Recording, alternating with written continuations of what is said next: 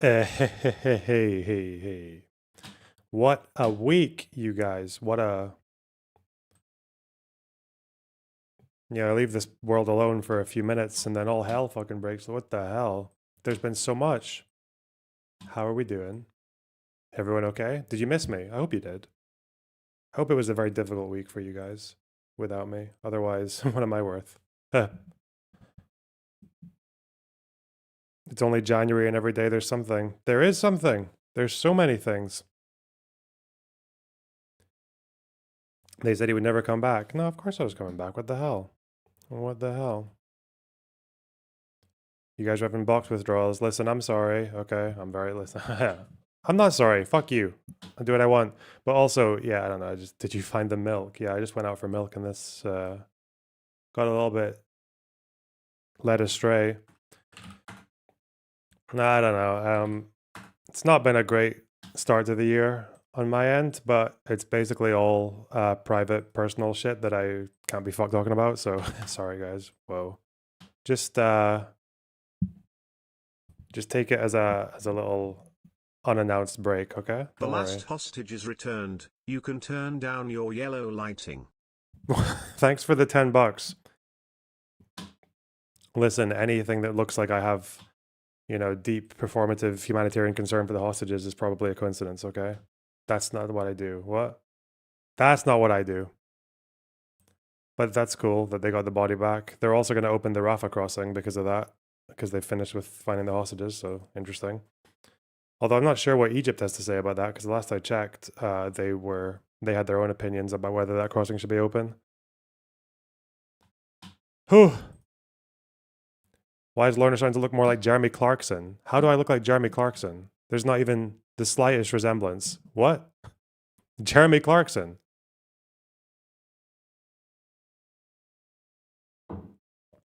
Excuse me. How? How do I look like Jeremy Clarkson? That's not even close. That's not even a face blind thing. That's like a face. Can you be double blind? That's the opposite. That's like you're not face blind at all. You just know that's not true and you're saying it anyway.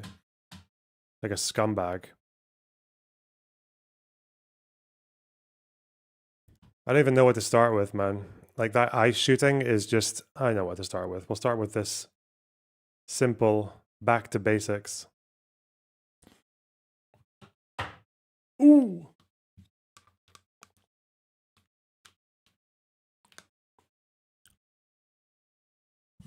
Let's start with something simple and then we'll do some big news. God, that fucking ice shooting is actually rent free in my brain. I feel like I'm going to be having flashbacks to that shit like 20 years from now.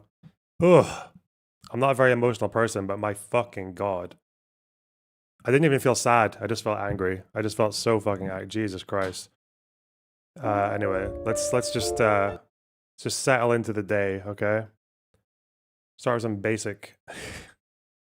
I just need to chill for a second, okay? Oh yeah, we've got a new layout now. Is this gonna work? Do we like this? Oh yeah, because if I do this, that means I should go theater mode in the corner. Are we gonna experiment with this? Is this gonna be a new little thing? We'll try it. We'll see how it goes. It gives us room for chat, video, theater mode. I'm okay with it. This is a Mantis video. Oh, it means I can have the title of the video in the creator without having to remind you guys. That's quite nice. Yeah, okay, let's go.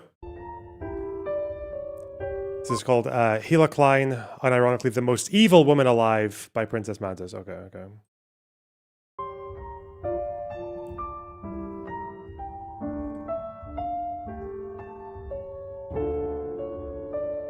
I'm gonna drag out this Lacrimosa fucking intro. That's me!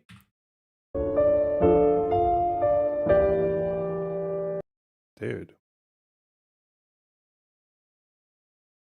That's quite flattering.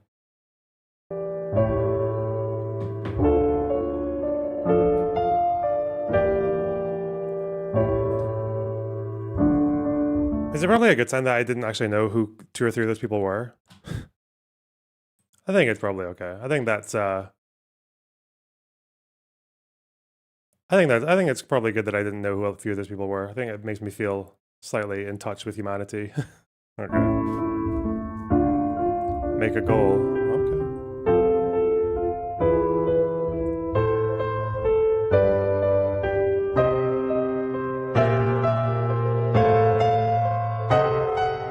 There you go. New goal. There you go. Hey, there I am again. Crazy. For the past 2 years, the internet has been fighting an invisible holy war.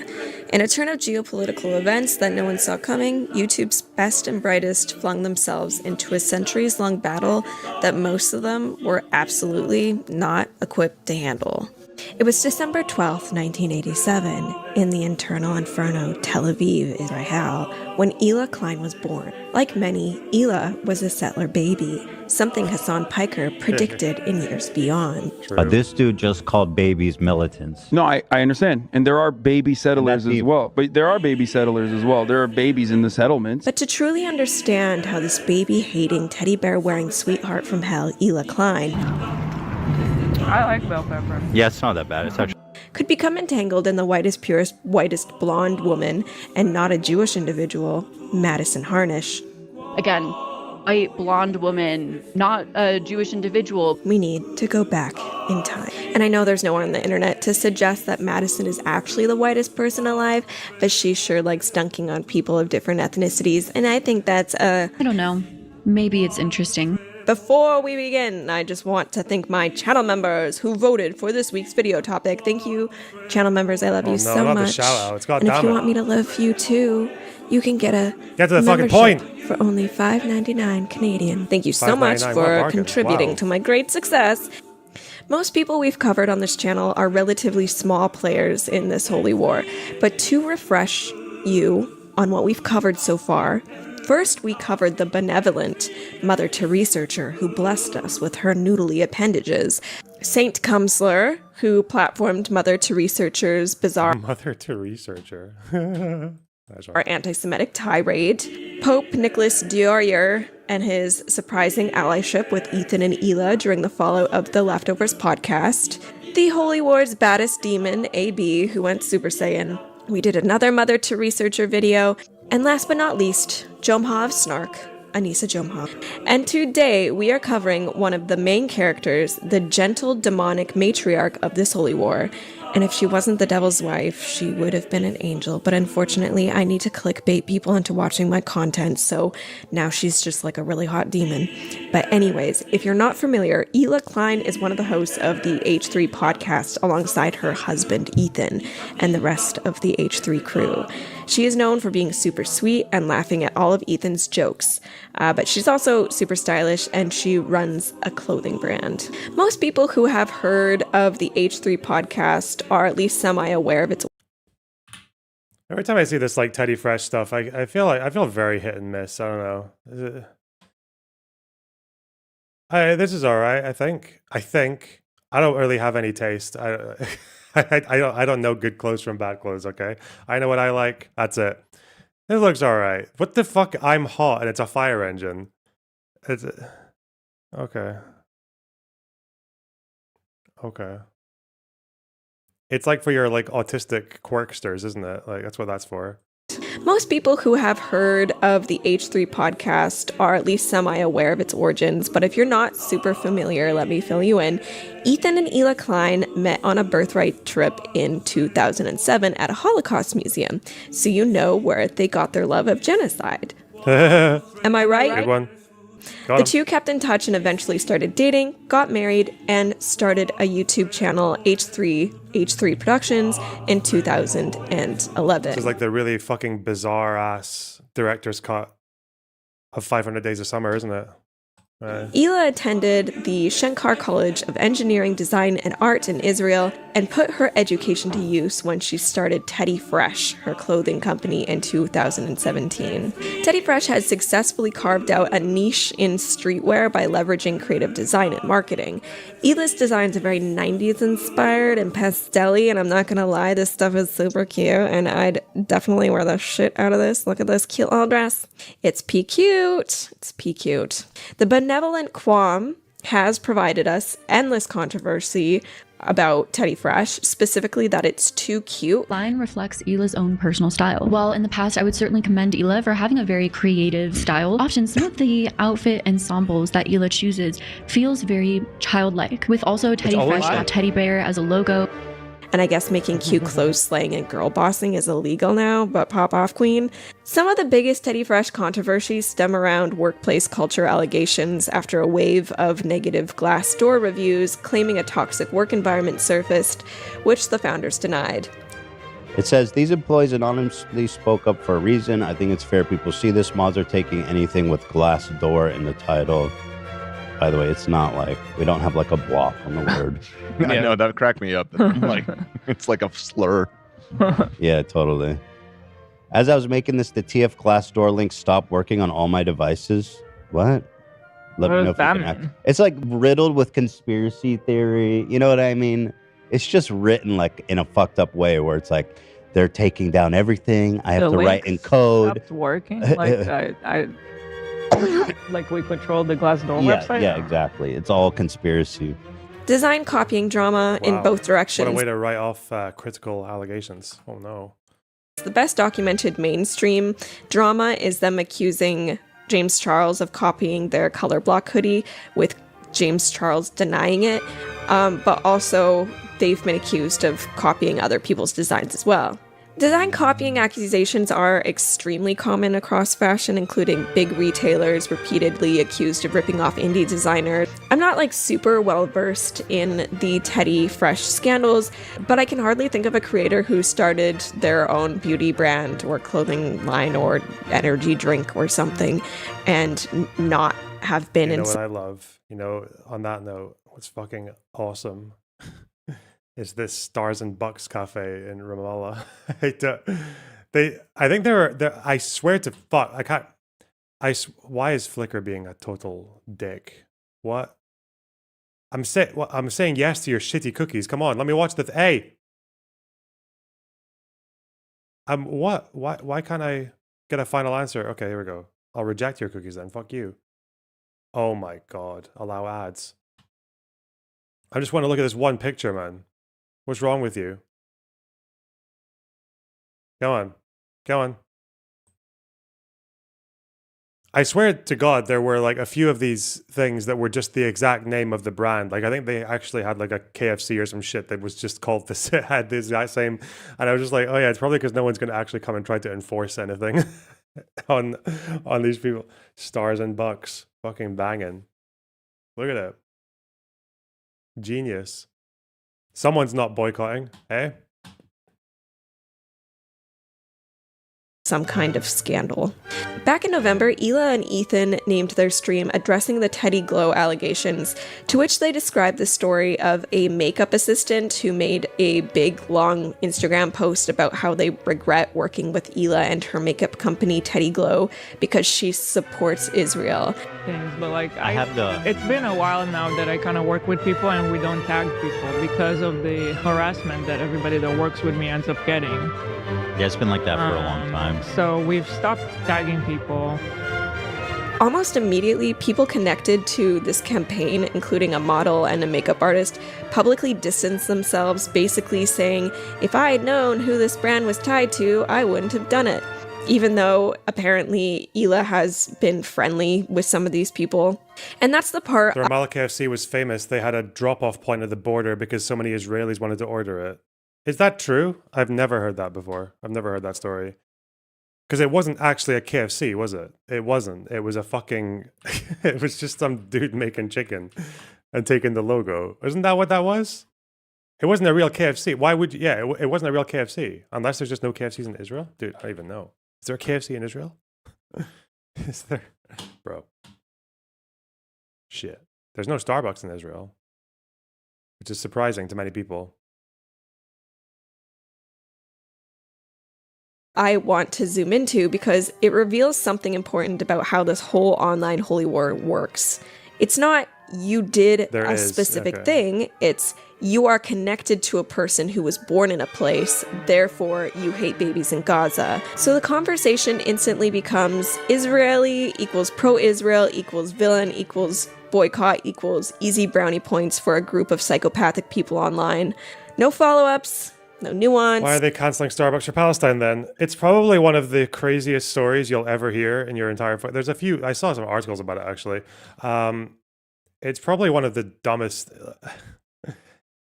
there are like moments where it's an accumulation of things, but there's one trigger that kind of feels like it has more weight than it actually does. To me, that was Starbucks. Starbucks was boycotted, not because there are Starbucks branches in Israel. Okay, not because there is a Starbucks CEO who's very pro-Israel, because he's gone. He's long gone. Very shortly after October 7th, a union branch of Starbucks, union workers, posted an Instagram post that was basically supportive of October 7th. Like it had an image of the bulldozer pushing the fence down on October 7th before the Al-Qassam brigades went over and murdered people. And Starbucks got annoyed with these people and got it taken down because it was a union that was using their logo. It was a Starbucks workers union, so it was using their brand and it was making them look bad. And because they opposed this post, there might have been a legal case with it. People got angry with Starbucks and boycotted it, and that's ever since. I don't think 99% of people who have Starbucks boycotted wouldn't even know that's why. It's because Starbucks union workers made a pro-October 7th post very close to October 7th, and Starbucks opposed it. That's it. That's why it started. I'm pretty sure you can actually find a picture of the original post. It was from Starbucks Workers United. Yeah, they had a lawsuit against the union. So I guess you could say the union busted, but I think it was of all the union bustings that could ever happen, it was a fairly justified one because that post was insane.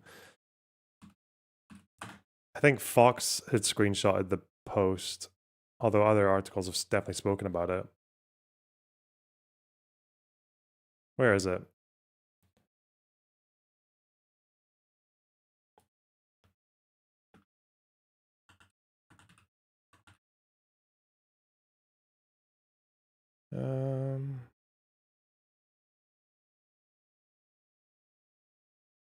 I'll find it in a second.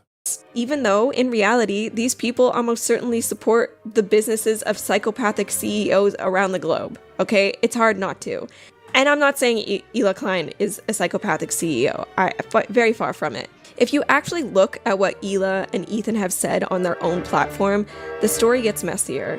For example, on the show, they've explicitly framed themselves as supporting Palestinian self-determination and a two-state solution. That doesn't automatically make everybody in the world happy, obviously, but it's not, let's fucking flatten Gaza. Jesus Christ.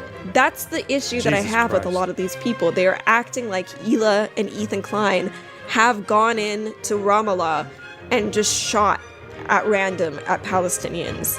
It's insane. What's going on here? This is not slop. She's making points. Oh no. Problems. And it's unfair. Okay, now close your eyes. Oh, it's Fox Business that had it. Okay. America. Imagine 9/11. Now, we all know America isn't perfect, but I think most people wouldn't be chanting death to America immediately after 9/11, and hopefully not at all. And if they were, you should be concerned. So when people are chanting... This was the post. 2 days after October 7th, I believe. Starbucks Workers United posted solidarity with Palestine, and it's them retweeting a picture of the bulldozer knocking the fence down. Starbucks sued them over this because it was obviously using their name and their brand and shit. That's why Starbucks sued them, and that's why they're boycotted. There you go. That's it. Simple. Straight up. Death to Israel, or from the river to the sea, you might want to consider what that means for the Jewish people who basically just got 9/11'd, okay? When Israeli politics came up, Hila reacted to Netanyahu firing Defense Minister Yoav Gallant by calling him a good guy and a moderate, and then later clarified that it was a bad choice of words, and what she meant was that he was seen as a moderating voice relative to the other options in that government, not that she was endorsing everything that he's done. So if the Teddy Glow backlash is built on the claim that Hila is pro-Israel, therefore anyone who works with her is morally compromised, then the on-air record creates an obvious problem. This isn't a person who never criticizes Israeli leadership. Because you know that Israel is going to react, and that's not going to be good for the innocent people over there either. Which is why the Teddy Glow backlash feels less like accountability and more like a purity spiral, where the punishment is pre-decided and the evidence is just like decoration. And that's before we even get into the obvious. If your political analysis starts and ends with an Israeli woman equals automatic politics, you might not be doing anti-war activism, you might just be doing ethnic essentialism. I remember all these fucking versions of these tunes. These are all the copyright-free versions that you get from MuseScore or fucking 8Note or whatever the fuck it's called. No, there's some website. I can never remember the name of it. But it's the same one that I used to use. Israel's going to do a precision strike on Hassan. They don't fucking... but it is dangerous. It's a war zone. Sure, it's a war zone. They may. But what? He was in the running for anti-Semite of the year. They may. Nah, I don't think you guys understand Israel. It doesn't work like that. They're not. And this is where she gets quite a lot of backlash. It's not because she's from Israel or that she served in the IDF. Well, actually, that could be a reason for some. It's mostly because of the dehumanizing language she uses for Palestinians and her relentless defense for Israel. I feel like I'm hearing two songs at once. What's going on? So let me get this straight. Hila saying Israel doesn't work like that is now anti-Palestine. Even if she's wrong about the specifics, what is she actually expressing here? Is she celebrating harm? Is she saying she wants Palestinians dead? Or is she just pushing back on someone's assumption about how Israel would respond to a specific person? Because there's a difference between being mistaken about military behavior and being malicious towards an entire population. Those are not the same thing, no matter how hard a video essay wants them to be. Judge him. He doesn't know shit about that conflict. He's never been to Gaza, never been to Israel. He doesn't know shit about it. No, he doesn't. He does not. But he talks like with such authority. Oh my God. You would think he's been there like 5 times since October 7th, right? This small bit of premium content is just a tiny part of a larger pattern. Hila's reasoning is just as inconsistent. Let's try and understand Who the fuck is this person? The soft take. I've never heard of this person. Hassan can't understand the conflict because he hasn't been there, as if lived experience is the only way to grasp reality. If we were to even go with this logic, then why does she not know about what's going on with the Tesla stock and Elon Musk's actions despite living in the very country where it's all happening? Tesla's getting creamed lately. Like they're down like 40%. Out of them and like firebombing their factory and shit. USA. Like, I'm a little like I don't know if I'm out of the loop, but did something specific happen that all of a sudden this is happening? I mean, that's quite an integral part of the ongoing events in the United States and its political landscape, while selling anti-Elon shirts in her own shop. How is comparing understanding the Israel-Palestine conflict to knowing Tesla stock news because you live in the US productive? Those are not comparable domains or stakes. This video takes clips that are a few seconds long and somehow writes a thesis on how everything she says somehow supports genocide. It's malicious, it's unfair, and it should be seen for what it is. Harassment slap. And I know slap when I see it, okay? And this is slappity slap slap. More than that, comments under these videos are fueled with anti-Semitism. Breaking out across Texas with citizens blowtorching their frozen pipes. It's actually Israeli tourists. Google USS Liberty. Thanks for the $20, Jane Socks. Appreciate it. Comparing Hila to that little guy with the mustache and not cheeses. And hold on a second. Let's go to class, all right? Horseshoe leftists, listen the fuck up. Comparing Jewish people with Hitler and Nazis is racist. Yes, it is. Things hold nuance. And just because you really, really, really hate Israel, it doesn't make it okay to be racist. If Korea suddenly does something bad and you suddenly hate all Koreans, that is racist, my friend. I don't know what to tell you. If you compare every North Korean, if they agree with the government or disagree with the government, to the fascist oppressing them, Kim Jong-un, that is racist. You shouldn't do that. Don't be racist. Hila's parents are from Libya and Turkey.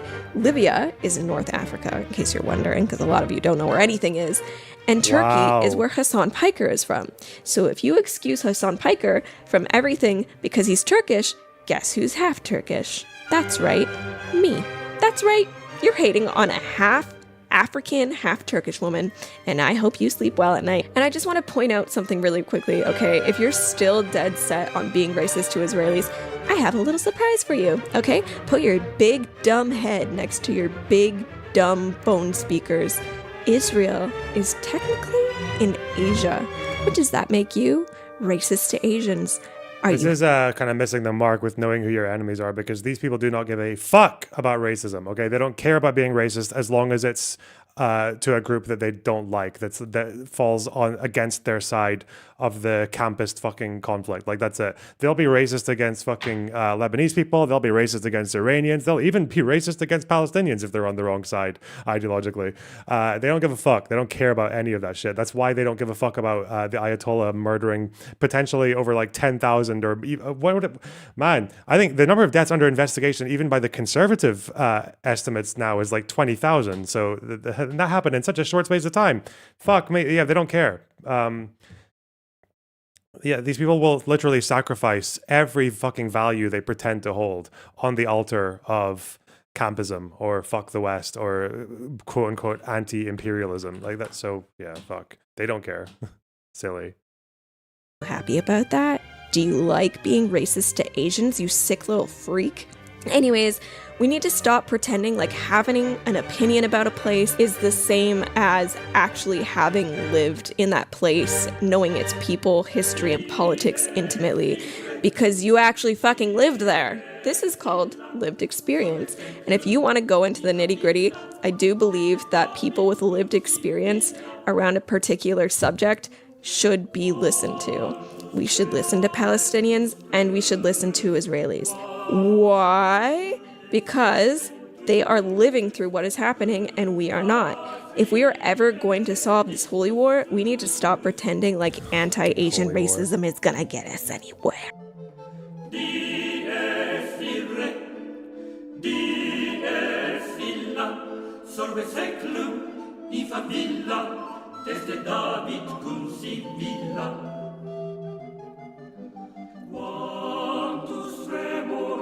Imagine yourself one day sitting at your favorite cafe eating a croissant, and you overhear an Irish Catholic boys' choir, but one of the voices stands out amongst the many. Guys, she was just a secretary. She was just a secretary. You wonder to yourself, who could this angelic melody belong to? It's none other than Irish soprano Adam McIntyre, the malicious centipede who groomed Ethan Klein's mom. Will say, she just did mandatory service. He's like, oh no, it was way more than mandatory. She volunteered to go into raid. In this raid. No, it was just mandatory service. Yeah, you were a secretary and you went on a ride along. And I was a secretary. Don't rewrite history. I'm not going to sit by and let people rewrite what I did and what is my life. It was mandatory service and I was a secretary. 20 years ago. Now I'm an American citizen. You got a problem? I've always... Okay, so speaking about rewriting history... You told me once you went on like a mission with them Mm-hmm. to like a terrorist city. Yeah. That was kind of a crazy story. Yeah, my officers and like the soldiers in that brigade, they would go every night on a raid in Armada to arrest terrorists.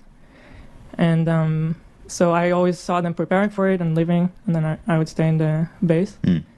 So one time I wanted to go with them just to experience it. Why? You just were all... You got a problem, brah? There we go. Talk about rewriting history.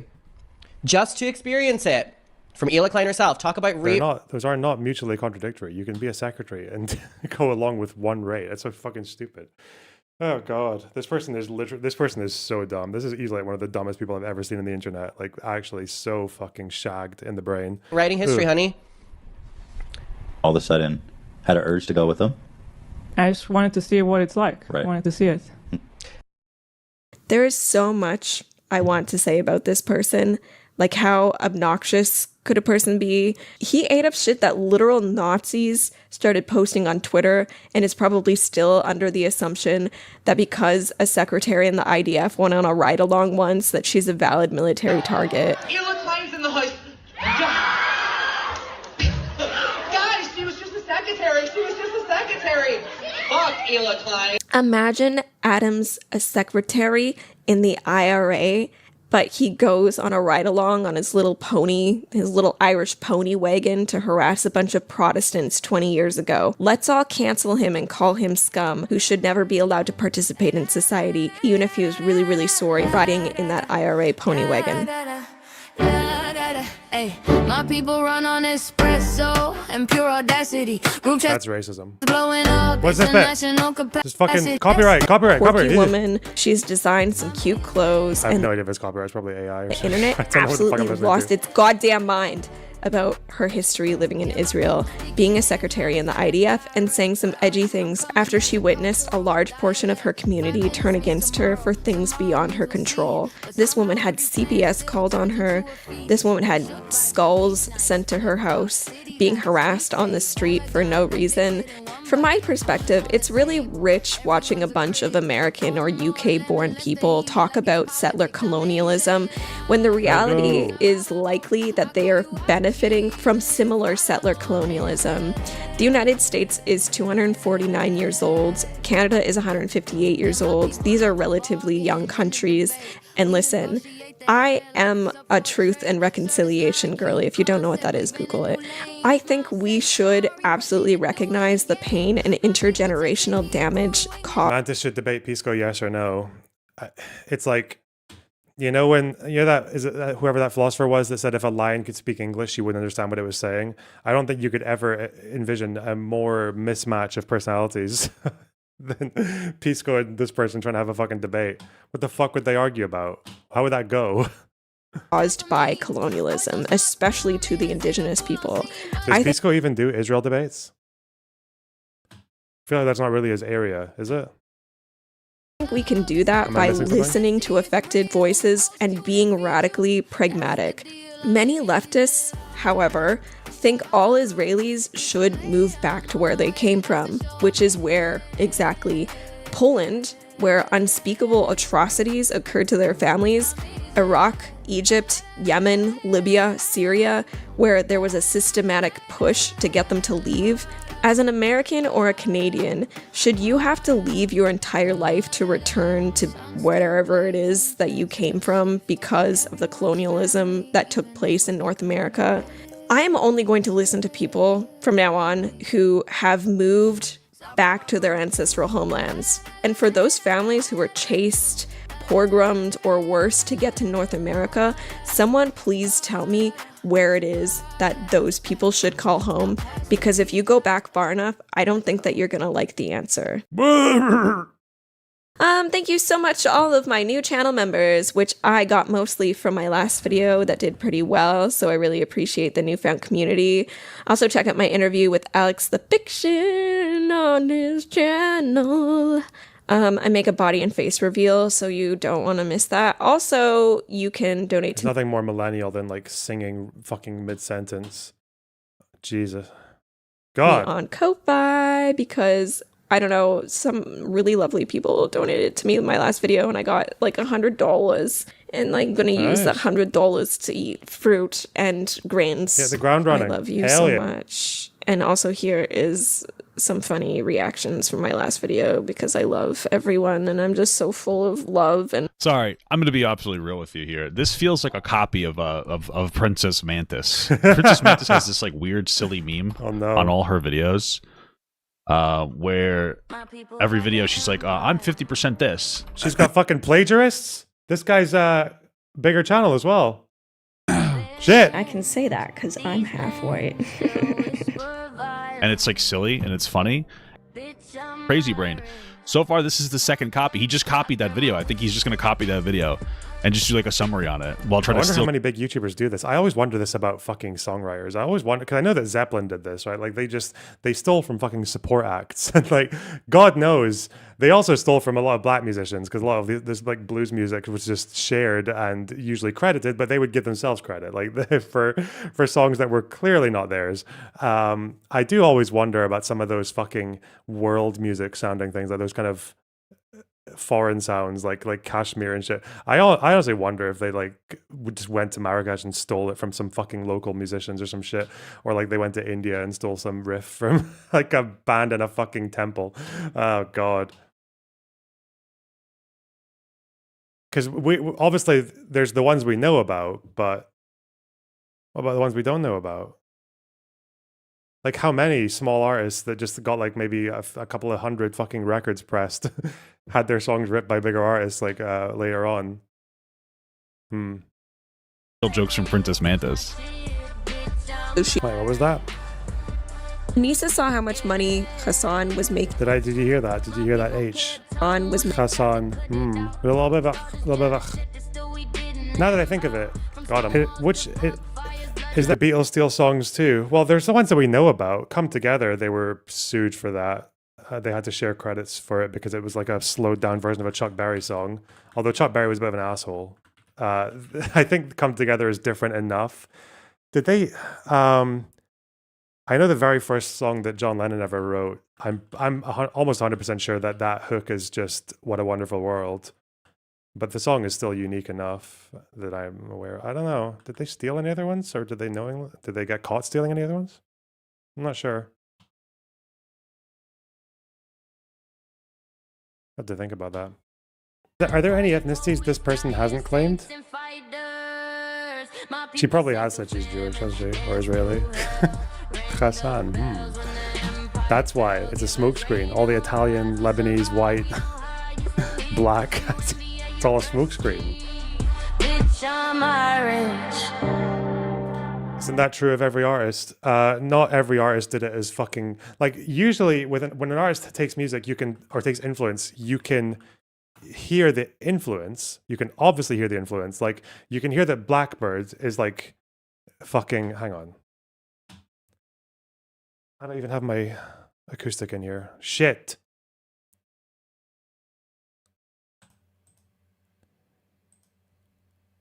One second. We're committing.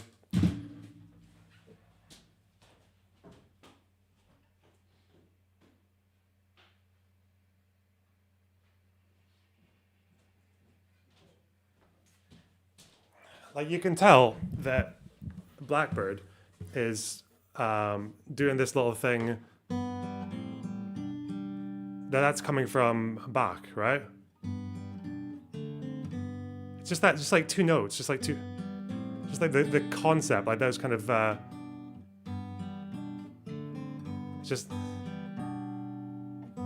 he just throws in that, but that's not a steal. That's just like, oh yeah, you learned this piece and you took a little fucking thread from it and then did your own thing. Or in Yesterday, he does that like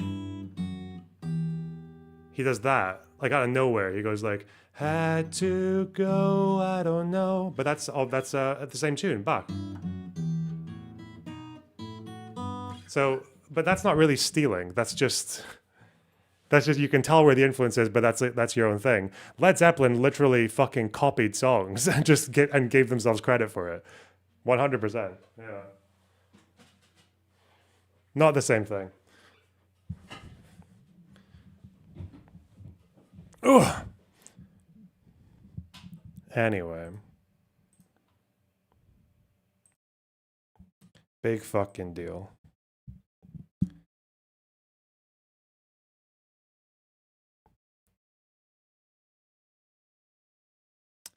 I just got my baritone uke after a year of being apart from her.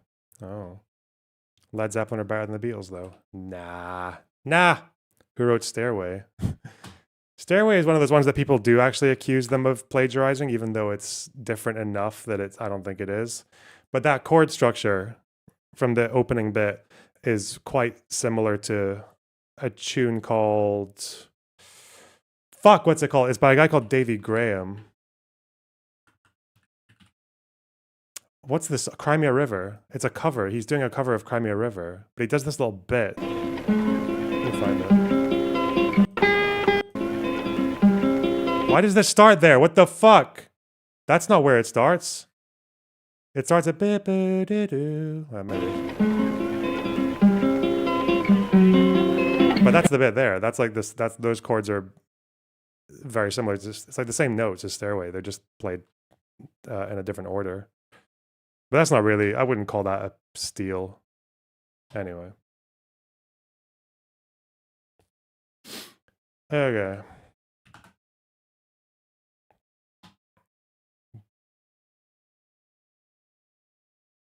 Many songs use those chords. Not really. That. But that's like the difference between any chances of US action in Iran today, maybe. I don't know. I feel like the moment's passed, but they're still doing stuff, so you remember Kashmir being mega stolen. I've never seen where that would have been stolen from. I've never seen that. But yeah, like that's the difference between. I can't remember how it goes. Oh yeah. So yeah, that's like. And the other one was oh, it's going. No, it's.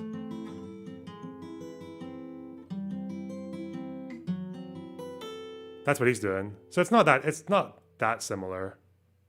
In context, it doesn't sound similar at all, but it's that same concept. So it's like that. That's the David Graham version. And we know that he listened to that because he's like, he said it. Like Jimmy, we know that Led Zeppelin listened to that guy. But that's what they're, it's just like, yeah, it's just similar concepts. Like that. But whatever. I wouldn't call that like a steal. I would just call that like a, I'm going to make this my own little thing. Customizing. Sourcing. Okay.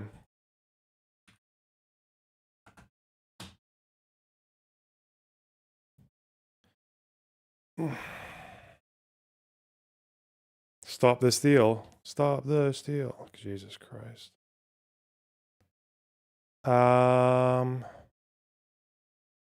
Thank you for the stream suggestions. Thank you all for the lefty fucking slop. Thank you so much. Listen, I fucking murdered a guy. I don't want to do lefty slop just yet.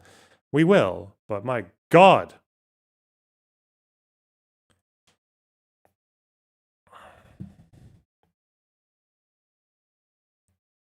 Where is it? Where is it?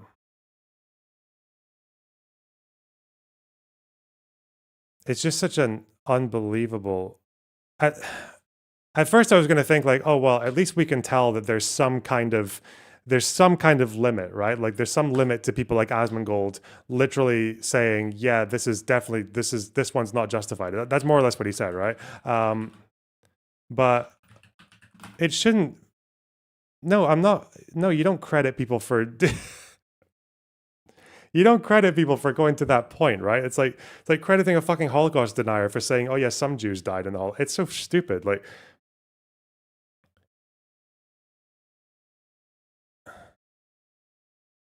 I think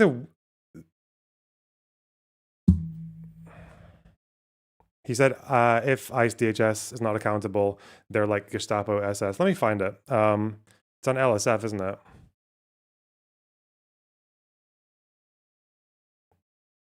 I know he will try to just use something. Like if they give him something, like, oh, he had a gun and all that shit, like, fuck me.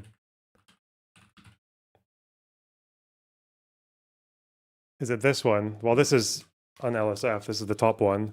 Watches a few more seconds of the video and realizes, yeah, the gun, the cop taking the guy, the fucking ICE guy taking the guy's gun.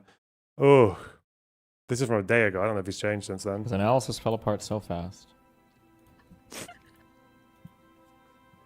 Am I crazy? Am I crazy for saying like that doesn't look like a gun to me?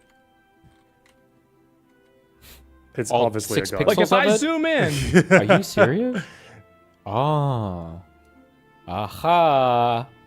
Oh, stretch them a little. Stretch the pixels. I don't Enhance. know. Enhance. Like, how the fuck can anybody tell that's a gun for sure? How are people going off of this and being certain? How can you be certain off of this? Okay, keep watching. Okay, let's keep watching. Yeah, I'll keep watching.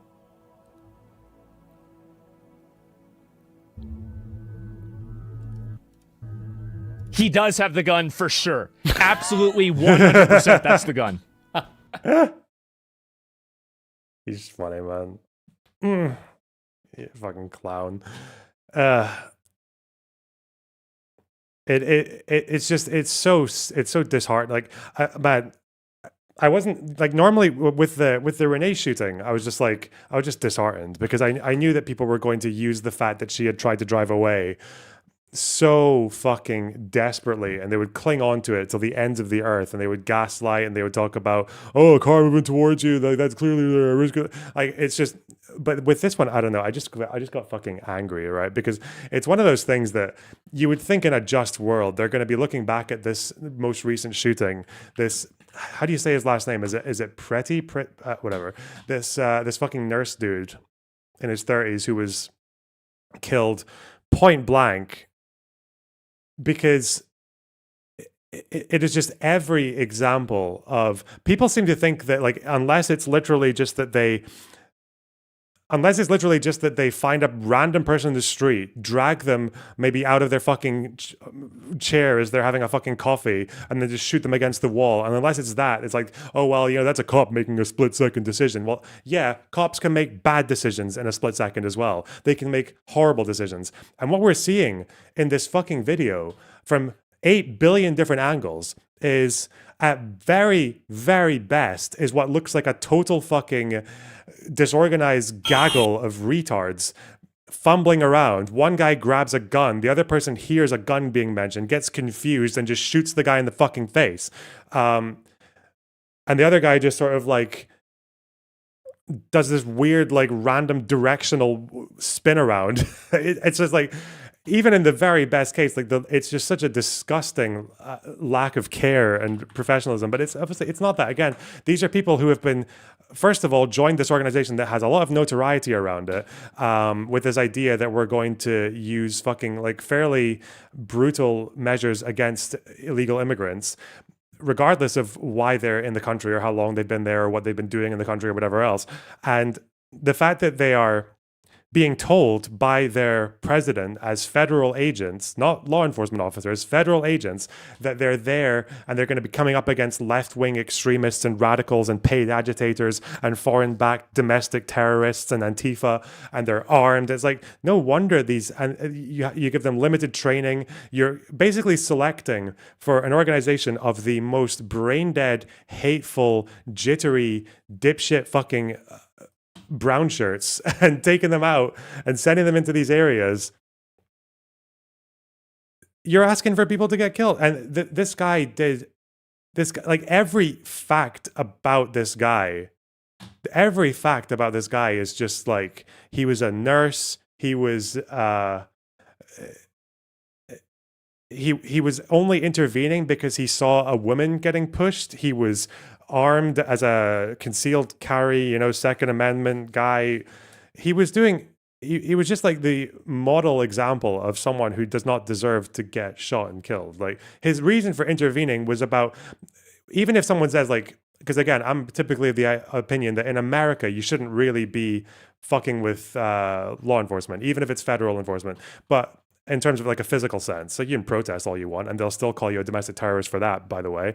But this guy, if there's ever a reason in America, of all, in American culture and the way that even American conservatives talk, when you see an officer manhandling a fucking innocent woman and shit, like, yeah, this guy, there's no better reason to intervene.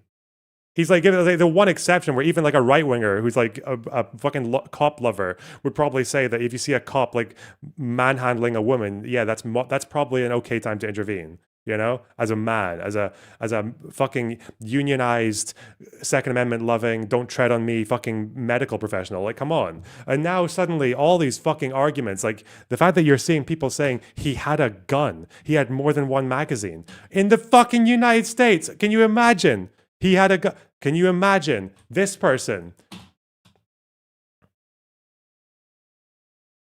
This person coming up to you. This person coming up to you and telling you that, well, he did have a gun. He had a gun, bro.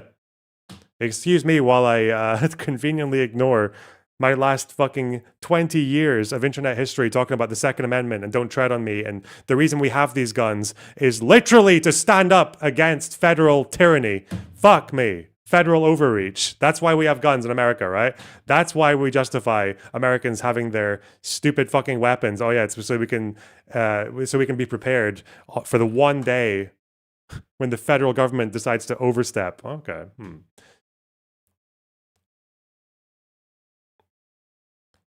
Unbelievable. And obviously, you know, half the people on Twitter who are giving you a fucking crisis moment by gaslighting you and talking and sharing the video with the zoom in and still talking about how it shows that he was clearly violent and drawing a weapon and shit. AI videos where an AI picture apparently showing him going for his gun, which you can tell is AI because one of the ICE officers doesn't have a fucking head. And wondering if who you're talking, like half the people you're arguing with online are Russia, China, fucking Iran funded bots. And the other half are probably like, the other half are people who are just doing it because they need to make a fucking living. Too. Remember when they defended Kyle Rittenhouse? Yeah, what did Kyle do? He went to a protest with a gun. Dude, unbelievable.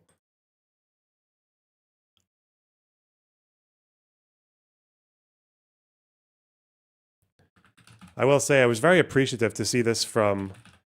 I think it because again there are things you know, but there's like an extra piece of evidence that just makes it so much more relieving to hear. Like the fact that like this person, Lauren Southern, for all of her myriad faults, the fact that she knows a lot of these people, these conservative fucking MAGA shitters. Just remember, the majority of influencers on this platform are sipping a mimosa while hitting send on a tweet that they haven't read and collecting 1K for it while you're flailing about in the replies like that's not what the video shows. They don't care. They got paid. Like, yeah, obviously. God damn it.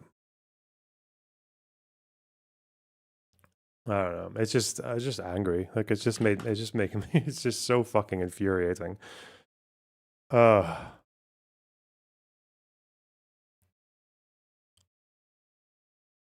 And as far as I know, both of these ICE officers are not. I think there's an investigation, whatever the fuck that means. I think there's an investigation, but as far as I know, I don't think any these ICE officers are still on the job, aren't they? They're still kicking around.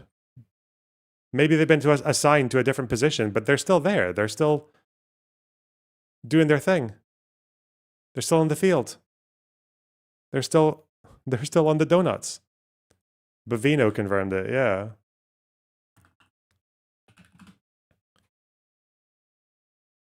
Ridiculous.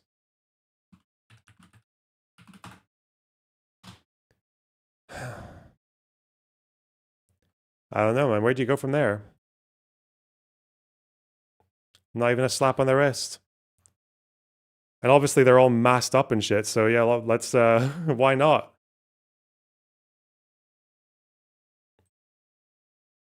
They're all masked up, so we might as well just send them to a different place. This is the guy, Bavine, fucking dickhead.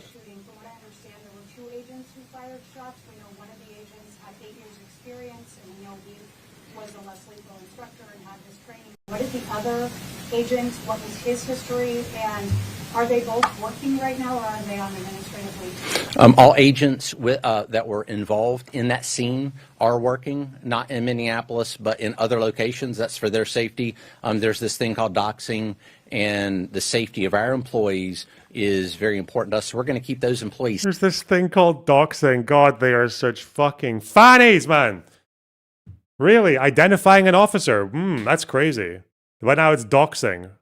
It's not like officers have literal fucking numbers on them or some way to identify themselves in case you need to make a complaint afterwards. Oh no, there's this thing called doxing, you see. We wouldn't want this person to have people in their social media, you know. Someone might email a mean message to their parents. Fucking kill yourself. Oh God. Ugh. Safe. As far as the number of shots, the number of agents involved, that again is going to come out in the investigation. I'm not going to speculate on who did what, when they did it, how they did it, or what exactly occurred there. I'm going to wait for the investigation to let me know what happened. Yes. Because before those facts come out, we need to ensure that we're talking truthfully and accurately. And before I speculate, I'm going to talk truthfully and accurately.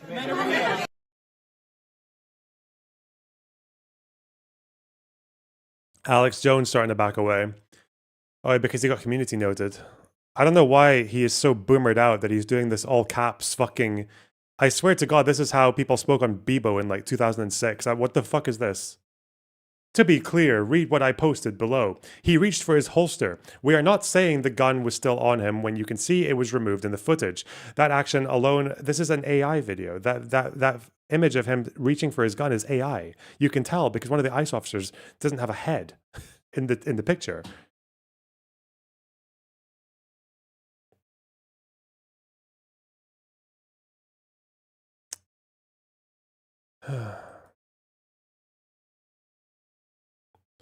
He's holding a phone.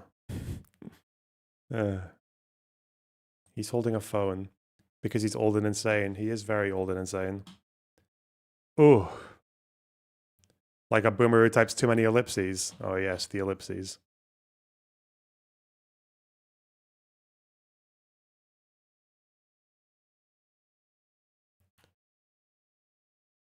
It's so bad because they're gonna get away with it. That's the worst thing. They're gonna get away with it. I don't even know if there'll be a trial. I don't even know what the rules are. I don't even know if a state can bring state charges to a federal enforcement officer. I think that would be up to the administration.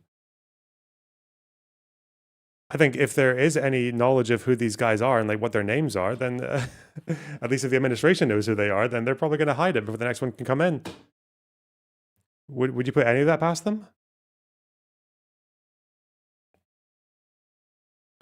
Meanwhile, I've got this to look forward to, where I mean they've already been kind of completely cannibalized by the Reform Party, but the Conservatives just lost another one. They lost Suella to Reform.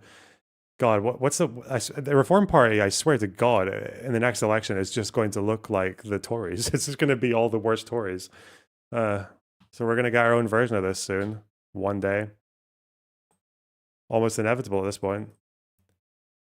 It's not easy not to Fed post in this environment.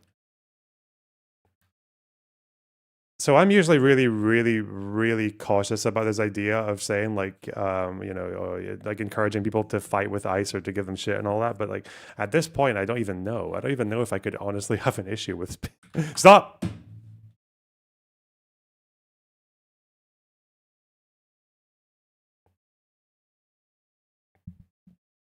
Stop.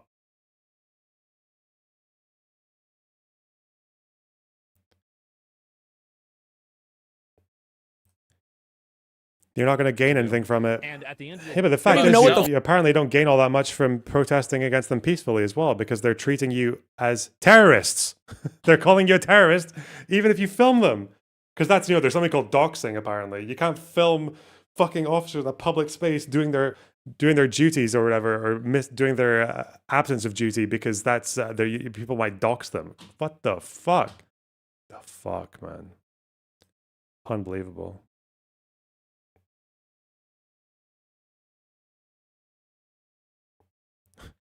Doxing. We need to protect them from doxing. Bad time to be a US simp for sure. I don't know. It does not make it makes me it makes me kind of regret the loss of like it's because it makes it so much worse that it's America, because America is a country that can do so much better and has done so much better. And they're just throwing it all away for nothing. It's like bro, at least the fucking Nazis, you know, they conquered a shitload of land, okay? And, you know, that must have felt good at the time for some of them. The fuck is Trump doing this for? What's this for? He's, you know, the common courtesy to double America's size by taking Greenland on the Mercator projection. Ugh. What are they doing it for? The economy's fucked. People are struggling even harder. Tariffs are fucking America. What's he doing it for? What is any of this for?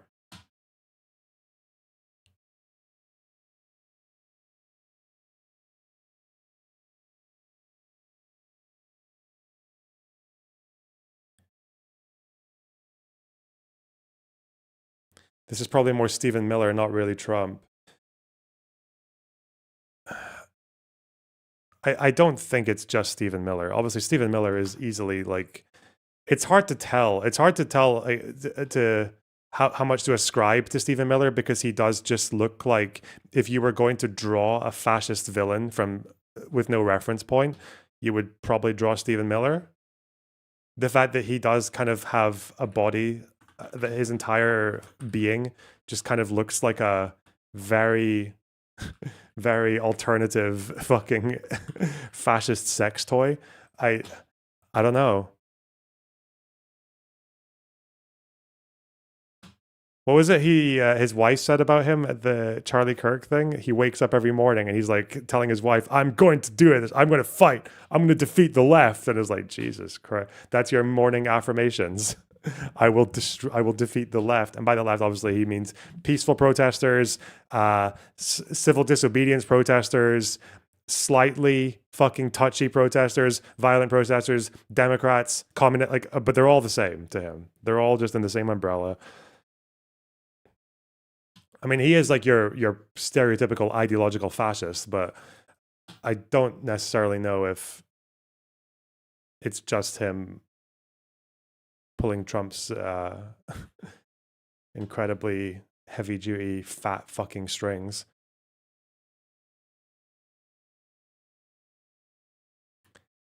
The thing that makes this so bad, though, is that, like, people talk about Democrats needing to be harder and all this shit, like, and they need to fight more aggressively. And I heard people talking about how Tim Walz should go and fucking arrest the ICE officers and use his National Guard to. It's like, I don't really know what the. I think absent the. It still doesn't really feel like a time when people should be responding with like an armed insurgency or whatever, because again, America voted for this. Not only, it's the only time in this century, bar one, where Republicans got the popular vote. The only other time they got that in the last 26 years was 2004 with Bush. They've only won the popular vote twice, and once was this presidency in this century. So it feels a bit fucking mad to be talking about civil war and all this shit, but I think it would depend on the midterms. If the midterms either don't happen or they do happen and Trump doesn't respect the results, because chances are, based on what we're seeing now, he's going to lose quite badly in them. That would probably be a time where, if that threshold gets crossed, then America would be in like civil war territory, I think, or at least very, very amplified civil conflict. I think that's going to be the big turning point. It's going to be midterms. It's not like Weimar Germany, like in that sense. You can draw a million comparisons to Weimar Germany, but one difference is that in Weimar Germany, the Nazis did not win the majority of the votes. They didn't. The most they ever got in a fair and free election was 37%. And at that time, before and after the Nazis became the largest party, there was street violence. Like there wasn't just the German army. There were militias. There was the Reichsbanner, who were the militant wing of the SPD. There were the communists who had a militant wing. There were the brown shirts. So there was already all of these institutions for violent action against a violent enemy. And when the Nazis won that election by getting 37% of the vote, they were already going against the Weimar Constitution, and there was like the Papen coup. There were so many opportunities there where it made sense, and where it was obviously very condemnable for the SPD and obviously the KPD for not coming together and fighting against that, like with arms, because they both had the means to do it. They just weren't willing to concede to one another. Obviously, I believe the communists should have been the ones conceding to the Social Democrats because they were the smaller party, but that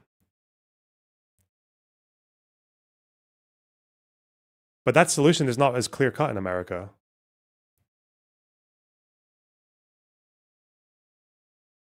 Not at all.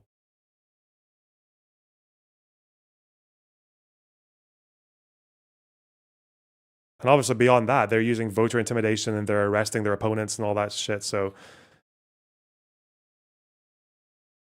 all states have their own militias. They can absolutely use them. It doesn't make it... Do you understand what the problem is, though, with a state using a militia to go against the federal government when the federal government was voted on by a majority of the people, of the voters? That's a difficult point. I think a moment like that would probably not come until after a midterm, depending on how the Republicans treat it. What if they win? What if they win the midterms? Shit. What if a Somali person kills a white woman? Oh no. I know it's a plurality. They didn't even win a majority of the popular vote. I know they won like 48 point whatever %. Who knows?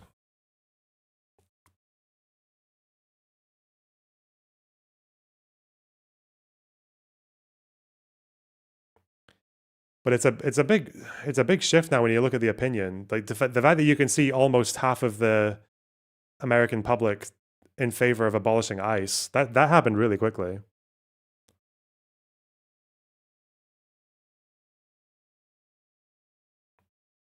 Do you see that Bondi wants voter records from Walls, and if she gets them, they'll withdraw ICE? Yeah, it's pretty fucking disgusting, man. Like these threats.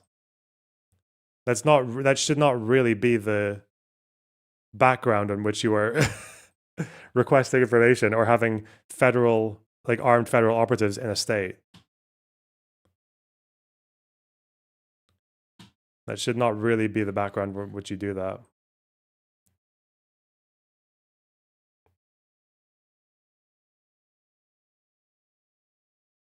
I know people are going to make the argument that it's to do with like only only a quarter of eligible voters went for Trump and all that. But again, that's America's choice. Okay, if a fifth of the population to a quarter of the population isn't going to fucking vote, what are you going to do? What are you going to say? Well, you're going to say that now that the war in Gaza is over, we're going to very quickly make this all about how I told you that Trump was fascist, even though I made no fucking effort to keep him out of office at the time. No one else was saying that. It's not as if fucking Kamala Harris wasn't saying that Trump was a fascist, by the way. Honestly, a lot of Democrats like to say, "Oh, this kind of violence, police brutality." Oh, I'm so sorry. I forgot to introduce the little tangent.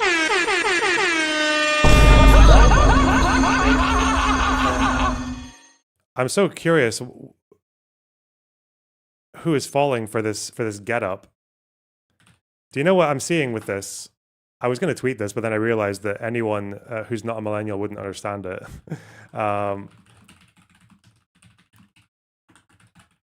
Is it on YouTube? It's this fucking scene. What is this combo? The press vest, like he's in a fucking, like he's about to get fucking torn to pieces by a Russian shell, the keffiyeh, and the fucking communist star hat. What is this fucking combo, man? What is this pastiche of fucking LARP cringe? Why? It's do you know what it reminds me of? If anyone's seen this film from the 90s, this fucking banger. You know what it reminds me of? It reminds me of this guy. You know in The Mummy, when the fucking little guy gets confronted by the creature. May the good Lord protect and watch over me as a shepherd watches over his flock.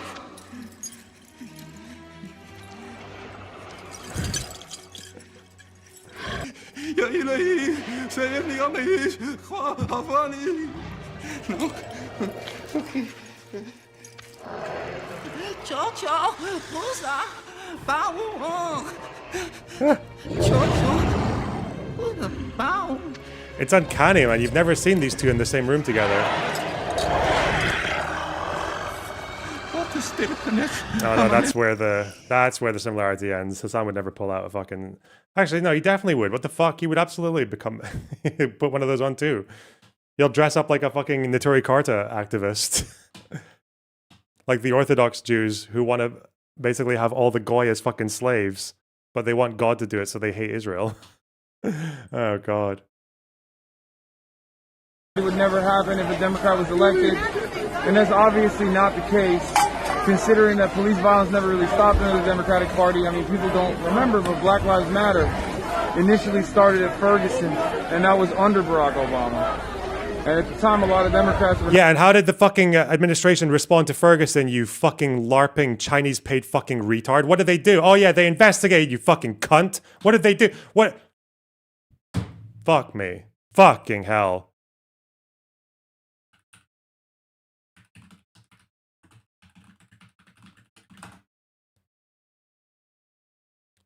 You know, Republicans fucking despise Democrats for supporting BLM protesters and Kamala Harris for going with the fucking bail fund for them. Who was it that championed the Breonna Taylor laws in Congress? Oh yeah, that was Democrats. Fucking hell. Not very fond of Black Lives Matter as a protest movement, as a street movement.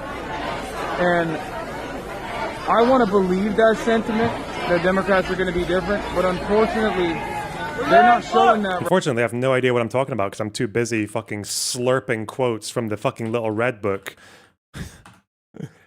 Fucking bumping around China, getting really fascinated because they have a slightly different kind of fucking touchscreen device, and because brutalist architecture exists next to a Gucci store, and apparently that's novel. Oh God! Right now, it's always too little, too late. It's always oh, maybe ICE is fine, but we don't want to fund ICE in this current version of ICE. It's never abolish ICE. Now, some Democrats do say that, but there's... Oh, really? Some Democrats do say that. And again, that's because your opinions on immigration are not held by the majority of Americans. Like, abolish ICE has become a popular position or a plurality position just recently. But again, even before that, Hassan's solution, by the way, to illegal immigration is just amnesty. How popular is that for Americans? What the fuck? Obviously not enough momentum in the National Party. They're not listening to the demands of the population, just like they spent 2 years Israel genocide, refusing to reckon with the crimes of genocide in Gaza, and even to this day still have the audacity to bring that up as a gotcha when they say, oh well, you should have voted for us even in spite of the genocide. Yeah, that's exactly, because that's what Harris would be doing right now. The Harris would absolutely be doing fucking real estate advertisements for fucking Gaza. Nice one. And as Ta-Nehisi Coates famously said, a party that doesn't care about genocide doesn't care about defending democracy either. And we're kind of seeing that right now because the theoretical democratic process in America is current. Doesn't care about democracy. By the way, isn't China fucking awesome because they do high-speed rail, you know? Like... Even though any democracy can have candidates that run on high-speed rail, it's just they wouldn't win because most people don't give a fuck about it. That's also not to mention the fact that some countries do have it, like Spain is doing it, France is doing it, Japan does it, whatever. Being undermined in broad daylight. Assalamualaikum, sister. That's okay. That's okay. Thank you for being here. The current democratic process that we've had a lot of issues with it already, right? Historically, one could say we never had a true proletarian democracy, and I agree with that. But right now, we are very clearly moving in the direction. True proletarian democracy. What when there's one party and the party decides all the agenda and the party decides whether or not anyone can run for office. Nice one. We're in the waters of fascism, and yet Democrats are not presenting a strong opposition that they really have to if they want to preserve what remains of the theoretical democracy in America. They have to put a better fight. They have to put a stronger opposition up against the Republicans, and they're not doing it. So I want to believe that Democrats will be different, but they won't let me believe that Democrats are different because I can't help but notice their inaction, and it's very frustrating. Such a fucking unbelievable parasite, man. Like, it's so disgusting. Why would you bring up fucking Ferguson? Oh, God! I guess Hutch is aware. Obama DOJ responded to Ferguson by investigating the Ferguson Police Department and forcing systematic court-enforced department reforms. The Trump admin responded to the two ICE killings by calling the victims terrorists and telling ICE they all had immunity. Yeah, we're never going to see who the fuck's going to investigate. Like, go. It's just such a strange environment right now, you know, where you've got all these fucking. You've got these de facto fucking foreign assets running around exploiting the situation. You got bots all over social media. You got the fucking fascist lunatics in office basically telling people that the things that they see with their eyes are wrong. The amount of times that fucking Kirsty Noem cunt has lied about all these instances, like literally disparaging the names of like these people who got shot by ICE, like these regular fucking citizens. It's not quite remarkable just how fucking normal both of these people were, like the Alex guy and Renee Good, like just how you've got this fucking lesbian with like with fucking 3 kids who moved over to Minnesota to start a new life and all this shit, like wine mom basically, and then you've got the nurse Second Amendment guy with his intervening because he saw a woman getting harassed. Like, oh God.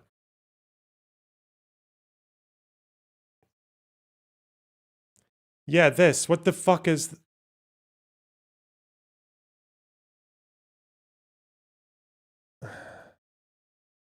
Stephen Miller, man. Getting community noted on Musk's Twitter, on Elon's Twitter. A would-be assassin tried to murder federal law enforcement and the official Democrat account sides with the terrorists. Yeah, this is what I can't really see why Democrats would be all that different from the fuck me, man.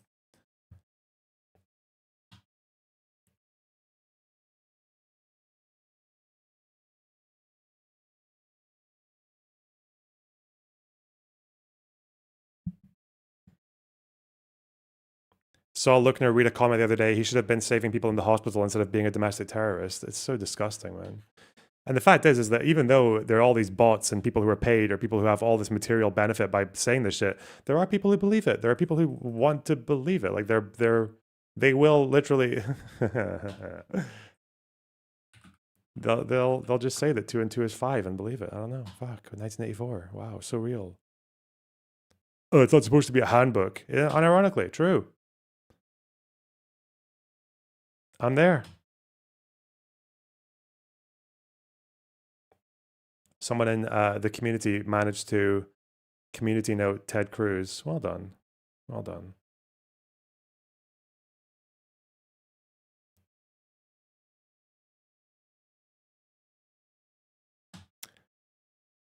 Government Bashir returned from his Europe trip, and declared a state of emergency on January 23rd, 2026. He held a press briefing from Kentucky Emergency Command Center. Is this to do with Texas and the winter shit? Is that what's going on? What's all that about? What's all that about?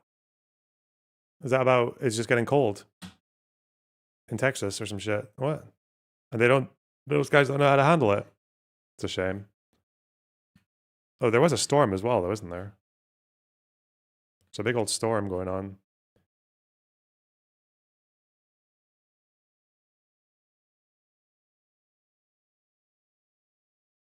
Unbelievable. Flora, thanks for the tier 4 sub. I really appreciate that. Wow. Also, thanks for the super chats, guys. There's still a goal going on. We've kept it up. Okay, I'm going to read some supers and then we're going to try to stick to the agenda here. Fuck! Kentucky is buried under snow at the moment. That's not normal for them, is it? Is it? Bad Luna, thanks for $4.99. I slept through the entire Iran thing. Are we okay with the monarchy? Is something else going to happen? Man, we'll get onto that. I've read a good bit about Iran now. I'm quite confident. How to Adult, thanks for the 5 Australian. Nice debate with Soy Pill. More infuriating to watch since the second shooting. Trolling is an understandable strategy. Yeah, these people shouldn't be taken seriously. Like, if you are... The reason that Wick struggles so hard to find MAGA people who are willing to defend these positions, it's because most of them are too embarrassed or just too fucking aware that they are kind of just lying for partisan fucking ends. And they don't want to debate, because why would they? They gain nothing from it. And then there's the other ones who are just kind of deficient, you know, like they just have sort of brain problems, severe, serious brain problems.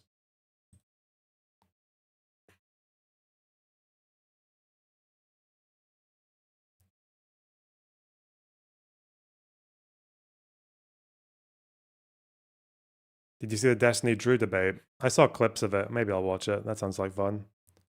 Fucking Drew, eh? I mean, that's relevant to this because it's the Insurrection Act stuff, isn't it?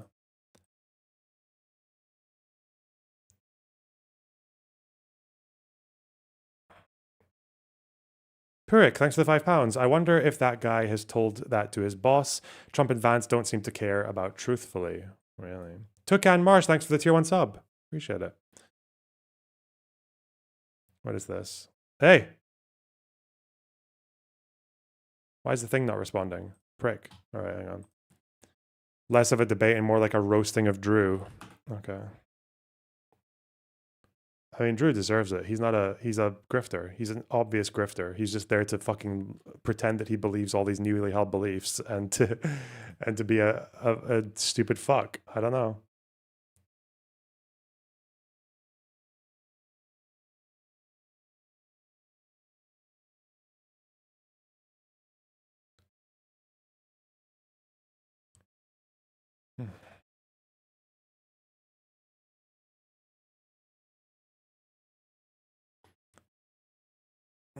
It was funny but sloppish. It was quite long, wasn't it? Is Israel actually going for Hezbollah now? I don't even know, man. What the fuck? Actually, I heard just recently that there was Hezbollah stuff going on, but I didn't know if it was big. I did say that earlier, didn't I? That I thought that would be the new conflict, the new renewal. 2-hour debate and 1-hour call-ins. I see. Oh no, I've seen strikes, but I don't know if there's been a fully renewed.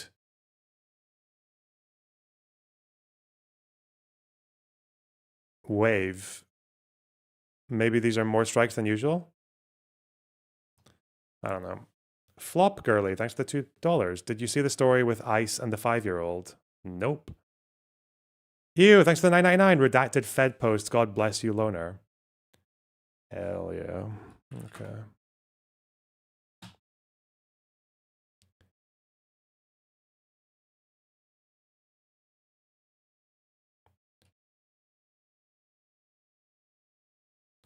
I wonder if anyone has the clip of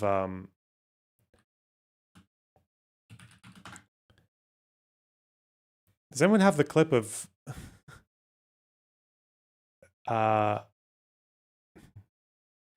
he's done nothing to show for it as well. Like all of this fucking grifting, he's got nothing to show for it. 1K views 16 hours ago.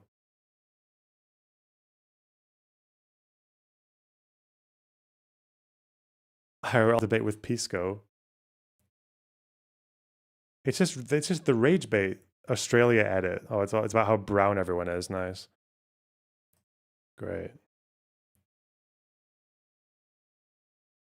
Twitter is his domain. Yeah, I know, but it's all bots, right? It must be fucking bots. It must be bots. The shooting.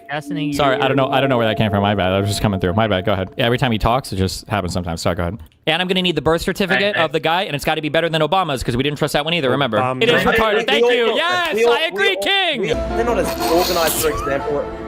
Oh, this is just retarded. Destiny is literally retarded. Destiny is a cuck. He has been cucked so many times. His wife divorced him because he's a cuck. And he is a terrible father. True. And his own son attests to the fact that Destiny is one of the worst True. fathers of Go all back time. quick. China's coming to take you again. Drew, for the 50th time, China's coming to abduct you. Actually put up a sign behind it that said Drew Pavlik should hang himself. So obviously this isn't a good faith debate. This is just retarded. Wait, what? And yeah, Destiny's just retarded. Shit. Somebody donated that. Sorry. That is pretty funny, though. And you should. Wait, so then was Renee, was the ICE agent that killed Renee, was his car stuck in an ice bank?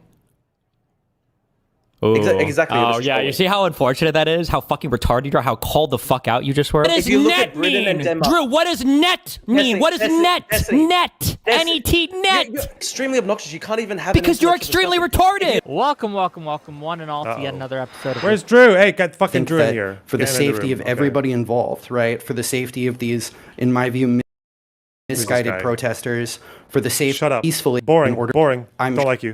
Boring. Their power. Boring. Where's Drew? Get in your chair, Drew. Case for invoking the I love the insurrection fucking books in the background. He's such a fucking poser. Fuck. act is very stupid. Drew can't even speak, let alone read. Like, what's going on here? And it makes the people. But the jump to there is an issue that it's frankly boring to argue against. Fuck off. Fuck off. Where's Drew? But Give me the start of the show. All that good shit. Yeah. Listen, can you hear my audio? Is everything okay? Yep. Everything's great. What are your thoughts on the thing? Typically, who you are, why we should listen Mr. to you, President. and what are your thoughts? Go ahead, sir. Yeah, sure. So my name is Drew Pavlu. I am an Australian. Just came back from America. Beautiful trip. In general, across the Western world, I support immigration restriction. I think that we should conserve national culture. What I oppose is essentially efforts by even mainstream Democrats, center-left Democrats, to essentially abolish all border control and basically make it impossible to deport anybody who is illegally in the country. And it's exactly what any Democrat's ever done, ever. Nice. The American people voted at the last election. A majority voted to have deportations of people who had illegally entered the country under Biden. Up to 10 million people, I believe, entered into the country under Biden. This was a massive wave of people, and it was a major reason why Trump won. Oh. And this is why I believe that democratically, the will of the people needs to be democratically followed, and the amount of violence that's been used against just routine immigration enforcement in America by leftists is quite appalling, frankly. Where the fuck is this violence? Like, I've seen a few rioters. I've seen most of these people are filming them or like shouting at them, which you're allowed to do. It's First Amendment. What? There was obviously the terrorist attack about 6 months ago where they were trying to kill ICE agents. There was a sniper on a roof. I believe he actually ended up killing illegal immigrants himself. It was a tragedy. Yeah, horrific incident. And I mean, do you agree, Nicholas, that it's a tragedy that they killed anybody? We'll get into the crosstalk in a minute, man. Right? Just finish your main point, and we let Destiny speak, and then we'll open it up. No, it's all good. Yep. So essentially, what I'm supporting is just routine immigration enforcement, and I oppose efforts by the centre-left to impede the ability of federal agents to just lawfully carry out their duties. And we have seen projectiles thrown at immigration enforcement authorities. We've seen attacks on churches. We've seen a massive amount of violence and threats directed against immigration enforcement authorities and efforts to try and stop them from carrying out their duties. Attacks on churches. Is he talking about St. Paul? I remember seeing this. There's a fight about this on Twitter. Attacking. How is it attacking? They went in and they shouted because one of the guys was a fucking... Oh, what was he? He was maybe... I think he was involved with ICE. Is that what happened?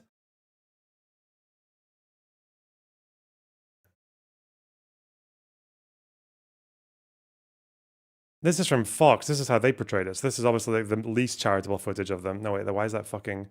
The pastor. Okay.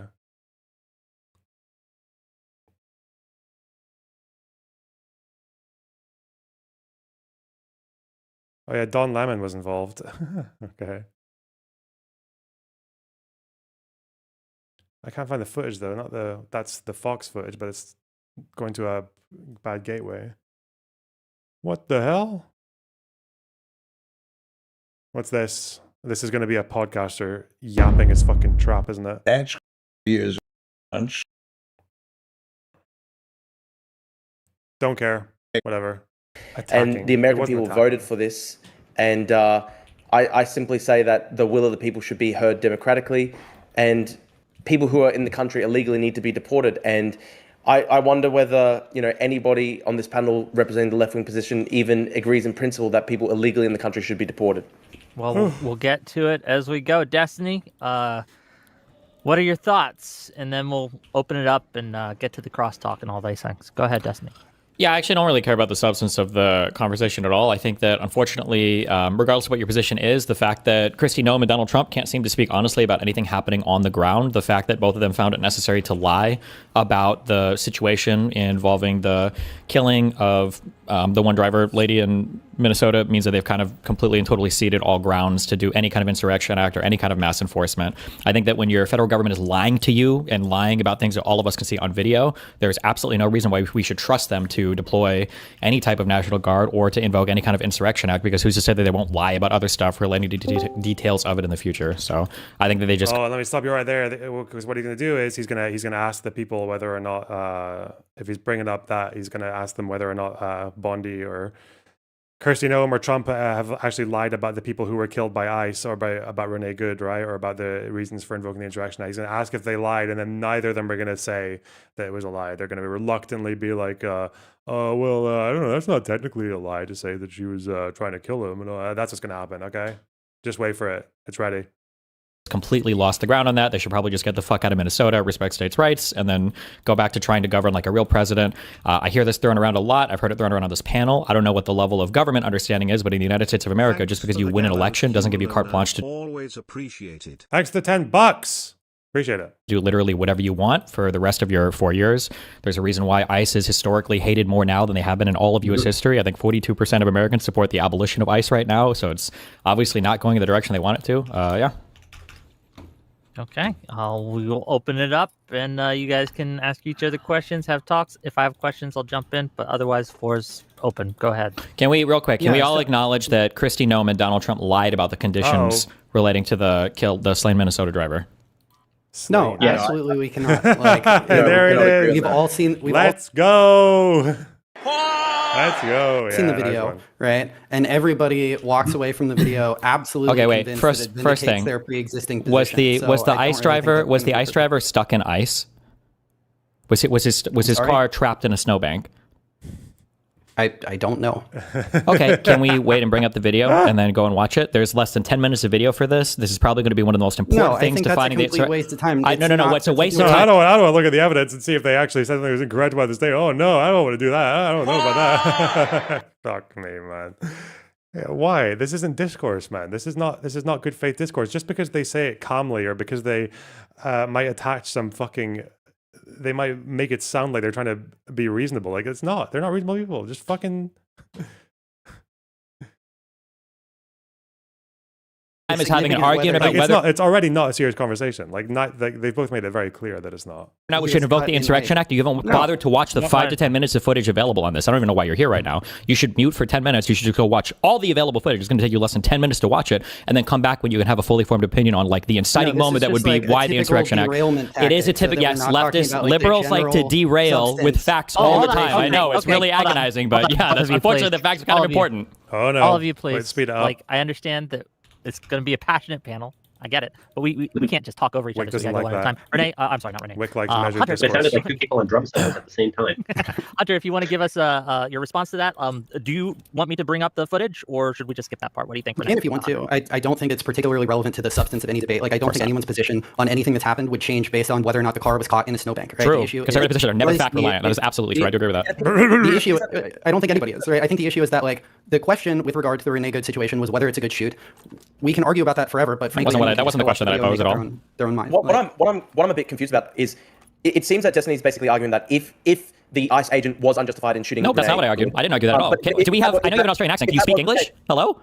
I mean, you're talking about the Renee Good shooting as the... No, I'm saying that Kristi Noem and Donald Trump made egregious lies about what led up to that and what happened with that shooting. Whether you think it was a good shoot or a bad shoot, they demonstrably lied about the facts leading up to that. That would be the inciting moment for any type of Insurrection Act thing, right? Because all the protests and everything have kind of been based off of that, her being shot, whether you think it was good or not. And the fact that they lied so much and so egregiously about that means that they lose any right to invoke any kind of Insurrection Act, because we have no trust in them as the American public to actually wield that power in a responsible manner. No. But this is the core question is there an insurrection in Minnesota? And you're seemingly arguing that if the shooting. Sorry, I don't know where that came from. My bad. I was just coming through. My bad. Go ahead. Every time he talks, it just happens sometimes. Sorry, go ahead. Wait, what's that tune? What's that tune from? Is that like an Australian fucking program, or what the fuck is that? Am I missing that reference? What is that from?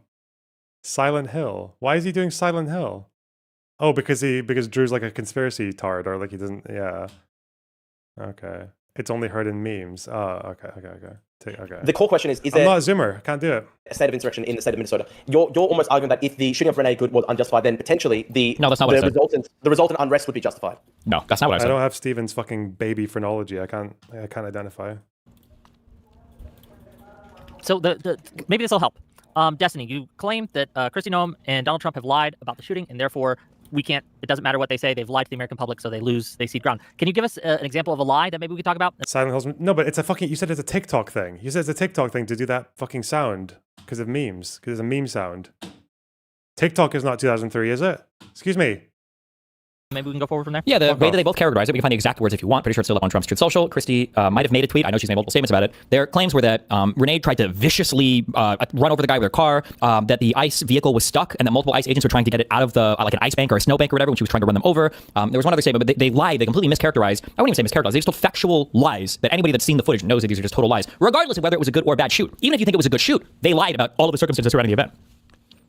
And they continue to lie about paid protesters. They haven't shown any evidence or proof of that, and that's a lie they've also been on for a decade. So all of these things, they've lied so much about that inciting moment. Why would I allow them to use that moment and the ensuing riots to invoke the Insurrection Act? That's crazy. What riot? Well, the core question is there a state of insurrection in the state of Minnesota? Would you agree there is? Or no, I don't care. If conservatives can't even agree on fact here, they don't have the right to participate in this conversation. That doesn't make sense. The core question is there civil unrest in the state of Minnesota? That's a much more complicated question than the very simple facts relating to Renee's shooting. If you can't even understand the simple facts, you don't deserve to be in a conversation about invoking the Insurrection Act. I want to hear from Nicholas Decker. He's been trying to get in. Go ahead, sir. I just wanted to carve out the position that there is no state of insurrection in Minnesota, and this is kind of laughable. How often you don't invoke the Insurrection Act just because of a riot? How often has the Insurrection Act been invoked? When was the last time the Insurrection Act? My guess is the recent one I can think of is Rodney King. Is that the last time? 1992. Sometimes when they've used the Insurrection Act, it was both under H.W. Bush, the last two. Yeah, it was Rodney King. Yeah. Are we comparing this to fucking Rodney King? That was a fucking mad riot. What are we talking about? Isn't this where the rooftop Koreans came from? Looting in the Virgin Islands after Hurricane Hugo, prison riot in Atlanta. These are not comparable examples. Like, what the fuck? Oh yeah, they Lyndon Johnson for the suppression of Selma. This is when a protester was murdered. This is when what's his name? John Brown? No, not John Brown. Jesus Christ. Who's the guy? He had a similar, what's his name? Was it John something? Who the fuck was killed at Selma to Montgomery? It was John something, wasn't it? John Lewis. Okay. Not John Brown. Okay. Well, the last time the Insurrection Act was invoked with the Rodney King riots. I don't think that this is anywhere comparable to the Rodney King riots. It's not even comparable to 2020. So I think it's absurd on its face. John Lewis was not killed. Who was the one who was killed at Montgomery to Selma? Who was killed? Selma to Montgomery.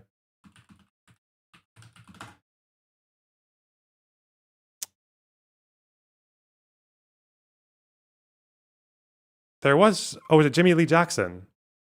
He was the one. Okay, Jimmy Lee Jackson. Okay. John Lewis was there, but he wasn't. Okay, yeah.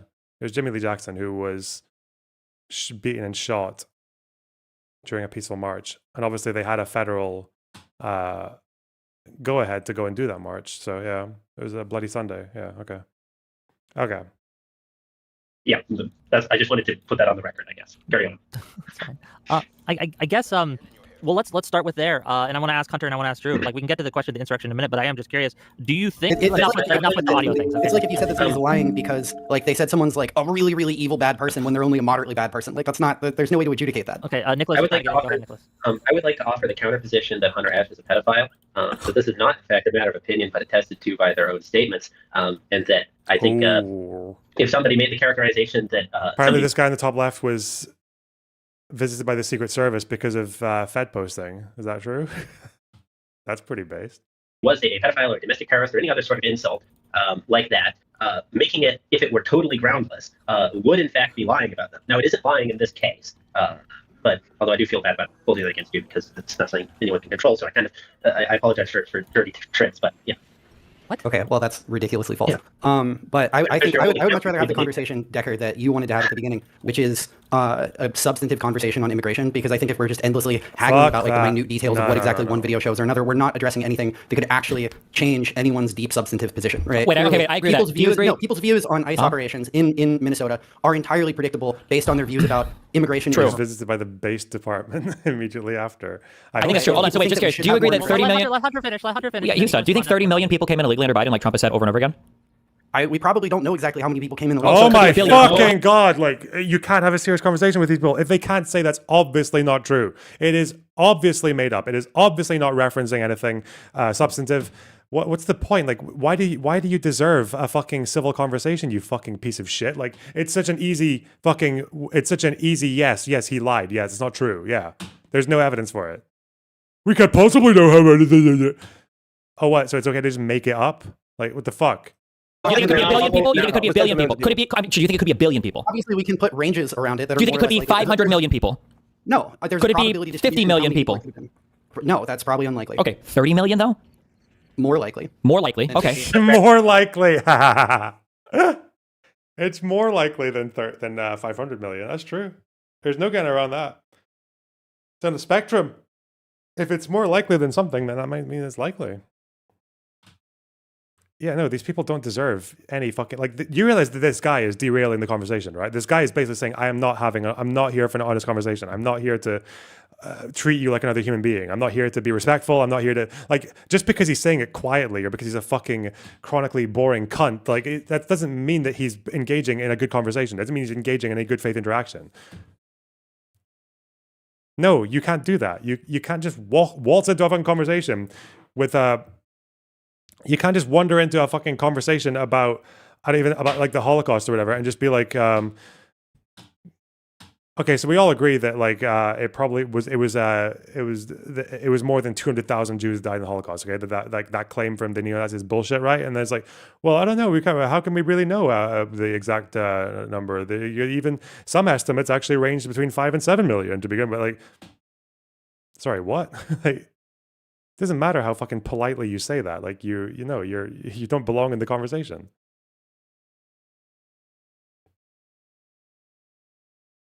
So that's 2 times. Yeah, that's almost 3 times the amount of total illegal immigrants that were in the United States prior to Biden there. So Donald Trump says 30 million.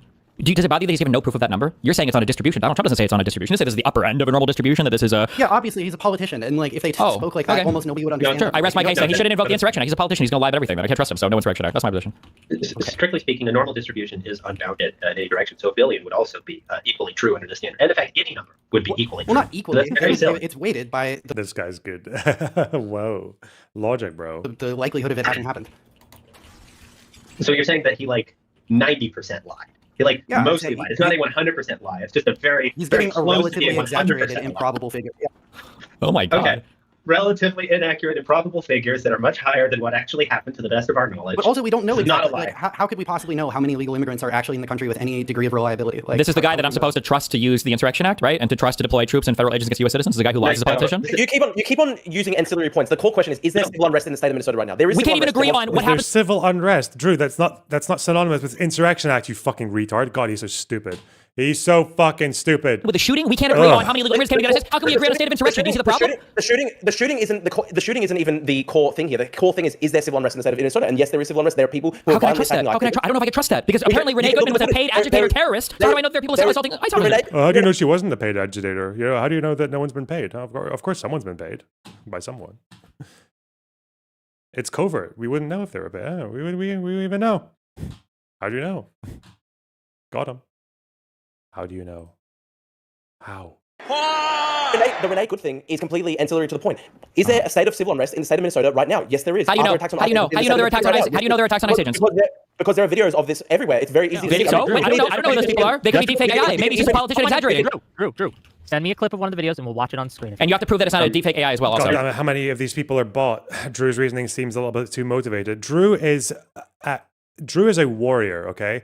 Drew is fighting an eternal struggle against the fact that not enough people want to pay any attention to him. That's it. Drew is an attention-seeking, self-righteous, vacuous piece of shit. He has nothing. He looks inside himself, okay, this guy, and he sees nothing.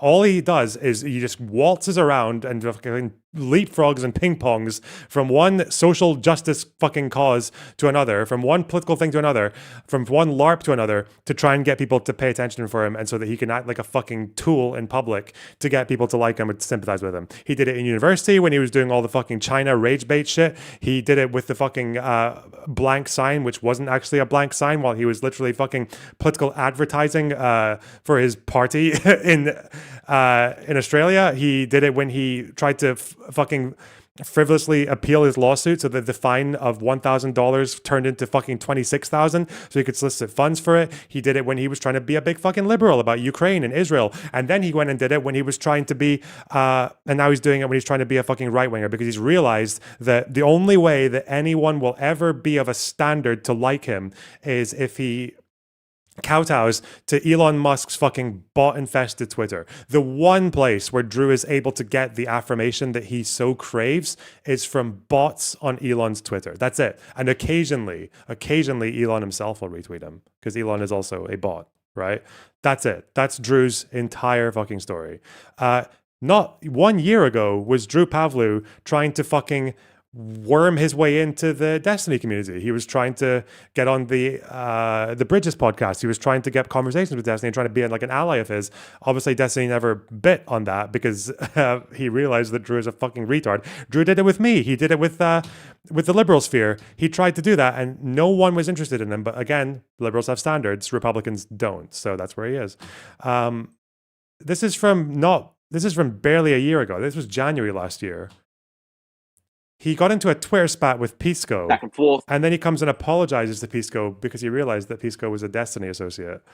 And then Owen Jones attacked me very viciously. We had a big back and forth. And then Pisco came in and he criticized one of my tweets regarding Mehdi Hassan. I think, honestly, what happened was we were maybe speaking past each other. I think there was a misunderstanding. I didn't actually know who Pisco was. That's my fault. I assumed, because look, the majority of people who attack me, I get, unfortunately, dozens of death threats a day. I get dozens of death threats and really hateful, abusive messages a day. And the majority of that comes from sort of pro-Hamas people on the far left. But I also even get neo-Nazis attacking me going, we're going to deport you, you're brown, blah, blah, blah. Like, I literally get all this shit. And I just unfortunately assumed that Pisco was kind of like a far left sort of Hamas supporter or something like that. And then one of my friends actually messaged me and was like, why are you going so hard against Pisco? He's actually friends with Destiny. And I was like, oh, that's stupid of me. I'm sorry. So I was like, look, let's have a debate. That's stupid of me to go hard on this guy who's friends with Destiny. That's the Drew. Look at him. Fucking look at this guy. This fucking pathetic worm. I think he called Pisco a Hamas supporter or some shit. Like, he called him some extreme fucking nonsense on Twitter because that was all he was seeing. Everyone who was attacking him was a fucking Hamas supporter. And yeah, now he realized that Pisco was friends with Destiny and he had to fucking walk it back like a little fucking coward fanny fuck. In a discussion. And I know Lonerbox has also done like a full video on the grooming gang scandals. And I actually watched as well his Lonerbox's video analysis of my sort of back and forth with Owen Jones. And I think some of, I want to first preface this by saying I actually have a lot of respect for Lonerbox. I really respect how you have taken on the kind of pro-Hamas guys over the past year. You called out a lot of extremism, propaganda, lies about what is happening in the Middle East right now. So I respect Lonerbox a great deal. And I can see how Pisco and Lonerbox think that maybe I've sort of fallen for far-right disinformation, misinformation, blah, blah, blah. Look, this is a very difficult topic because from my perspective, you know, for example, the issue with... I can't remember what happened. This was because Elon Musk was spurging out about the UK and the Muslims in the UK. And it was like a fucking struggle session to get Drew to admit that Elon Musk was saying things that were not true. Oh, God. Pathetic. Fucking pathetic. This is when he thought I was Jewish. Yes, I believe that was when he thought I was Jewish. Yeah. I was attacked viciously on Twitter. Kill yourself, man. What the fuck? If that's going to have that effect on you... What's the point? And I'm going to need the birth certificate of the guy, and it's got to be better than Obama's because we didn't trust that one either. Remember, go for it. That's retarded. This is retarded. It is. I agree. It is retarded. Thank you. Yes, I agree, King. No, it's retarded to bring up birth certificates or whatever. There's literal footage of. There was footage of Renee Goodman as well, but we can't agree on that either. So there's photographs of like Will Stancil, the famous Twitter guy, just like chasing after ICE agents in his car. There's photographs there were photographs of documents that were classified strewn across the floor of Mar-a-Lago. We don't believe in that either. So why should I believe in any of these photographs? Okay, Drew, go ahead. They are trying to use completely ancillary points to just bog down the debate, bog down the whole thing. They can't. Isn't that frustrating when people can't agree on reality and so you can't have a conversation about literally anything? That's gonna suck, huh? The whole question is, oh wow, Trump lied about everything. About 6 months ago, Trump lied 6 seconds ago. If Trump is breathing, he's lying. Oh wow, Trump has exaggerated statements in the past. Therefore, a state of civil unrest in the state of Minnesota is justified. That's your argument. Trump is exaggerated. Therefore, it's justified. He can't even argue, man. He's such a bad faith fucking. What a logical leap! Like he's so bad at what he does as well. Like that's so obviously fucking bad. You have to be a bit more subtle with the bad faith, Drew, if you're going to try to pose as an intellectual with all these fucking books behind you and shit. Jesus Christ! It's just your opinion, man. Then a state of civil unrest. That's just your opinion, man. We haven't even said Renee Good is a test. We haven't said anything like that. No, but Donald Trump did, and he's the one who's going to have to make the evaluation for whether or not he should invoke the Insurrection Act. There is demonstrated evidence of far left groups going around harassing ICE agents in the state of Minnesota right now, and you can't. Which far left group? Which far left group? You know as well as I do that there Which far left group? Name one. Name one. There are multiple groups. We all know that. Just me. Name one. What group? No. Wow. Sorry, it needs to have. Oh my God! They didn't have a name. Yeah, group usually has a name. Usually they do. Wait. Can you think of a group that doesn't have a name? This is obviously retarded. I mean, I agree. Yes, we all know. Hang on. We all know. Give me a minute. Give me a minute. It's so funny. All the people I'm seeing in the fucking Minnesota protests, like 90, or even the ones who left those phone calls at that fucking Congress candidate guy, calling him a fat piggy necklace fuck. they were all. They all sound like just liberals. They sound like regular old fucking SNL Jon Stewart lovers. Like it's. But yeah, obviously Drew has fallen into the camp that believes that these are all the same as like the fucking Hamas left. Give me a minute. Let me finish my point. A second, but you gotta let me do some housekeeping here. Wait. I was cut off, and I just want to say, I'm gonna give you the mic as soon as I say this. I'm gonna give you the mic back as soon as I say this. Sure. I'm just reminding everyone, if we're going to yell over each other, if we're going to talk over each other constantly, no one can hear anything, but we do got to kind of try to get order in this court, and we do got to want to go and answer each other's questions when they are asked. So Drew, you have the mic again. You've claimed there's civil unrest. Give us your argument, and then we'll talk about it. We all know that these kinds of anarchist groups don't have, formal charters. They don't have, they're not as organized. For example, this is retarded. Destiny's literally retarded. Destiny's a cuck. He has been cucked so many times. His wife divorced him because he's a cuck. And he is a terrible father. And his own son attests to the fact that Destiny is one of the worst fathers. Go back to the unnamed mystery groups. Go ahead. No, tell us, Drew. Tell us, Drew. The unnamed mystery groups. Quick, China's coming to take you again, Drew, for the 50th. They're all clandestine. That's exactly why we have to assume that they're part of a fucking unnamed anarchist terror cell. Oh God. China's coming to abduct you. Give us more of the unnamed groups, Drew. Go. This is completely retarded. I was actually going to avoid personal attacks against Destiny, but he actually put a sign behind until I played soundboards, and you were like, Destiny. Also, it's so stupid. Anarchist groups love to name themselves. What's he talking about? Anarchist groups love calling themselves like they literally. You will see an anarchist group split up into the fucking Antifa Minnesota, to the Antifa anarchist communes Minnesota, to the anarcho syndicalists. Like they always love fucking adopting labels. Again, if there were some clandestine fucking anarchist groups, you would see some investigation or some kind of like even indictments against people for for conspiracy to commit crimes and shit like that. This happened with the anarchist groups in Georgia that fucking FT Signifier was simping for. Remember, like the people against the Stop Cop City, those groups, they were groups with names. Like they were engaged in crimes, but they had names and they had indictments against them. They were fucking racketeering and shit. God damn it. Up a sign behind it that said Drew Pavley should hang himself. So obviously this is a good faith debate. This is just Drew should hang himself. Yeah, Destiny's just shit. Somebody tell me that. Sorry, that is pretty funny though. And you should. Come on, okay, come on. Can I back up to how do we count the illegal immigrants? Because the thing is if you had 30 million illegal immigrants come, right, and they aren't registered. The only concern I have is like how much bigger would Drew Pavley's face get if he hanged himself? Like, because obviously it would everything would kind of squeeze up to the top, and he already does have an abnormally large pig face, doesn't he? He already does kind of look like a fucking beaten up piece of fruit. I don't know. I'm probably gonna disavow for aesthetic reasons. registered in like your regular population figures, they are going to show up in either the economic output figures or they're going to show up in welfare or something, right? So you can, that's how they make estimates, right? Destiny. Let Nicholas finish. Okay. And so this is something of a conspicuous omission. I have not seen anything, remotely alleging that many immigrants. I tend to believe the estimates of how many legal immigrants there are out there, and that's why I'm inclined to think that not only he's going to post a clip of you saying that on Twitter. I know he's going to talk about how brutally fucking raped and harassed he is online. Yeah, I know. There aren't 30 million illegal immigrants here right now. There's certainly not 30 million that came in a 4-year period. It would have shown up in economic outcomes, and it hasn't. Yeah, I mean, I'm happy to accept that. So what's the most accurate figure you've seen? It's around 10 million. Okay. And it varies, but because people cross back and forth, there's considerable, especially in the agricultural sector, but people come here, they work a few years, they go back home, because this is higher paying, but you're away from family or whatnot, and you go back home. Sure. So significant error bars, but centered around the. I would not say that there are significant error bars, and I really have to push back against. Okay. Yeah, so you think that the estimates are pretty good? Yes. Okay, that's fine. I just want to flag, I doubt this is how things are actually going to go, mainly because I don't think Destiny will let them go that way, but I agree with Decker that the more interesting way we could spend this time is having the substantive debate about the merits of immigration. But whatever you guys want to do. Just to be clear, for my point to be clear, right? This is not an adult conversation when conservatives aren't capable of engaging in reality. You're the one who... I'm sorry, why is he interrupting me? Destiny. Why is he interrupting went in me? here with a spine that's then hanging... Let Destiny go for a little bit, and then you can respond. Destiny, does it make you feel sad that your ex-wife fucked another man? Does it make you feel bad that another... I can't. Your ex-wife literally fucked other men. That's pretty sad. Oh, true. He's going really hard on me. He's going really hard. Can you save me? Go ahead. Thank you. Okay. So conservatives have lost the right to have a serious conversation about anything related to immigration when they lie about almost every single subject that is related to this topic. It is deeply unserious to me that a conservative would throw a fit when you're trying to discuss anything and they just lie about anything related to the topic. So if you're going to say 30 million people came in illegally, right? 30 million people coming in illegally. He never said that. Donald Trump said that. Yeah, this is unfortunately exactly what happened.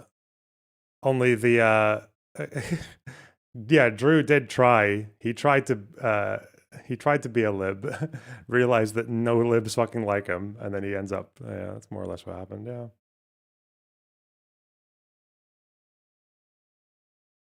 Fuck, that's such a good clip as well, given what he's been saying now. Just showing how obvious the grift is. Okay, that's not what Hamish said.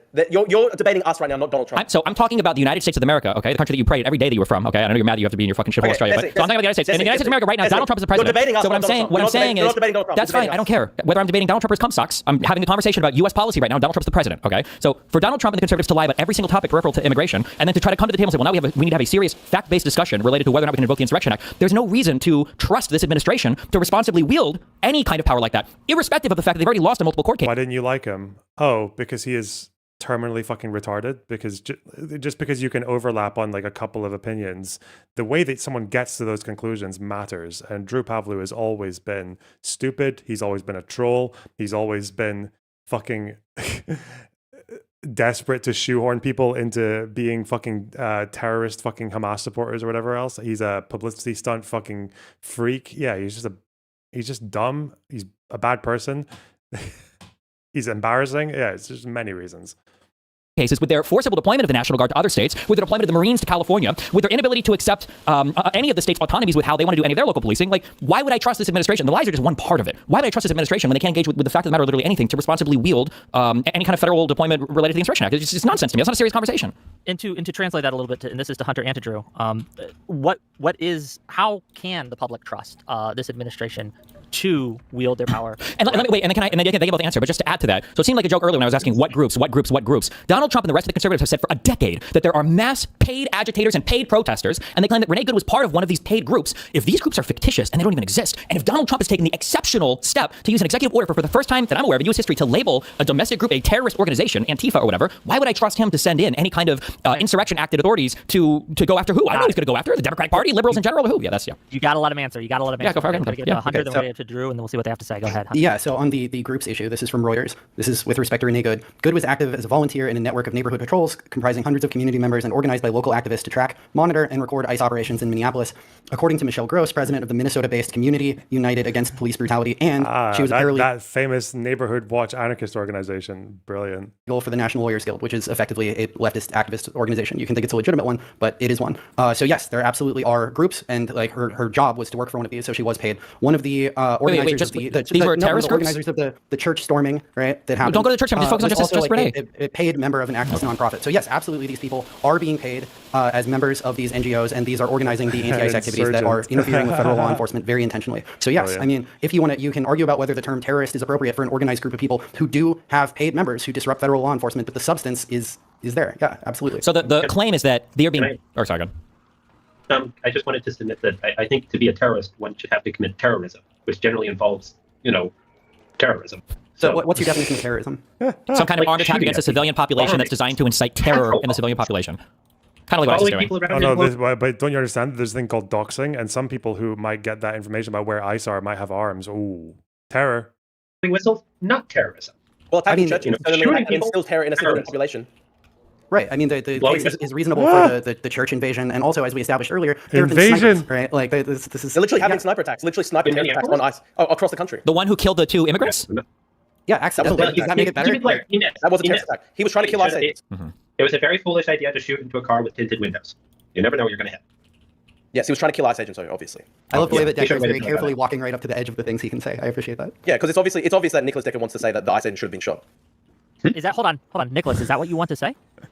No. Okay. It's not what he wants to say. Nice dog whistle, bro. Nice dog whistle. I mean, no, I appreciate it. Like, is that a saying no a dog whistle? And this is something I said before we were all on the call. But the thing I appreciate about Decker is that he takes principles to their logical conclusions. So I get it. I get it, man. Yeah. Drew. Yeah, I'm not sure of how the next administration should deal with members of ICE. I think that losing track of them in Manchuria would be impractical and bad. But I do think that they should pursue federal charges against the worst offenders. I think it would actually be a productive discussion whether Destiny and Nicholas should explain what they think that the next Democratic administration should do to ICE. Do you remember when John what did John do right before he quit the Night's Watch? I'm trying to remember. ICE individuals as well. I think that they should prosecute crimes. I think they should prosecute the crimes committed, and they should also allow state agencies to go after them. Is it a crime to enforce routine migrant? Is it a crime to enforce routine deportations of illegal immigrants? It is obviously a misdemeanor offense to illegally immigrate to America. It's not a crime, no. What are the crimes that you think? It is a crime. I don't know about that Night's Watch reference because I only enjoy I don't enjoy that stupid fucking slop era of Game of Thrones when it was just all people talking, speaking shit. I liked the action-heavy fucking ghouls and battles and bows and arrows and who from Battle of the Bastards and The Long Night, okay? None of this fucking nonsense. I want a 1-hour battle episode. The dragon just keeps burning shit in King's Landing. You go away for a cup of tea, come back 10 minutes later, and the dragon's still going. Fucking the hound and then the mountain smashing away up in the big tower. Hell yes. It's a crime to kill somebody. It is a crime to deprive somebody of their civil rights. That's the term for excessive force, essentially. Also, why do we keep lying and saying routine? This is not routine. None of this is routine, right? Why do we keep lying with that? Why do we keep saying routine? By virtue of 2 people talking, I could understand nothing that was said. Okay, so Destiny, hold on. Let me clarify. Destiny's asking, why should we consider this routine? This is not routine. What would the response be? You're such a normie. What are you talking about? What are you talking? Yeah, I'm a fucking Game of Thrones is a popular series. That means it's for normies, okay? And normies want action and blood. And if I don't care about this, character develop. Fuck that, man. I want to see knights and horses and fucking dragons and mystical fire, fucking snow shit. I want to see fucking scraps, blood.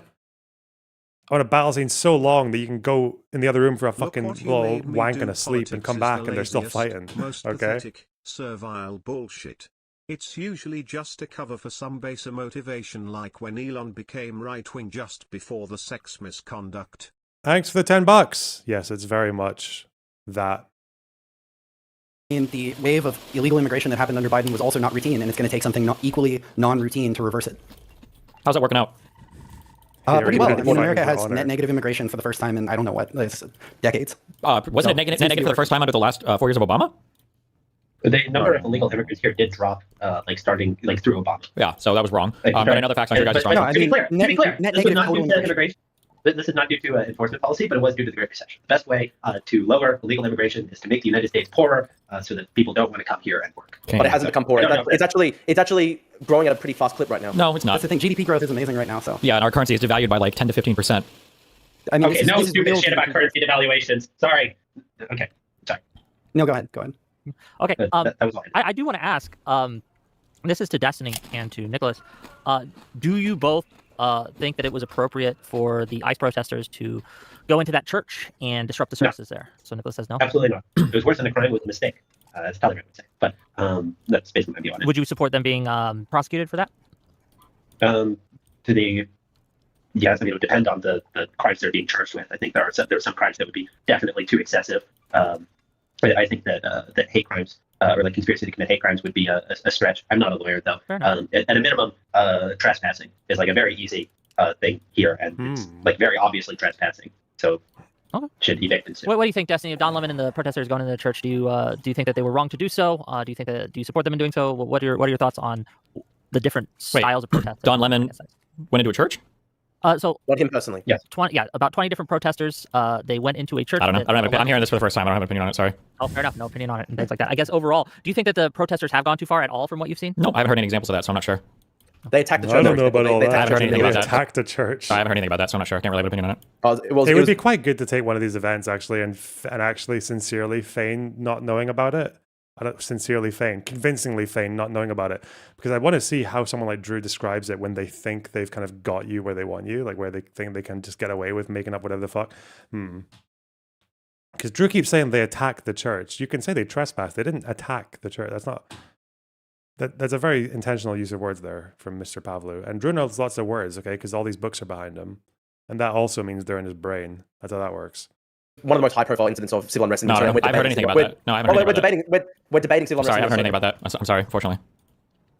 Okay, well, I mean, fair-minded observers can obviously look at this and see that you're not engaging in good faith. Just because I haven't heard about it? Oh, it's obvious that you have heard about it, but you're just trolling. How am I because I haven't heard about a thing? What, I'm supposed to keep up with every single story that's ever happened in all of U.S. politics? We're debating civil unrest in Minnesota, and this was the most high-profile incident of civil unrest over the past few days. It was extremely that was the most high-profile. That's completely. See that at that point, you would say like you've completely fucking.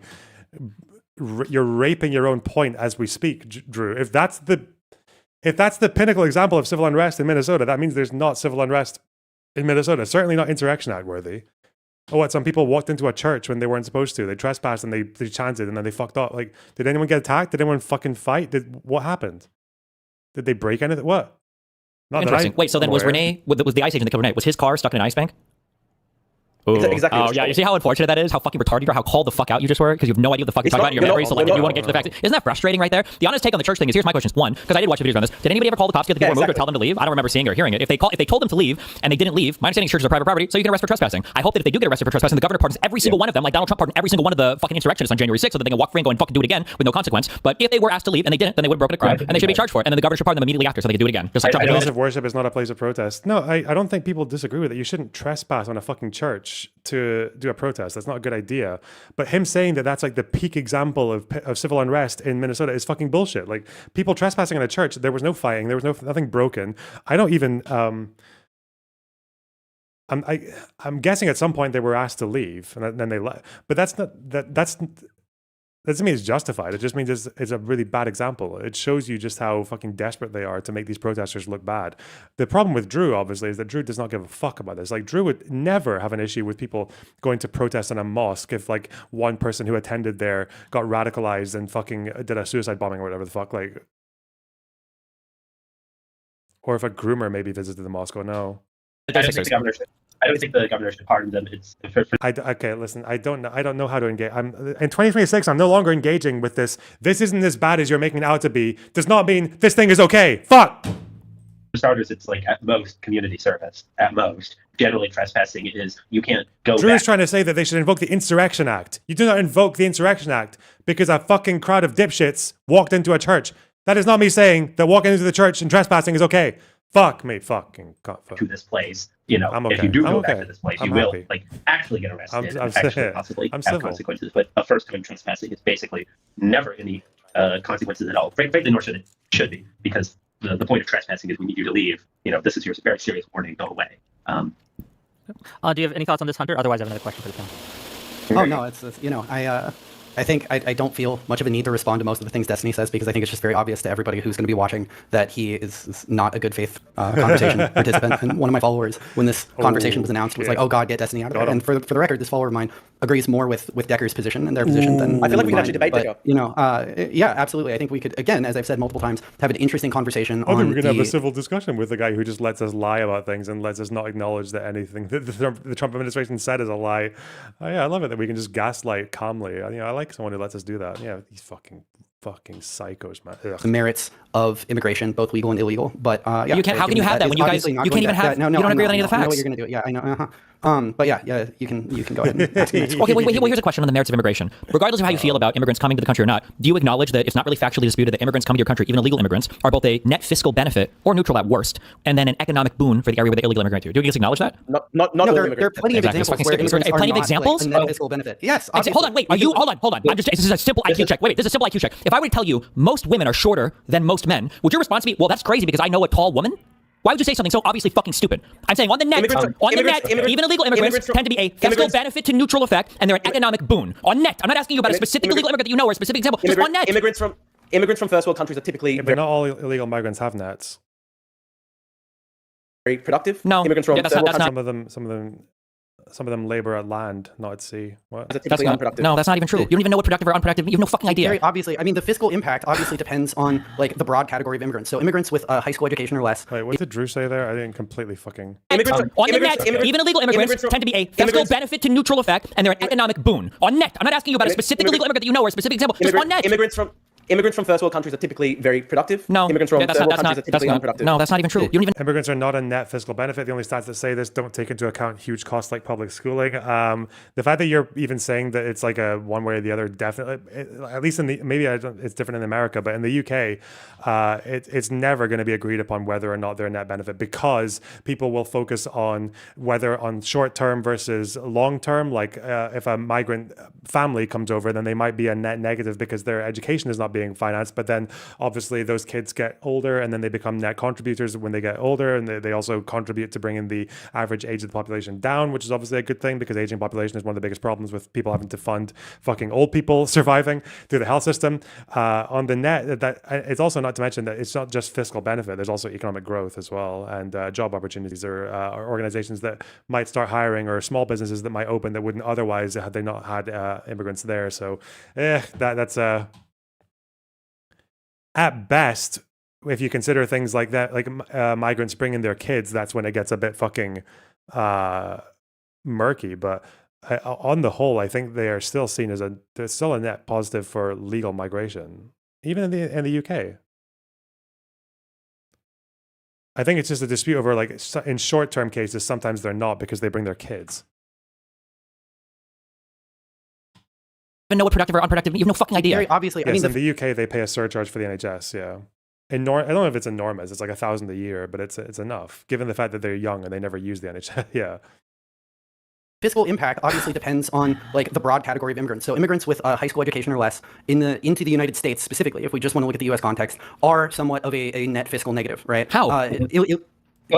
So this, yeah. To be clear, for context, most citizens are net fiscal negatives because absolutely. we run a deficit. Yeah. Yes, I agree. That's true. Nicholas is right. So hold on, but when you say most citizens are fiscal negative, right? Most illegal immigrants that are coming in, your worst fiscal years of your life. So because I know that Drew and Ash or whatever, Ketchum, don't know. Yeah, it's children and old people. Correct. Fiscal means your government budgets, right? An illegal immigrant that comes in at the age of 18, you're stealing this person from another country, basically at prime working age. So you've missed out on that entire 18-year investment early on. So typically when they come in, and also because they don't have access to welfare because they typically work on social security numbers. It depends. It depends. If you look at what does net mean, Drew? What does net mean? What is net? Net. It depends. Some immigrants are lazy. True. You're actually extremely obnoxious. You can't even have because you're extremely retarded. If you look at Britain and Denmark, there are studies that show that don't talk about fucking Europe. I know Drew loves to try to exploit the ignorance of Americans to make his fucking retarded racist points. Oh fuck. He's going to say the third world migrants are really bad for the economy, even though, again, that is not fucking true. It's not true. It's still contested. Like they have to go by the same, they come in by the same standards that fucking Europeans do. He's going to do a stock argument. Jesus Christ. From third world country. Hey, let's go. Has massive fiscal downsides because he did it. Let's go.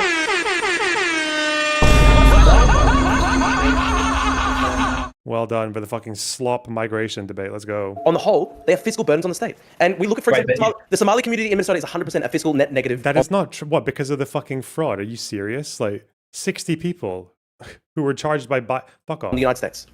Denmark and Britain are not suitable comparisons to the United States for any question of net fiscal benefits because they have considerably more generous welfare states. True, but Minnesota has a more. That is true. That is true. I agree with you on that. I agree with you on that, Nicholas. But Minnesota does have more generous welfare provisions than, for example, other states. And we know, for example, that the Somali community. You're so not American. Oh my god. It's true though. It is true. And yeah, de facto. And Minnesota, unfortunately, did see systematic basically. Why did they say de facto? That's not what de facto means. What? As far as I know, like Minnesota has some policies that are kind of like them trying to be more European in terms of distribute, but like. Compared to Europe, it's still not going to be close because obviously they still have like they're still part of the federal economy. Like, okay. Looting by the Somali community in the state of Minnesota. Mm-hmm. Yeah. And, you know, as for how illegal immigrants collect welfare, beyond states that have gone out of their way to sort of provide their own systems that, you know, provide welfare benefits to people regardless of immigration status, also illegal headed households collect welfare at higher rates than both legal immigrants and not, you know, native-born citizens, right? Because their children, based on the doctrine of birthright citizenship, are citizens, and they collect welfare for those children at substantially higher rates than either legal immigrants or citizens. So, you know, it's so funny that they would go to it like, because this is basically like you don't like the general conclusion, so you go to a few specifics. It's like they're a net positive, but there are some instances where they'll claim more than locals on this or that benefit. It's like. Okay. You can say, "Oh, that's not the illegal immigrants." Because you don't. Why would you go to the specific when you're trying to make an argument in favor of the general? It's because the general doesn't support you. Themselves collecting the welfare to their children who are citizens or whatever, but obviously that's still relevant to the question of immigration, whether we want these people here. I guess the question I have, right, is regardless of whether you like immigration or not, right? I guess the question at hand isn't really about immigration, though. It's about how we enforce it and whether or not in Minnesota they are obstructing enforcement, and if that is sufficient reason to invoke the insurrection. Right. So I'm just. Yeah, I guess. Oh, go ahead. Wait, I guess I'm sort of like willing to change the topic to the question of immigration, just because I view the question of invoking the Insurrection Act as just so willfully stupid that I would think less of anyone would argue for it. Stupid. And so like, there's nothing like really to discuss. You can either say that like there's an insurrection going on in Minneapolis. You can say things. That doesn't make it true. So a much more interesting thing is then to like discuss. Well. Okay, I have a few points related to immigration that I wanted to get out while I have the floor. First off, fiscal benefits is not necessarily the right thing to look at, right? Because there's uncaptured consumer surplus, and we're actually like trying to maximize welfare, not government revenues. So even finding if there's small fiscal negative. Someone in the chat said it here. I think it's already gone past. I didn't even think about that. Why is ICE in Minnesota? You know, when people talk about illegal immigration, they tend to complain about it coming from the South, right? The Somali community in Minnesota is quite small. It's like 80,000 people. Excuse me. For those of you who aren't American, you know that Minnesota is like, you've seen Fargo, right? They talk funny. It's way up here, right? It's all the way out there. Why is this the fucking illegal? Why are they not down here? They're heading to Maine next. Wait till they get to Alaska. Oh, but it's because that Nick Shirley guy, a guy who can't even fucking speak, who can't say words, saw a spelling mistake on a fucking sign. Oh, God. Florida, no, but they voted Republican, yeah, so they're good migrants. They're model migrants. Not like these dastardly Somalis. On the largest negative, if you compare them to other people in the country and the amount of surplus they're creating, it's still better to have them in. Secondly, I firmly believe that there are increasing returns to aggregate population, and I would really challenge my interlocutors to come up with sound micro foundations for why you would have decreasing or even constant returns to scale in a modern economy. And I also think that a pattern of immigration enforcement that is just characterized by a weird hostility to immigrants is likely going to I think the elasticity of relatively well-to-do first world immigrants to like cultural hostility is much greater than the elasticity of third world of developing country immigrants, right?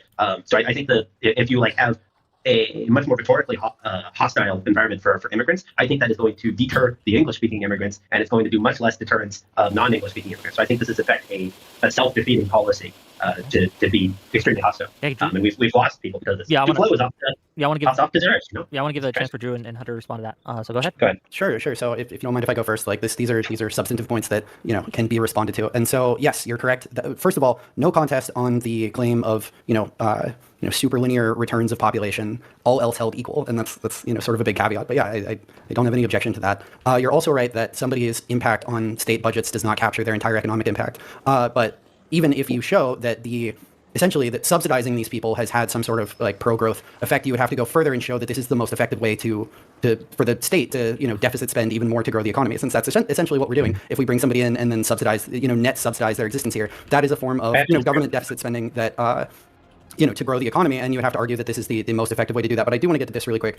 I think the biggest issue in terms of how immigration is likely to impact economic growth going into the future is how people vote, right? If you look at pretty much any issue that's economically relevant, most of the people that are immigrating are going to be relatively more socialist than the current population, and that will have really negative impacts on economic growth over the long time, much deeper impacts than whatever their The immigrants will be more socialist. Oh no. Oh god, that's his fucking dog whistle for just welfare. They'll just vote for fucking welfare. So, what are we talking about, man? Again, why are they not in Texas? Why are they not in Florida? Why is ICE not going there?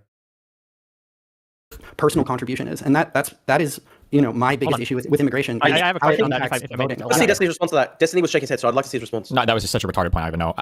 I would have to take like 5 shots in order to actually respond substantively to that point. So I'm in agreement with Hunter on the question of like immigrant voting behavior being the main constraint on open borders. But so like Garrett Jones, for example, makes this argument. But the conclusion of Garrett Jones is actually we should have open borders with China. Actually, we should have open borders with Western Europe. Actually, we should have open borders with Eastern Europe. Ooh. And I think that those are all much better policies and would result in a much greater flow of immigrants. What does he mean by socialist? He wants to call them welfare queens, but he's trying to be 2026. He's trying to be contemporary, modern. He proposed, and I think modern that, man. I guess we haven't actually got to the hostility point mattering. Yeah. Aside from, I've got to respond to that. I mean, Nicholas, Drew. You know as well as I do best. that the Somali community in Minnesota the Somali community in Minnesota has been a recipient of very strong rhetorical support from the Democrat local and state officials in that state. And it's really only been like the last year or two that they've been coming into massive attack by, for example, the federal authorities. God, I hate him but so much. Prior to that, even despite having that's just not true. Support, why are you saying that? All the investigations of the Biden DOJ, these charges were filed like in 2023. You're rhetoric and. Yeah, you actually misheard me to say. I'm talking about. So the point is, Nicholas is talking about rhetoric from politicians creating a hostile environment towards immigrants, and I'm saying that there's actually been a very positive environment towards, for example, Somali migrants in the state of Minnesota under the Democrats, and that still did not, for example, stop them from engaging in quite systematic behavior, for which Destiny points out led to major charges by Democratic authorities in 2023. No, Mr. Pavlo, you've totally misunderstood what I'm saying. I'm saying that the largely English-speaking, immigrants from Western Europe are much more put off by anti-immigrant rhetoric generally than your immigrants from developing countries. So I mean, that's true. I actually agree with you on that point. Okay. Actually, I agree with you on that point, and I actually think you are right that if you had basically open borders with first world people from Western Europe, then that would work well. To be honest, it actually would. Sure. The major problem is people coming from extremely poor countries with very low trust. Very low trust societies, really poor countries. Low trust societies. And then the second, what follows up here is what do you mean by that? The general thuggishness and stupidity of ICE is going to change the relative composition of immigrants towards the people who you don't want. Okay, so I think it's so I understand your argument. Your argument is that because of the anti-immigrant rhetoric coming out of Trump and the MAGA, and also the people are pushing away first world immigrants and attract and not having any effect on immigrants from developing countries. Is that your argument? Yes. Okay. Yes. Because I think there's actually something to be said for that. I think you're actually right about that. I mean, actually, I love how they just, like, this is why, again, like, he thinks Drew thinks he's involved in an intellectual discussion. Oh, I think I should write. I think you raised an interesting point there. Like, you're a fucking retard. Like, all this, literally the point that was made was them saying that, like, immigration from fucking countries where the population is likely to be slightly more economically productive. Like, that's it. That, like, it's an interesting story, but has that been empirically borne out at all? I mean, like, southern border crossings are at historic lows. It really does seem like the deterrent effect has worked on third world immigrants. As for your, I think I can sort of, I know where you're coming from in terms of the, like, sort of Robin Hanson-esque immigration maximalism and how, like, voting's the main constraint of that. And obviously we're not going to institute, like, a UAE style, sort of like permanent surf caste situation to handle immigration in a way that doesn't impact, electoral outcomes. But yeah, I mean, my only concern with open borders with China, mainland China, would be the obvious security risk. But as far as, a much more lenient immigration policy towards Europe, right, and maybe even towards like, granted, these places aren't, they're hardly producing surplus people, so I don't know how many would come, but certain like Pacific Asian countries that have proven themselves to be highly compatible, like Taiwan, Japan, Korea. Yeah, I'm open to that. I'm not like in principle against all immigration. Before we go too. Can I say one thing? Diluted Mel, thanks for the $5. So can we now say that Drew is grifting and not just an ultra moron? Also, goal chat goal. They're not incompatible. You can be a grifter and a moron. Drew's both. I'll give the mic to you, I promise. Yeah. But before we go too far down that route, I want to kind of bring it back a little bit towards ICE in general, right? I understand that Nicholas here doesn't want to talk about the Insurrection Act, so fair enough. But we're going to talk about ICE in general. And this is to Drew and to Hunter here. Do you think that the behavior of ICE in Minneapolis, or just in general, has been at all acceptable? So I want to respond to this. I quickly wanted to address that previous point made by Hunter. I actually think that you could essentially have almost open borders with countries that are above 0.9 on the HDI, and it would probably be fine. If you're basically just talking about like first world. Really, Drew? Above 0.9 on the HDI? Hang on. Maybe I am misremembering. Isn't Saudi on the HDI above 0.9? Isn't the Emirates? Iceland, Norway, Switzerland, Denmark, Germany, Netherlands. Yeah, there's the Emirates. 0.94. Really, Drew? Israel. So that would include Palestinians from Israel as well. Muslims. Saudi, just 9. Okay. Bahrain. Higher than Lithuania. Portugal.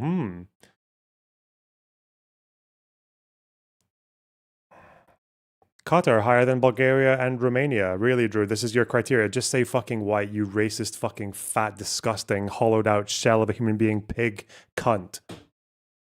Industrialized, developed countries with high trust backgrounds. You could probably, Australia could have. You're so wordy. You're so wordy. Just say countries with white people. Could you say what you mean, please? No, because Asian, white and Asian. Sorry, go ahead. No, that's literally not even what I was going to say. Because I was going to say Australia could literally have open borders with Japan. I don't think there'd be a single problem with that, probably. Oh, sorry. What is Japan? Not white or Asian? I forget. Weeb, or what do you call it? It's an East Asian country, obviously. But it's not actually about race. It's about whether it's a high trust society and whether it's a developed society, and whether we have cultural similarities. So it's clearly not, because then you'd be okay with Saudi and Emirati and fucking Bahraini immigrant. Would you really, Drew? Would you really? Okay. There are three points of that. The second part, do I agree with every single thing that ICE has done? I actually disagree with a lot of the things. I think that they shouldn't go around in masks, and I think that they should have identifiable name badges, and the operations that they go should be a lot more, by the book. I think they should be subject to the rule of law, and they shouldn't be going around with masks and stuff like that. That said, I acknowledge the role that far left agitators. How culturally similar is Japan to the United Kingdom? There's a lot of differences going on there. Like, what the fuck? Have played in obviously inciting a lot of fear. There have been direct physical attacks on ICE agents, and I can understand why that creates a lot of tension and it puts a lot of heat into the equation. Go ahead. Oh, okay. I was just going to say that, like, as I take a harder position than Drew here, actually. I think that the masks are justified by the fact that obviously these people would dox ICE agents and as uncomfortable as possible, whether they would do that for technically legal means or... yeah, that's fair. I understand. That's a very fair point. Shut the fuck up. What do you mean? Like, what, really? In a transparent, fucking liberal, open society, you don't want to have people identify the fucking officers who are fucking with them? Really? That's crazy. Wow. Or, all the way up to, actual violent crimes that would be committed against them. I don't think there's any serious doubt that people in the left... Wait, just as a quick thing. This is why I'm just playing video games. This is a deeply unserious conversation, because he's going to say no to this. Would you agree that Donald Trump, when he gives the name of family members of, say, like a judge presiding on his case, that's a thing that could severely elevate the risk to those people? Is that this is bullshit? See, that's why this is a deeply unserious conversation. It's just not serious. I'll let you just straight up say I think that's wrong if Trump does that, and if he has done it in the past, I don't think he's done that. Of course, Elon's Twitter feed didn't show him that, did it? You never heard about that, though, right? This is why I haven't heard about the other thing, whatever you're talking about. ICE agents? No, I'm sure. Really? That actually happened? That's true. If that's happening. John Lennon in a Christian church? Really? I don't know. If that's happening, it's bad. Never going to talk about it again, though. As long as, please get me out of this. As soon as we're done with it, I'm never coming back to that issue again. But if it's happening, it's bad. I was actually agreeing with Destiny, but he's just being obnoxious. Because I actually don't. I'm not a 100%. I don't agree with every single thing that Trump has ever said or done. So there are obviously cases where he intimidated legal officials, and I think that's wrong. Would you here? Let me step in a little bit here. Debating conservatives is like giving your little brother or sister the controller that's not plugged in. Like, this is just like you're talking about corruption worries. You're not even arguing. Yeah, because it's not serious. Okay, so question. You're worried about. Okay, here's a substantive point. Ready? There actually has been. There's actually been a substantive discussion between Hunter, me, and Nicholas. Really? Destiny's just for some. He's not even involved in the conversation. So you're worried about corruption in the United States or something? That's why you're worried about unbounded. Oh, no, he needs to pat himself on the back. He's so cute. We're having a really substantive discussion over here. Fuck me. It's like, fuck me. It's like when you're a kid and you should maybe be doing your homework, whatever. And you're just playing like some fucking stupid fucking like spy game. It's like, yeah, we're actually doing like a really serious project here. we're really doing some serious investigations around this little neighborhood. Okay, we're doing like detective work, like when you go around the fucking neighborhood pretending to solve crimes and shit.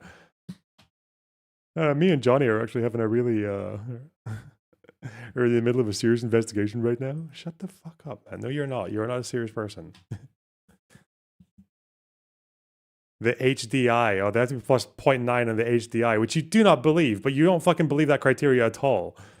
You would absolutely not want people from Saudi and the Emirates and Bahrain to fucking come to Australia, you fucking lying cunt. Like, stop. Immigration from China or whatever. Are you worried about the fact that the president of the United States has a crypto coin that allows people to donate to him without any trace? I think the crypto coin's bad. Like, but worse than anything else that's been done in terms of open access corruption to the president that we know of in recent U.S. history? I just said to you that I think the crypto coin's bad. I didn't ask if it was bad. I said, is it worse than any corruption that a president's been involved? Very bad? Listen to how fucking spineless and cocky your language is. Very bad? I'm asking you to see worse thing that a president has done. This is why it's an unsafe conversation. Strongly disagree. Oh my God. Talk about political speak. It doesn't then justify Somali community in Minnesota. No, but it does justify. It doesn't justify Somali. Oh my God, he's so disgusting. What a fuck. There are very few insults you could lay at Drew that are just not completely fucking true. Like, oh God. What a hideous human being. Okay, we're done. Fuck that. ZJM, thanks for $10. You left to get milk and then you came back. I did. Smiley face emoji. Thanks for $10. Why are you saying this? Like, did I end my last stream saying I was going out to get milk? Is that what happened? Or is this just like a meme that you guys have cooked up in the Discord? Irrelevant. With a banging new camera setup. What is this in the background? Is that Biden? Yeah, he looks good. Is he copying my hairstyle though? That's not on. But we'll tolerate it. Okay, he's allowed to. He's allowed to.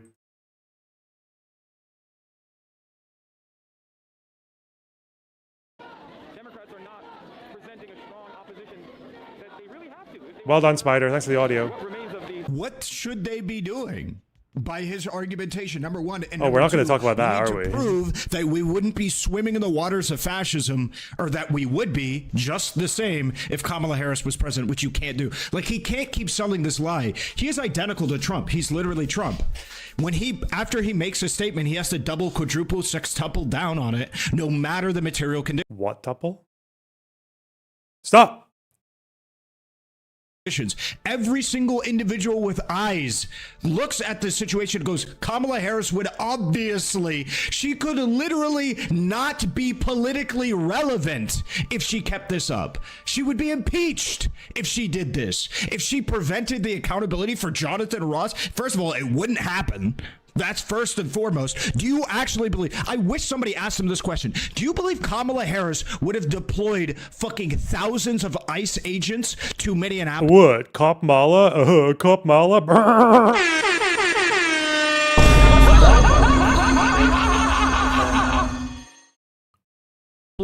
For raid operations? Do you believe that she would have done this?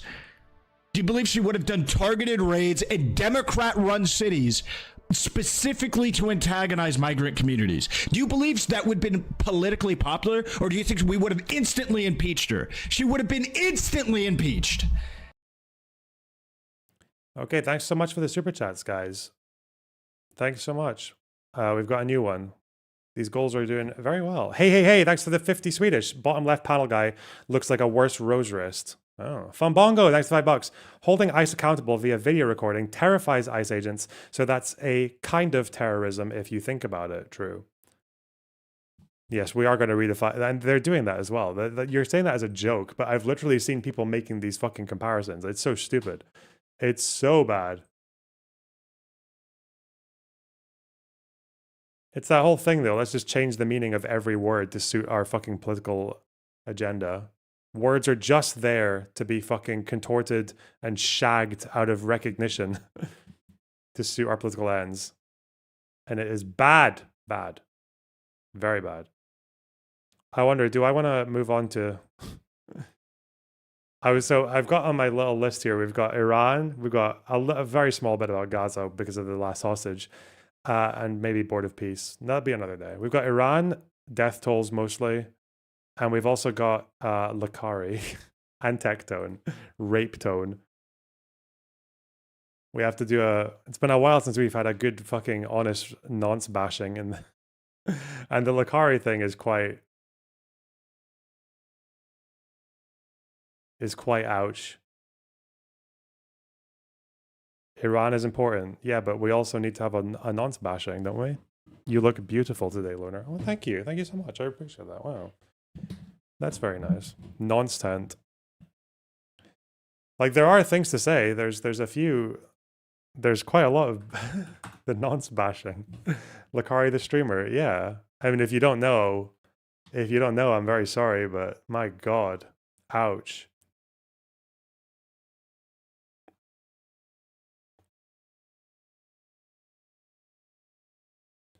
Shrub Rocketeers. Yeah. We got a big one. A very cooked one. Hang on. Let's just one thing at a time. I'm gonna do this game now, and I'm gonna get my food, and then we will check some other shit.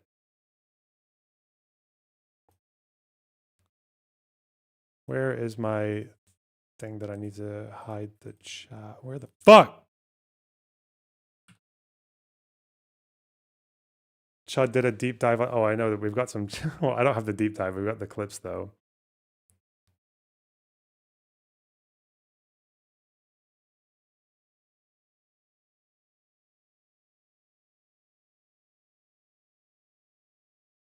Okay, I can only see super chats. Okay. Let's go. Fire the fuck in. All right. Foster, Rabbi, Squeeze, Weaver, Drain, Close, Rattle, Cow, Badge, Field, Moose, Ruffle, Go, Goa, Milk, Fleece, Buffalo.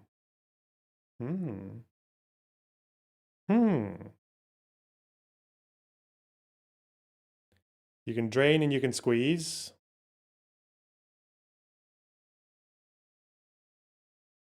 Rattle?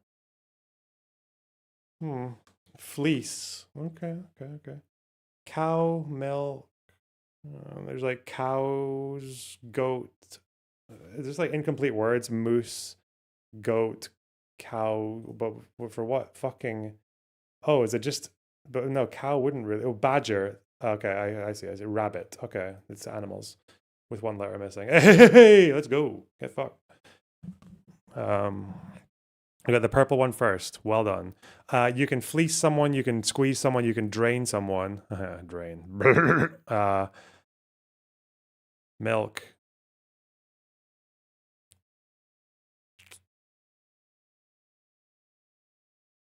Not sure about this one. Field, foster, buffalo. I mean, these all have doubles, but no, it's only 3. Close.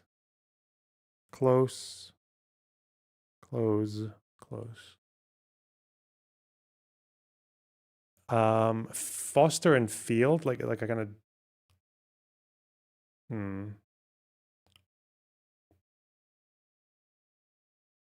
Ruffle, feather. You can ruffle, you can rattle. These are the closest ones, I think.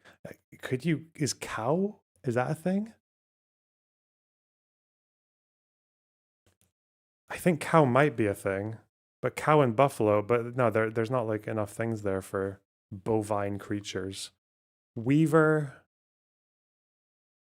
Is that another thing with like animals with beaver? But no. Cow. You can ruffle, rattle, foster. Would it be foster? And cow? These all sound like verbs, I guess, but so could field. Weaver, close, cow, buffalo. That doesn't make any sense at all.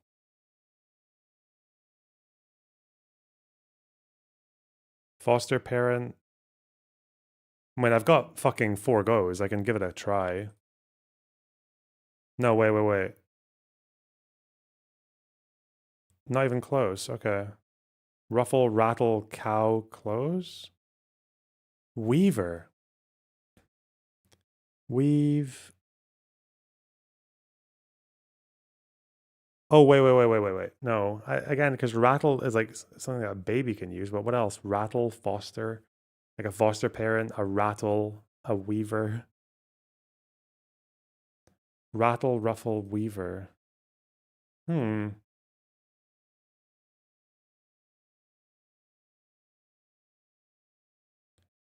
It better not be fucking... I know Buffalo is a city, but I don't know if there's any other words here that are also cities. Fuck me. Foster, close.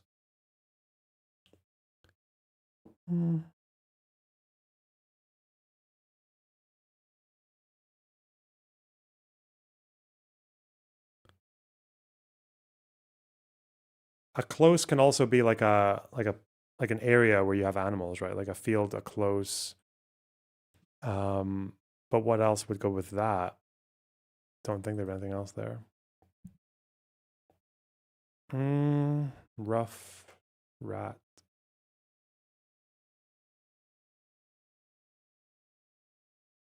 I don't know. That's an awkward one. I'm not sure. I don't know what's happening here. Foster. Fuck me. Weave. Weaver. Weaver. Buffalo soldier.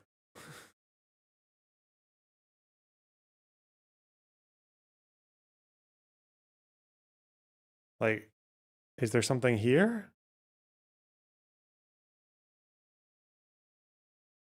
Kowtow. No. Dude, this is killing me. What's going on?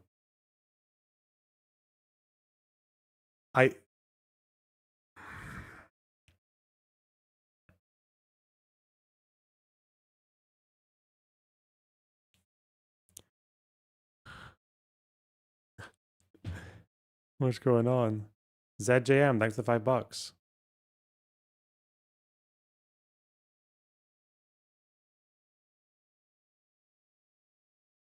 Oh god, did you just give me the fucking answer in a very subtle way? Buffalo Bill. Is there another Bill? I don't know, is there another fucking Bill? That doesn't help. Oh god.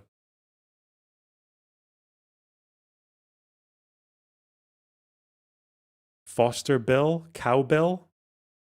I don't know. Weaver Bill? I don't know who the fuck these people are. What the fuck?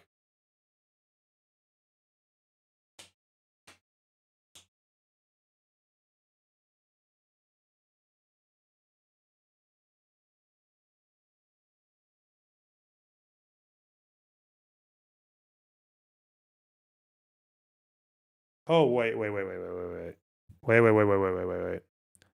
Jodie Foster. Buffalo Bill. Wait, no. Jodie Foster, Sigourney Weaver? Field, I think, is an actor. Is it Sally Field? Are these like actors from fucking 90s films? Who else? Oh god, I don't know who else there is though. I mean, Buffalo maybe. Is Buffalo? Is there someone called Glenn Close? Hey! Okay. Daunt. You can Buffalo. Is that fucking Daunt, you asshole? Buffalo. Cow. I thought cow might be, but Buffalo. What the fuck? Jesus. All right. Daunt. Buffalo. Americans. I hate Americans. Pieces of shit. Bad people. Bad country.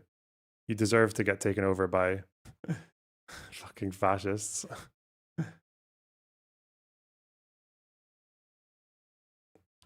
Never heard the sentence Buffalo, Buffalo, Buffalo, Buffalo, Buffalo, Buffalo, Buffalo. No, I haven't. No. I've not heard that sentence. Sorry. Sorry.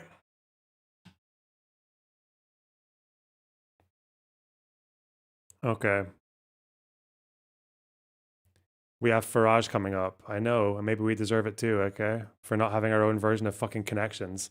All right, we're back. Amanda Buffalo is my favorite. Shut up! Okay, I don't think about Glenn Close very often, okay? Alright.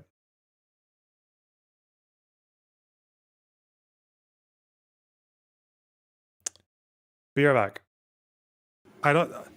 I feel like I should have better arguments. I don't know, like if I'm just given all these fucking... I like it when you just keep on giving people bullets and they're just like... It's just... it's really funny. Right, it's still fine, but with South American stuff or like Bach and all that, it's all just so like random. You know, there's no logic to any of these chords. They're just like, you can tell they were just vibing it, and that's how. Like there is a key signature, but even then they deviate from it so much. Like there's lots of chromatic stuff and. Whereas even if you're playing like jazz, you've got different patterns. Yeah, like jazz is even easier than like remembering because jazz you make up a lot of it, and also just because you got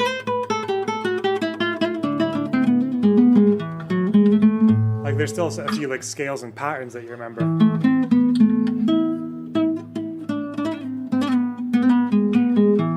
But with the South American stuff, it's just very, very odd. Like every shape in a tune can be like a new shape that you've never played before.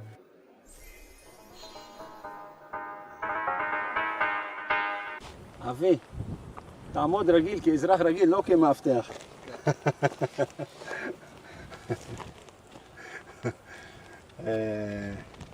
שלא יחשבו איזה מישהו חשוב עכשיו פה. Okay. You see, that's the border, Nasif. The closest point to the border is that area where's the antenna or the tower over there in the hill. Mm-hmm. That's a community called Dovev. That's the border. You see the curve. That's the border. And nearby there's a chicken farm and Dovev itself. Both were hit by anti-tank missiles. They didn't hit tanks. They hit community, homes, civilians. Electrician was killed there, fixing electricity. People, synagogue was hit in Dovev. You see here, this is a kibbutz Bar'am, also hit so many times by Hezbollah from Maroun al-Ras. This is Maroun al-Ras. You see that village, the highest peak, that's called Maroun al-Ras. By the name Maroun al-Ras, it's supposed to be a Maronite homeland, Maronite town, with people live there, Maronites, but it's not. People who live there are Shia Muslims who support Hezbollah, who Iran with the intelligent officers sitting in it and managing all this region. So that's Maroun al-Ras showing you who are the original people who were living here in this land and today are not. Below it you have Yaron, it's another town, and you have Yaroun and Binjbel back after. That's Binjbel. Binjbel is there. That's what they call the terror town, right? Yes. Yeah. You see Maroun al-Ras and Binjbel, you continue a little bit with the slopes. Furthermore, you see Binjbel. You see that tower far away, there's like tower. Mm-hmm. Yeah. That's a Maronite town called Anibel. And nearby another town called Dibel. So there are three Maronite towns here in this region, Dibel, Anibel, and Ermesh, who are surrounded by a Shia Hezbollah stronghold that using them as a human shield, firing missiles from their towns toward North Israel communities, asking for response of IDF in order to destroy Christian homes and churches and get Israel in troubles by saying that they are attacking Christians. People of the world should know these atrocities by Hezbollah by terrorizing Christians and using them as a human shield. And they will do it more and more during the war.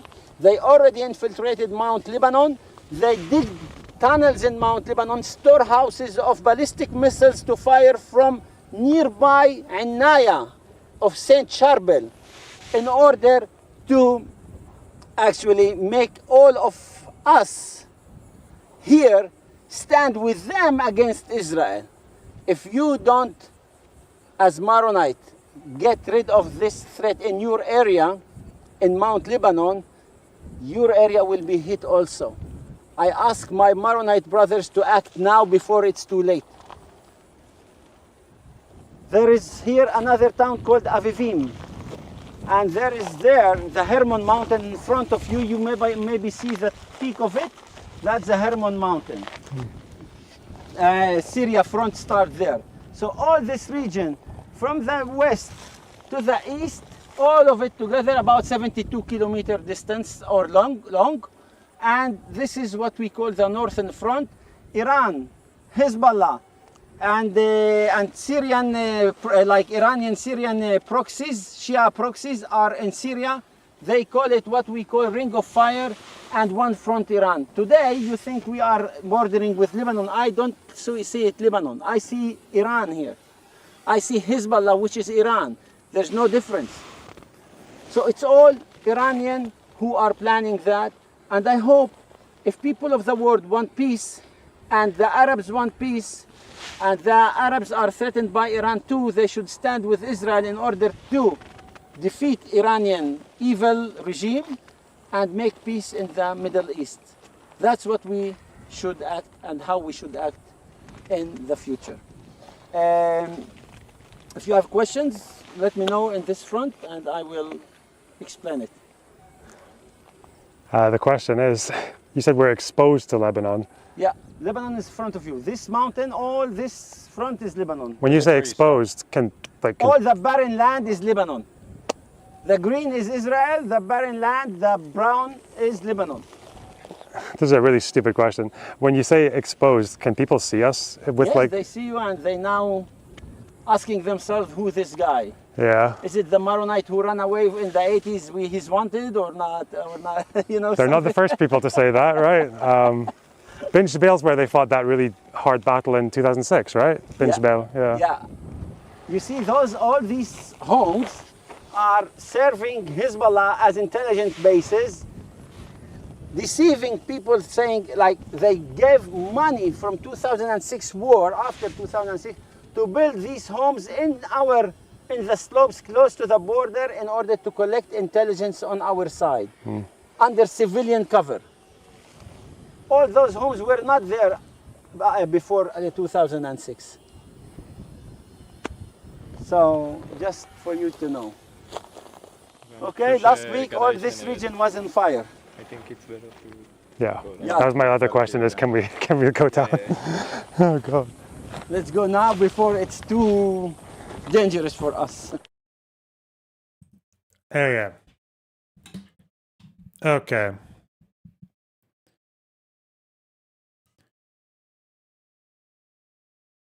Right, where is the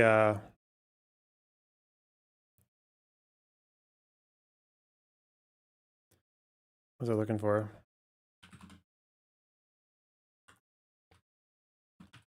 Someone wanted me to look at Soy Pill versus the World because Mr. fucking Vadim comes in. What? I don't really know why this would be content, other than that it's funny watching fucking Vadim trying to string a sentence together, but I don't know. He is such a fucking slimy cunt, but oh well. Let's see. See how long we last with this shit. Yeah, was that Lav? That's the Lav, yes. The Lav, right. Yes, I've heard quite a bit about her and very little that's anywhere approaching good. Wait, Vadim. What, yeah? How many Jews died in the Holocaust? 6 million, I believe. Is correct. You passed the test. You get it. You passed the test. Okay, continue. Okay. Yeah, I would hope I would. I thought you were going to say I would hope they did. Yeah. So I didn't know that about her. I know that she's kind of like a hardcore TERF these days, but she's a Holocaust denialist as well. Oh no! Well, no. The first person we had in was, and so now we just have to ask everyone. But she might be. I don't know. I mean, she clearly is a little racist, or so bad at racist humor that she just is perceived as racist. So. Yeah, well, TERFs can go in that direction. I think once you start in that general vicinity. You're J.K. not Rowling's aligning with some Nazis, right, in the UK sometimes, just because they're also aligned on transpositions. Yeah. It's it could talk a while about like all the reasons why I think that those things are actually like, kind of it's pretty common for those. Please things fucking to don't. line up. Excuse me while I go on my little fucking spiel about how there is a much how if you're going to say that, then you have to acknowledge that Finkelstein is viewed favorably by a lot of Holocaust deniers. He just is. And he views some of them favorably. He literally said that David Irving was a great historian after he'd lost his court case. Like, where he was proven to be a total fucking liar. So, okay. But we're not... Just real quick, just real quick before we go on. Do you have a camera, man? Like, it's okay if you don't. It's just better for the... Yeah. You know what? I'll tell you what. Give me... I will continue talking. I just need to kind of set up. He's got like 16 cats lying on every facet of his table and computer, and he's just got to like pick them up and move them so he can find all the buttons. Just better for the show, you know what I mean? There's that. Oh, and real quick, guys, Vadim used to be Creationist Cat. I see a bunch of you asking. Yes, and now he's Hey It's Vadim, and you should all go subscribe because I've seen a preview of his new video. It's fucking sick. Yeah, I'm working on a couple of things, and I should be back after an extremely long hiatus fairly soon. But yeah, if you just maybe we can just engage in a little small talk until I get these like my lights and stuff going. And frankly, I'm gonna change my shirt too because I'm just looking a little in like or making your mother look bad. Hurry up. Vote for them now. I think that is hypocritical and a misuse of your platform. And let me steelman your side of this video. I'm going to try and turn on my... Sounds good. Okay, while you're doing that, I'll explain. So someone already asked me about this. My issue is I think that when you're one of the biggest streamers, or really just any size at all, and you are not fully aligned with Democrats or even significantly disaligned, however, fully acknowledge how bad a Trump win would be, even though you're allowed to hold their feet to the fire and criticize them and like be like, hey, this policy's dog shit, like any and all of that I think is fine. If you're not going to do everything in your power to get them elected, and in my opinion, what is that power is canvassing, endorsing, and saying, look, I don't pledge my fealty to the Dems, but we need to stop Trump. We need to vote for them now. I think that is hypocritical and a misuse of your platform. And let me steelman your side of this, Vadim, and tell me if this is a valid... I actually have like a list of things that I kind of wanted to say, but like at the outset. I mean, you can go ahead. Can I just steelman your position real quick and tell me if this is like invalid? I believe that Hassan's position, and to agree, you agree with this, is that if whether or not Hassan does any of the things that I'm advocating that he does is irrelevant, the Democrats were going to lose because of their mismanagement, because of the policies, specifically the policies that he criticized them on. So whether or not he does that is irrelevant. His criticism is actually him trying to help them win because he believes that if they did go with his position on it, they would have had a better chance. Yeah, I think to a large extent that is part of it. That like I think that he took a principled stand in terms of and this kind of starts getting into the things that I needed to mention. People need to stop conflating fucking single issue obsessive fucking bullshit with being principled. They need to stop doing this. If you're not going to align with my insanely fucking radical position on this one issue that most voters don't even care about, and I'm not going to give you my support, that is not principled, okay? That's just spoiled. It's just being a brat, a political brat. About like because first I want to be on the same page about what he actually did in the lead up to the election. Right. Yes. But you probably know more than me. So if there's something I'm missing, tell me. Yeah. I mean, I maybe reiterate again for me what you said, because there were definitely I definitely agree with you, of course, that he held out for concessions not only because he felt like it was a principled stand to take, but because he felt like that doing that was necessary. Like he felt that, and a lot of leftists felt that that issue had to be addressed in order for her that to issue win being the Gaza election. specifically, right? Yeah. So it became not only a principled stand, but also a way to create harm reduction. A lot of people are like, he should have gone the harm reduction route and told people actively to vote for her. But I would argue that what he did was an attempt at harm reduction for the reason that I just stated. Right. And I acknowledge this. Like, it's not that I disagree So fucking retarded, man. with the idea of, hey, because again, in this framework, correct me if this is not how this is being seen, but they're like, by the way, people like this should be treated the same way that Drew Pavlo is treated. Like, this level of fucking delusion and bad faith and destructive ideology, yes, it should be taken the same way. You should treat them like, you should just treat these people like shit. You can make arguments, but use the arguments to make them look like fucking retards. Make them concede on things that are very obvious, but they'll never fucking concede on. Like, is it a good idea to defend the fucking Houthis murdering and kidnapping people in the Red Sea because they think it's going to affect the fucking war in Gaza? Make them fucking concede on these things. Make them concede that Harris would be different on, significantly different, even on Gaza, let alone everything else that's domestic, given how Trump's been behaving towards the Middle East in the last year. Yeah, you just treat them the same way. Bully the fuck out of them. Don't take them seriously. I don't know why. But I think Soypil is kind of, he's got a very diplomatic approach to these people. He definitely doesn't have it for MAGA. And people like Pisco as well doing this. It's just you're just setting yourself up to fail. I don't know.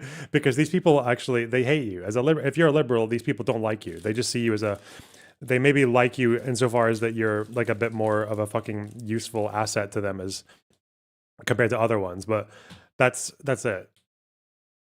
You're not going to shift them on anything. You're not going to get them to become to actually support the party in any meaningful way. Like, no, they're going to do their own thing. They're going to do their own little fucking grift to appeal to their audience, and that's it. They're always going to be a fucking thorn in the side of the Democratic Party. If I do this, they will realize that this is a huge liability for them, and there's a chance that my concession holding out of my endorsement will cause them to move left on this issue and before the election do something good for Gaza, right? Sure. Right. I understand this. I don't think this is a incorrect, illogical position. My only thing is, I think that you can do this and still be using your resources to help this person win. And I think if you if you're just critical and you kind of promote kind of voter apathy even by saying both parties are not going to change on this. Like, for example, I think he's right. I think people take this clip out of context. They say, he says both parties are the same, but he's talking about the Gaza stuff. And it's like, this seems like materially to the people of Gaza, like the parties probably weren't going to be that different. Like, they're still going to get blown up, and that's awful. This is true. But if you acknowledge that he would have been, Kamala would have been better on ICE, would have been better on trans issues, would have been better on the economy, all these other things. Huge, non-marginal, significant differences. You can say, look, I'm going to try to hold out for concession on this, but I'm still going to try to do everything I can in my power to stop Trump. That is my position. We disagree on whether or not this is an effective way to win the election. Yeah? Okay, so now I think I have to go ahead and explain the things that I wanted to explain. Yeah, go ahead. Because it sort of starts to address some things, and we may have a little bit of as I go along, we may have some disagreements. Now, you can stop me as we go along if you think that going point by point is necessary thing. Sure. I'll try not to interrupt. I'd like to be able to get all of this out and then go back through it, but I'll try to take notes so I don't interrupt. Go ahead. I'm flexible. I'm flexible with this. Okay. And, sometimes I kind of get off track due to ADHD and the fact that I am very often very tired. I know people are probably in the chats making fun of me for that. I wonder how much it is also just that he seems to live on Twitter. and that so much of his fucking political discourse comes from social media and like is seen through the lens of Ethan Klein and stuff like that. When I spend too long on Twitter, it does get I'm less focused. Like it's harder to speak properly. It's harder to have a consistent trail of thought. I do wonder if that's maybe what's going on with him as well. Someone said sleepy Vadim, and I was like, hello, it is crowd. sleepy. Yeah, it's a little sleepy. Also, your haircut. I know you probably didn't try, but if you shaved, It's a little lockjaw. I was gonna say it's a little Hitlery if you shave the mustache a little. So just you're lucky. I know your position on Jews already. If Hassan's getting shit on Twitter, is he? I did not notice. He had a mask on. I think you'd wear ice trying to like come in the back. It's not. It's kind of like Okay, I don't okay. know. Oh God, what's the fucking argument? Like a dick writer for Hassan, and I don't really like. I like the guy, but I don't really like. I wouldn't normally stand him more than a lot of people. But one reason why sometimes I find myself doing it is because one, just naturally, I think a lot of people who are either libs or like maybe not quite leftists, they often assign everything that they believe Hassan is doing to like all leftists. Okay. Like that happens all the fucking time. So that's one reason why First I they feel came like for the tankies, and you said, "Not today. We're all Okay, Hassan we got Piker the- today." I think we got the preface. Let's get to the meat. Yeah. If anything, I'm just jealous you're not dick riding me all the time. Vadim. Yeah. Wick knows who we're dealing there's that, with. and then Wick there's- knows the challenge that lies ahead. Is getting a single fucking coherent thought out of this fucking retard's head. Yeah, because the problem is he has no problem doing it on Twitter. He has no problem using all the inflammatory fucking shit and throwing out accusations right, left, and center at people online on Twitter. But as soon as he has to fucking say it with his own fucking chest, he becomes this sniveling little fucking worm. Ugh. There's also just in general, there's a huge anti-Hassan industry, and I like to point out Hell yeah. bullshit when I can. Good. But here we go. These I wanted to make like a list of things that I think that he actually did in Kamala's favor over the course of the election. Okay, and this might change my mind, to be clear. So go ahead. Yeah. So one is he made it extremely clear that Trump and the Republicans were an existential threat to democracy. That more than anything was the thrust of his coverage. A lot of people just think that like all he did was talk about Kamala and just tear down the Dems 24/7. Okay, you can move on. I agree with this. He sent me videos. Okay. I've seen this. I agree. Yeah, go ahead. Okay. So next, he interviewed a few down ballot candidates. I mean, I know that that Rashida Tlaib was among them. I think that there were some others, but I think that is relevant. That those are things that he did for Dems in general, and to signal that voting for Dems is a good thing. He interviewed and hung out with other respected lefty pundits and journalists to discuss the issues and inform his viewers. I suppose maybe you could like take issue with how effective that is, but I think that should be like thrown into the whole of what he did that was positive. Next, he made it incredibly clear that he thought all third-party options were a joke. He did that numerous times. Anyone who watched him regularly should know that he thought that the Green Party was bullshit and that you were essentially throwing your vote away, especially if you were in a swing state and decided to vote for them. So that's another thing. He told people to vote. He made that clear many times. Yeah. Also, but didn't say who to vote for. Only thing that I'm going to point out that he did that he did not do, which is he never told people not to vote for Kamala Harris. That's another thing people fucking. The next time you actually get a fucking proper night's sleep, just make sure it lasts like several fucking decades, dude. What the fuck? You understand how people work, right? You understand that people, especially the kind of drooling fucking narcissistic like student fucking retards that are going to be supporting Hassan's stream, these people are lazy fucks, okay? These people don't get involved in politics for 364 days of the year.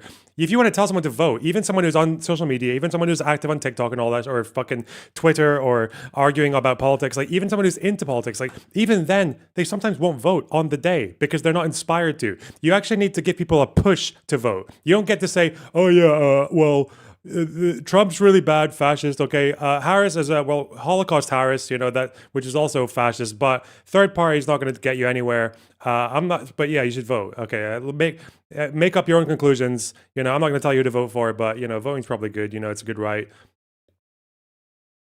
That's not gonna inspire people to vote. You fucking idiot. That's gonna get most people to stay at home. People hear that, they're not going to feel like voting matters. They're going to logically conclude that voting isn't that important for you. You're a fucking political pundit. What the fuck? And you can't even tell people to do the easiest. In terms of how much impact you have as a proportion to how much time it takes, voting is easily, in terms of concentration, is like the most effective thing you can do in the least amount of time as a citizen of a democracy. It is the easiest, most powerful thing that you can do. Yet you can't even bring yourself to tell people to go and do it and who to vote for. Like, it's like the bare fucking minimum of it's so stupid. Like, why do people make room for this shit? It's so dumb. Accuse him all the time of doing that, and he never did that. And, I could include other things like the fact that he was at the DNC, he got kicked out and, but still like he was giving his time there and he was doing it like with the, like he was there because at that point he was, on her side. But, we can get into all of those things like whether, I guess you agree with me on the majority of those things. Yeah, I believe all of these things are true. I don't think you're misrepresenting any of these. I'll even add something I like that he did, which was he had a charity stream for like abortion options for people in red states who are like getting limited access. And it's like clearly acknowledging like this is a threat to their health care and like let's he wasn't kicked out, his spot was being moved. Yeah, but we have to do the propaganda, we have to make it look like we're persecuted for being Arab or some shit. Use my resources to spend money, or for being a war correspondent with a press vest, or for being a communist. One of those things, One of the holy trinity of fucking LARP outfits that we've got on to help these people. This is like material good for the issues he cares about, which is like, yeah, that's great. But can I get into? I think you said 7 things here, like. Basically, everything to me hinges on the first one. If we can start there, or do you have more to say before I do that? Well, I guess one thing that I have to say is that if we are talking about this, this person who supposedly exists out there who hinges on Hasan's every word so much that they're like a combination of like so brain damaged that they have to expressly do what one person says. Not that like, obviously I think that he has... Do you think do you think such a person exists? At least one? There's a whole fucking murder of them. Like, what are you talking about? Yeah.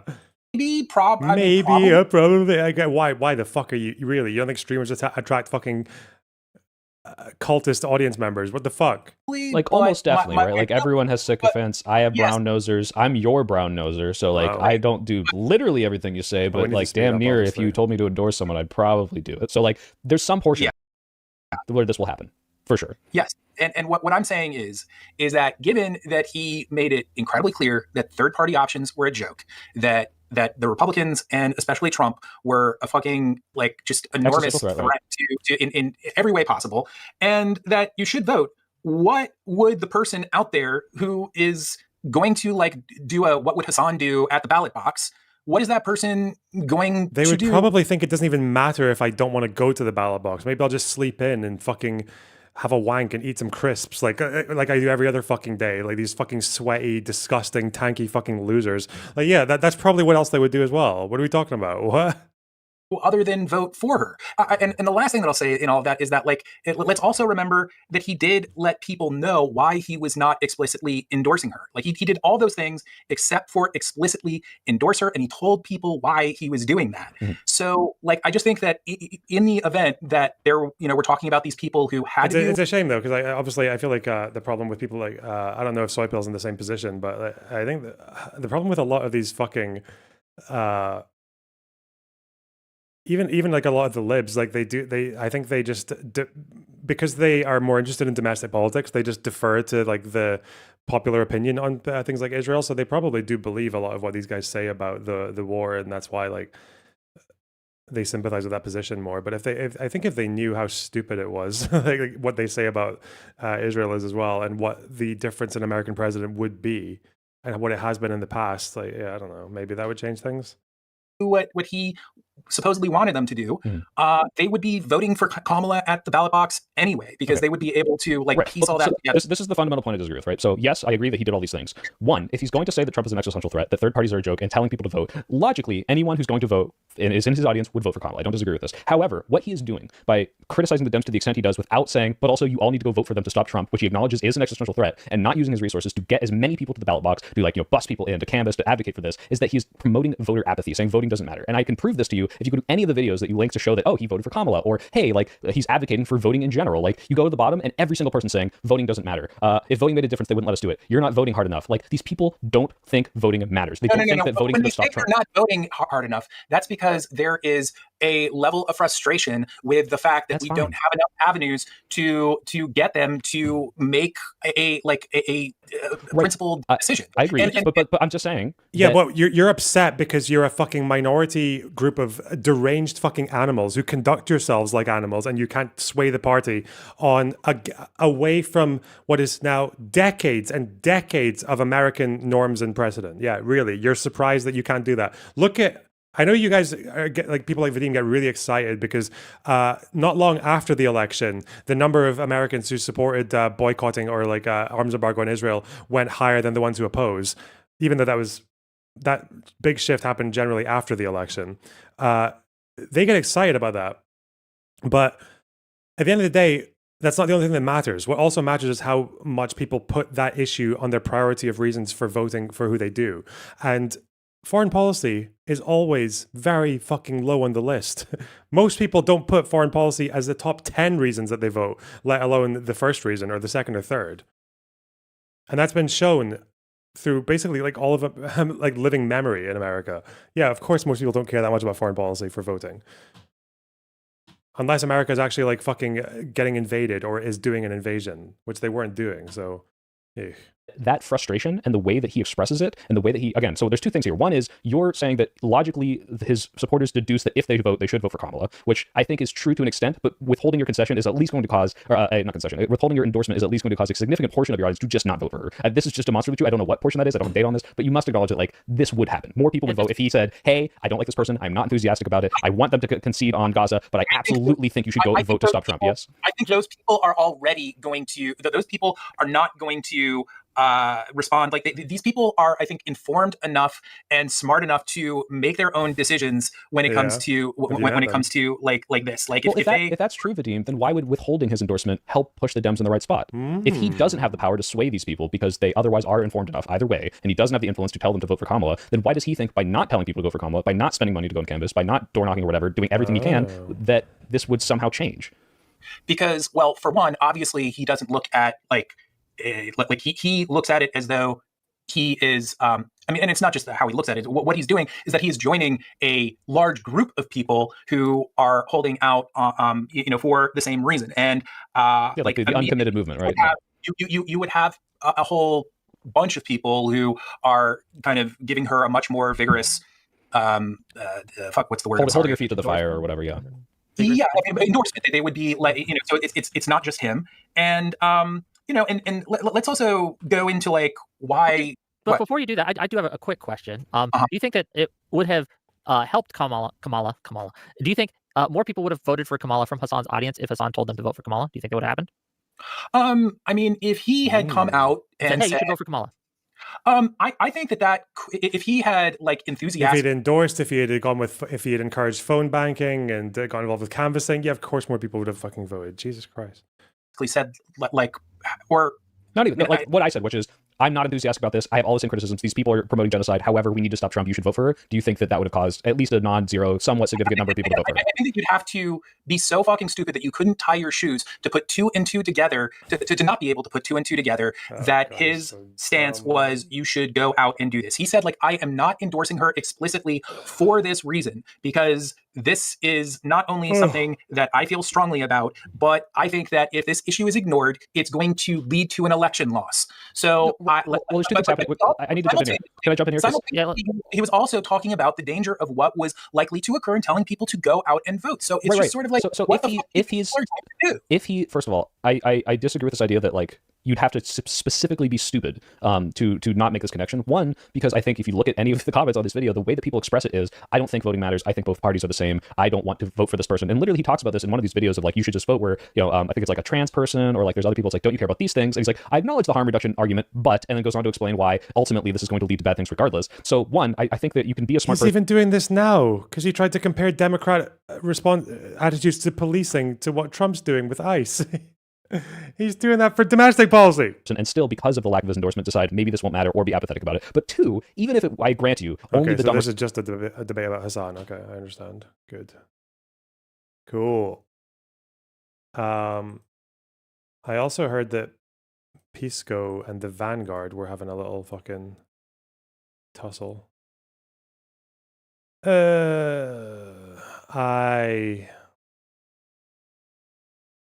don't know if I want to watch that, do I? I think this is when they both come in, yeah. Do I? 3 hours, holy shit. No, they're not on for that long, it's a stream. It's an hour and a bit. I don't know. I feel like I've had my lefty bashing fill for the day. A lot of rage bait, yeah. Gotta channel that energy.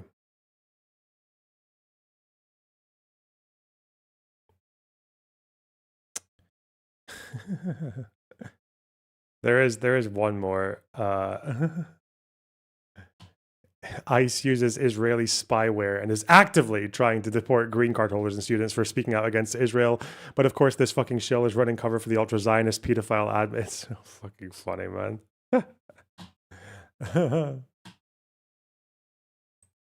Jesus.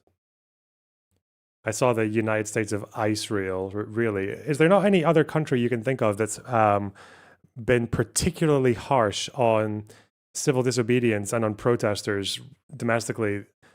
Can you really not think of a better analogy there, buddy? In the last several days.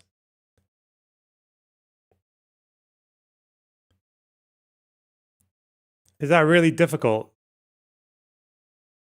Your first thought was, we're thinking, okay, people are murdering protesters. People are murdering protesters who are generally unarmed, are generally peaceful. Oh, disregard for human rights. That's a... Because Israel's had loads of protests. I don't recall 10,000 odd people potentially being fucking murdered by Israel in the fucking Tel Aviv protests. I went to one of them. Those police officers are rough as well. But as far as we go here, what are the verified numbers of casualties in Iran right now? So I'm going by the HRNA one because they seem to be the most conservative-minded ones on methodology.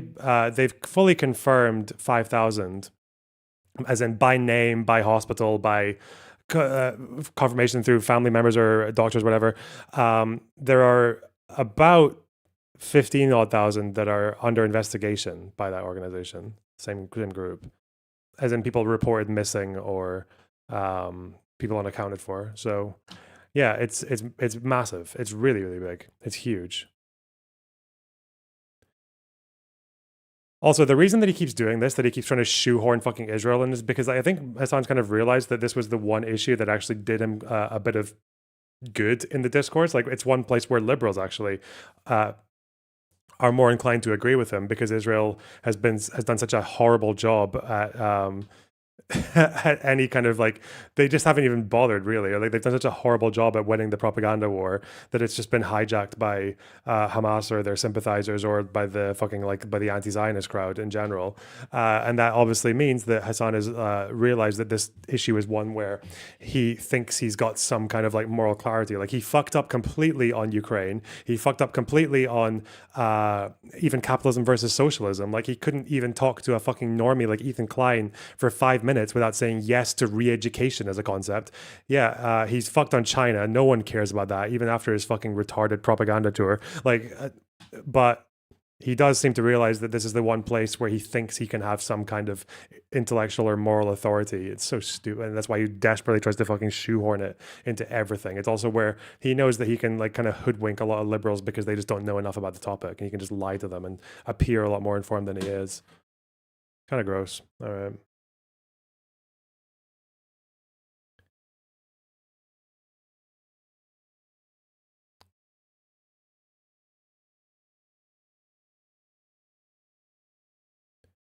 Okay, where is the...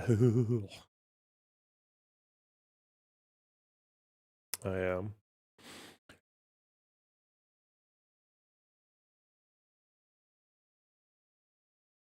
You guys wanted to know what happened in Iran lately, or what's been going on. As far as I know...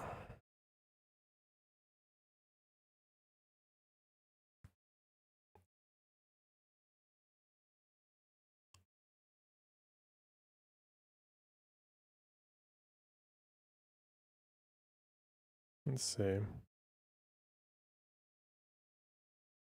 No, I'm looking for fucking bookmarks, dick. Come on. Hey!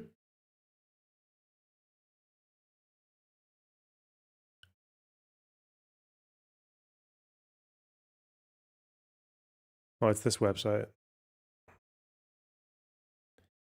So this is HRANA,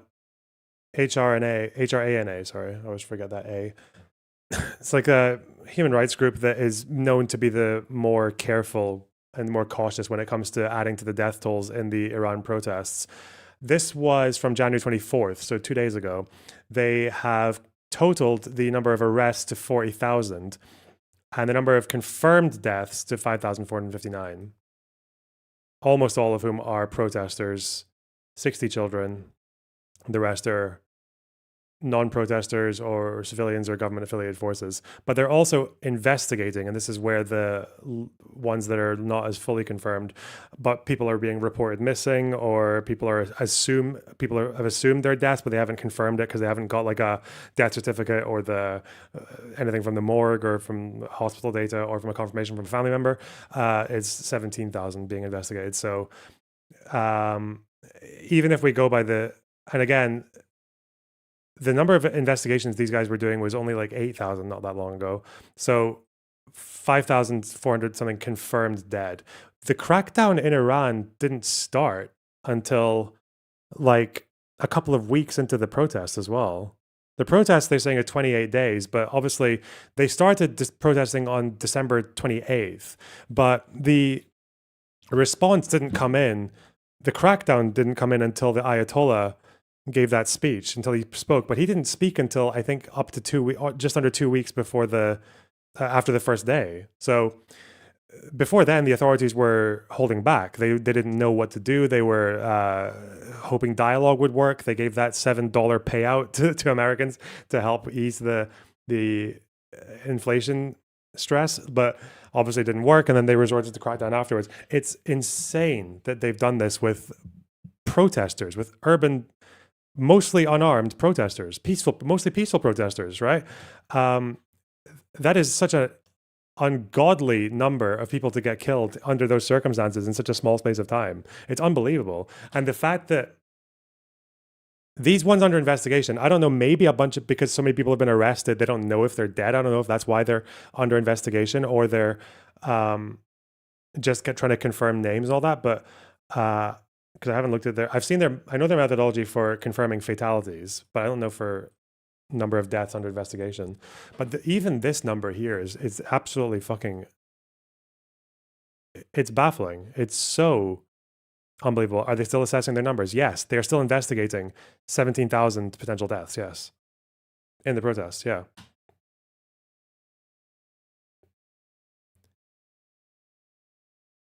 If you want, because I've been reading a little bit about this, it's so, I was guilty of this as well. I was guilty of this mistake as well when I used to be quite hesitant at saying because obviously there's a tendency for Iran and like diaspora to talk about how to talk about how things were better under the Shah, right? Like, diaspora will always say that. A lot of Iranians say that as well, with their chance for bringing Pahlavi back. And it's not. There's no getting around the fact that the Shah was a bad leader. He was a bad ruler. He was a bad guy. He had a secret police that was supported and trained by the CIA and even by the British as well. He had power because of a coup that was backed by the CIA and by the British, by British intelligence, who also, ironically, cynically used Shiite Islamic clerics to help them. The people who sided with Khomeini or who influenced Khomeini were also the ones who helped with the coup in 53, right? So the Shah was a bad leader, okay? He tortured opponents, he murdered opponents. He was not good. If we compare the Shah to the Islamic Republic, I used to make this mistake of thinking that there wasn't, like, I was always hesitant because I didn't know how different they were. Like, I thought, well, the Shah was really bad with his torture and repression and all that, and then the regime kind of did the same thing. I completely underestimated how much worse the regime was. The Islamic regime, I mean, because Khomeini comes to power in early 1979. The protests kind of start towards the end of 78, and then by 79 he's in. The actual rise to power is not all that violent. It's not that violent because the Shah and his supporters have basically been so demoralized and so lost for support that they just they gave up very early, and they were also they were convinced to give up by Carter. We know that now because Carter was getting messages from Khomeini and getting indications from Khomeini that the Islamic Republic wouldn't be as extreme as people thought were worried it would be. As in, they would still uphold some level of democracy and the separation between the parliament and whatever the executive ruler was. That was obviously false. He said they wouldn't. He explicitly said that they wouldn't try to export the revolution. He said that they would respect human rights and international law and all this shit. And obviously, it was a total hoodwink. It was a total scam. He was literally saying it was a scam to other people. Leftists fell for it as well. Western leftists at least downplayed a lot of it, even as the initial killings were happening. But the leftist party in Iran, the Tudeh party, the Soviet-backed communists, they supported the revolution. They continued to support the revolution up until I think 83 or 82, even as their leaders were being kidnapped and executed by the regime. But looking at even just by the data, so in 1980, 1 year after he's taken power, they've already arrested and murdered a lot of pro-Shah people, right? But in 1980, Khomeini issued an executive order to purify, that was the exact word he used, to purify the education system from external influences, which he saw as non-Islamic, Western, liberal, and also leftist. And the universities were closed for 3 years. Student unions were banned and campuses were occupied by soldiers. Most of them were occupied by soldiers violently. They started imposing their dress codes. And in terms of dealing with political opponents, they issued a fatwa against the National Front Party, which was the party that Mossadegh came from, and accused them of apostasy. And he appointed a whole bunch of clerics, like Shia clerics, to oversee the trials. And because they hadn't codified things into law yet, the fatwas against these political prisoners and the trials against these prisoners were completely ad hoc. And they were ad hoc to the point that these clerics who ran these trials against political prisoners were so corrupt that a cleric was able to appoint themselves as not just the judge, okay, but also as the prosecution and also as the executioner. They could literally do all of these things. One person. They could also be an interrogator in a trial. So that's what these clerics were doing. And they obviously introduced a whole bunch of things that were based on the Ayatollah's writings, like the Vilayat al-Faqih, where they were talking about flogging for people who were drinking alcohol. They were talking about flogging of the feet was a very popular one. Prolonged confinement into small boxes, like they would call it the coffin. They actually also utilized a lot of the torture methods of the Shah's regime. They actually borrowed them, even though the Iranian constitution literally says that torture is illegal. You can't do it. It's completely forbidden. But because it's religion and it's open to interpretation, because it's law as well, spokespersons from the IRGC would just say that, well, the pain and suffering that's caused by these practices were actually part of cleansing and penance. It's not torture. It's not like punitive. It's part of their cleansing. It's part of them paying penance. So there were 2 purges in the 80s, to give you the numbers, that we know of. And again, these numbers are very much repressed in terms of totals because the regime has a public database for gravestones. You can find people by their gravestones to help mourners and shit like that. But a lot of the political prisoners and a lot of the gravestones of people that are unmarked in Iran or destroyed ones are not present in that database. They don't exist. They don't exist. So we only have numbers really on the amount of people who died in these clampdowns because of estimates, but also the ones that we can fully confirm are ones that were spoken about in the press, that the state would actually publish reports and articles about who they had killed and what for, right? And with those conservative numbers, between June 81 and 85, the number of people killed as political prisoners, like executed, it was like 12,000, okay? 12,000 people. Do you know how many people were killed by the Shah? I didn't know that. Like, in the worst period for the Shah, which was the early to mid 70s, was when there were guerrilla conflicts happening in the country. I think the number of people who died, who were executed in that period was like 350, 360. That was it. So 300 in that one period. And I think in total, 3,000 is an overestimate. I think maybe if you include the Shah's father, you might get 3,000. But no, in the most repressive period of the Shah, and that was also in urban conflict. I think for the most repressive period for political executions, I think it was like 100 people killed by the Shah compared to thousands. So the regime exceeded the amount of executions that the Shah had committed within about a year. It was already done, completely done. And the Shah was a really bad leader, and everyone knew he was a bad leader. Even Western media portrayed the Shah as a despot, right? The Islamic regime outdid him within a year, easily. The terms that they used to charge these prisoners and to execute them, it was literally like, it was vague. It was all vague religious terms that came out of fatwas and out of Quranic references and things like that. So it was like you could get charged or killed for being like at war against God was a big one, or charged as apostates if you were a Marxist or a communist, right? That was how they did it. And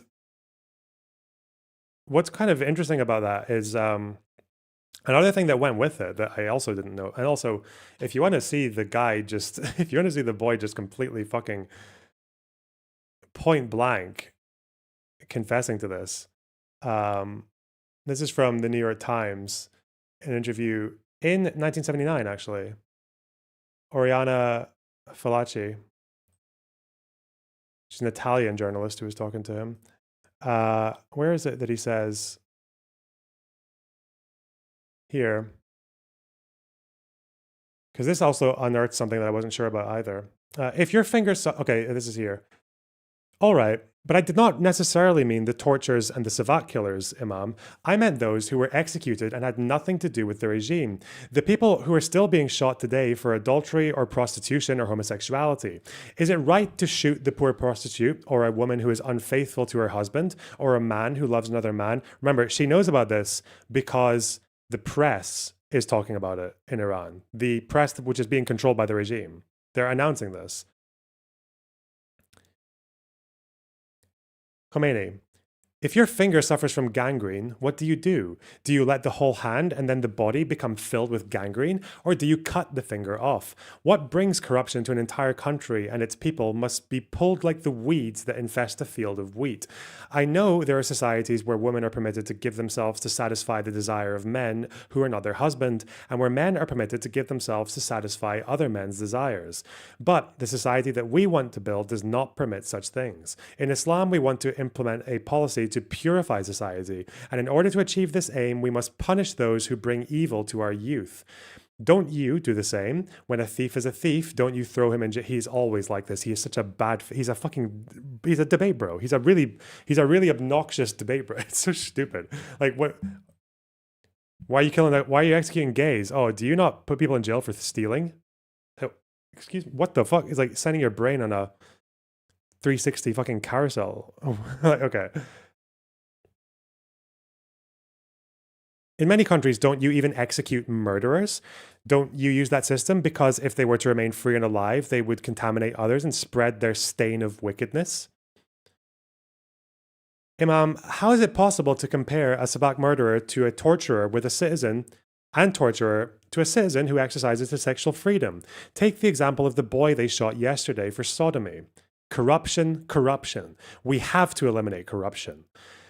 Take the case of the pregnant 18-year-old girl who was shot at Bishar a few weeks ago for adultery. Pregnant? Lies. Lies. Lies like those about cutting off the breasts of women. In Islam, these things do not happen. We do not shoot pregnant women in Islam. They're not lies, Imam. All the Iranian newspapers reported the news, and a debate was held on television because her lover was only given 100 lashes. If that's true, it means that she got what she deserved. What do I know about the particulars? He's just fucking completely 180'd. Yeah, not true. But if it happened, she deserved it. And his successor, actually, his would-be successor, a few years later, resigned over these executions. And one of the reasons that he resigned, and this led me down a bit of a rabbit hole, actually, was because they had murdered kids. They had executed kids. Executed. Like, not... And just to put that into perspective, state executions, okay, by UN member states of minors is actually really rare. I didn't know how rare. It actually doesn't happen. It happens barely ever. Like, it'll happen with warlords or like war criminals or whatever, but actually to hold a trial and to sentence them and to execute them, that doesn't actually happen very often. But the one big exception for this, and one that has done it far more in the last 30 years than any other state, is Iran. I didn't know that. Like, I think between 1990 and 2018, about 138 minors were executed by states. And 93 of those happen in Iran. 93 out of 138. Every now and then it happens in like, Pakistan or I can't remember which other countries, but yeah, Iran takes the cake for like all of it. Almost all of it. And the argument for that in the Penal Code of 1970, I can't remember when the Penal Code was. Oh no, because the 73 Penal Code under the Shah had actually exempted minors from full criminal liability. Like, they did the Western thing where it becomes like juvenile, and there's different standards for it. But the Sharia judges were doing this because they went by Khomeini's doctrine, which we've spoken about before, right? When he talks about how the age of maturity for sex for girls is 9 years old. Remember that? For boys, it's 15.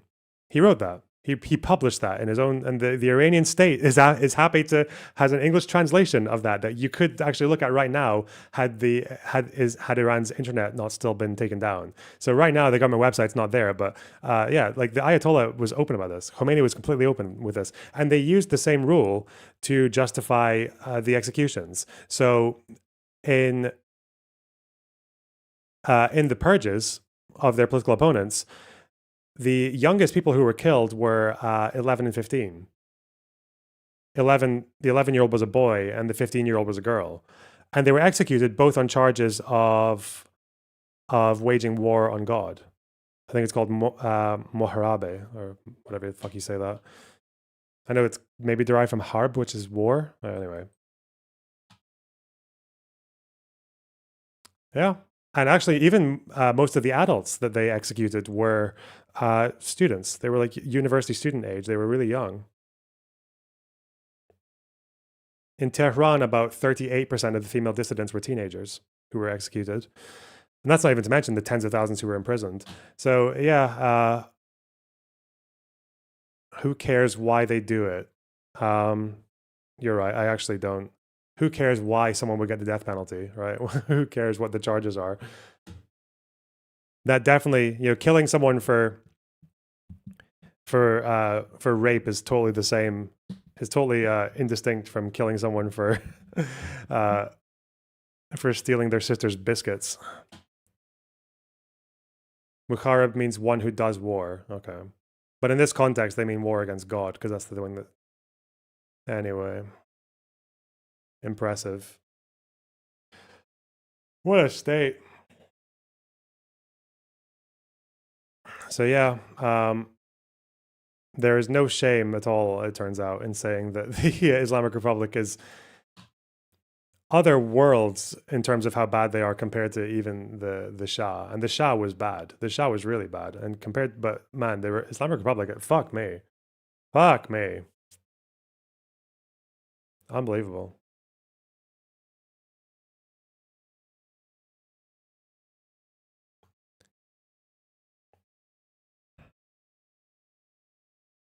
But in terms of the amount of deaths in the space of time, this still exceeds all of it. This still exceeds all of it. In 1988, that was just after Iran had to agree to a very humiliating ceasefire with Iraq when Saddam Hussein's invasion ended.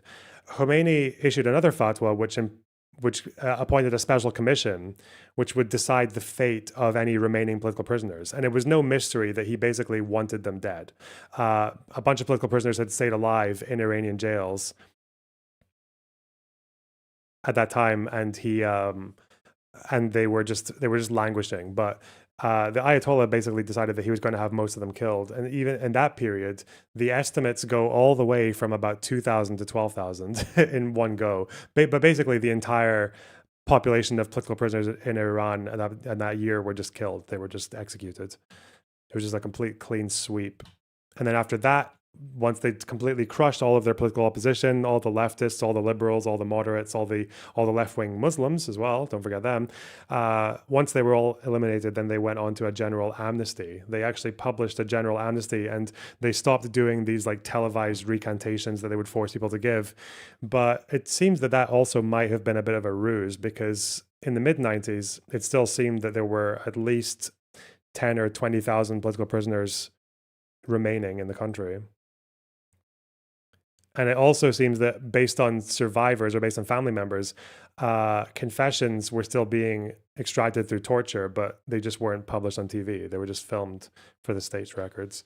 Man, it's like, but it's so, to show you that, like, to the state of censorship in Iran as well, the fact that so many of these estimates and these periods range so wildly, the fact that for a massacre that took place in 1988, we're sitting here wondering whether or not it was 2,000 or 12,000 who were killed, because the lack of information is just so staggering, and the amount of missing people as well, the amount of disappeared people is so staggering as well. Like people who have, but we don't know if they're still in jail or if they've been exiled. We just don't know.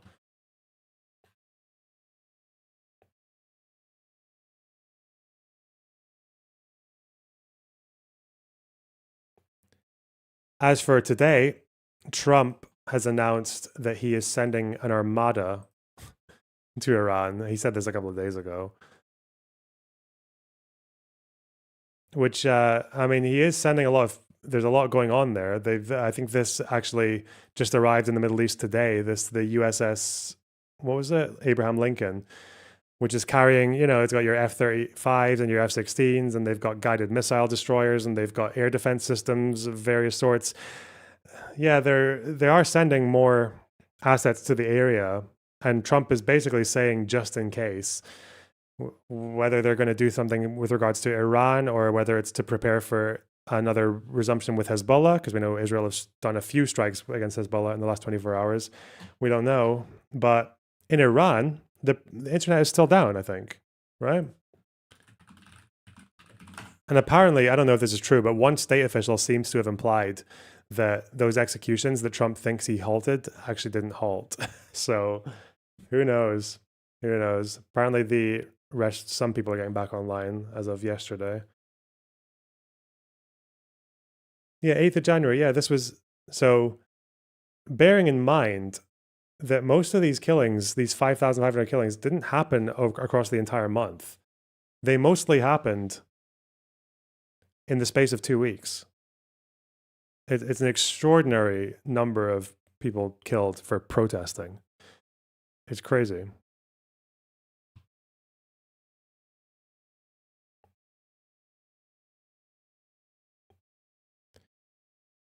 UAE and Saudi said they can't use their airspace. Yeah.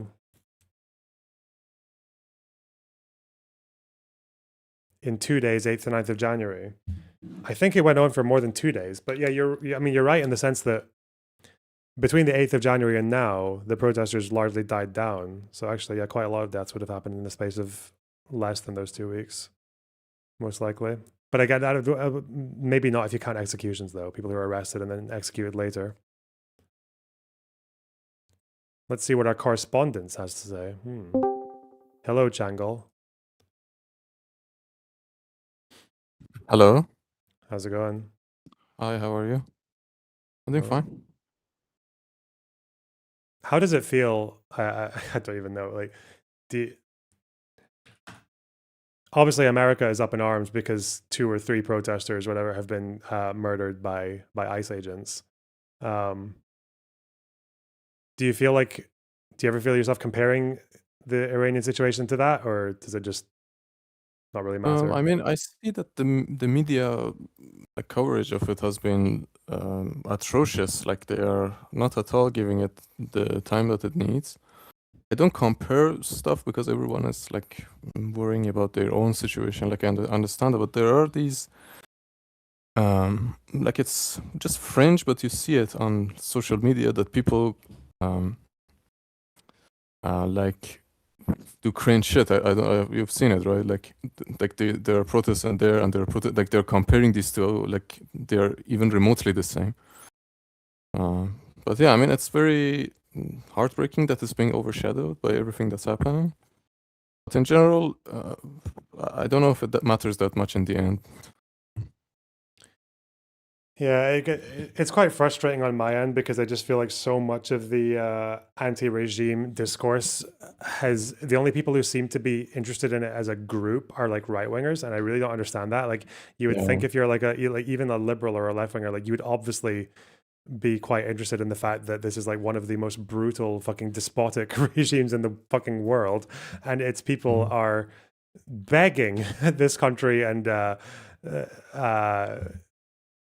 surrounding countries for help and attention, and it's just not really being given. So yeah, that is very it's mostly not surrounding countries. Surrounding countries I meant surrounding countries like my country or America and Europe and all that. Yeah, like Erdogan has openly sided with the regime. Like our only hope is like Europe, mostly US and Israel, right?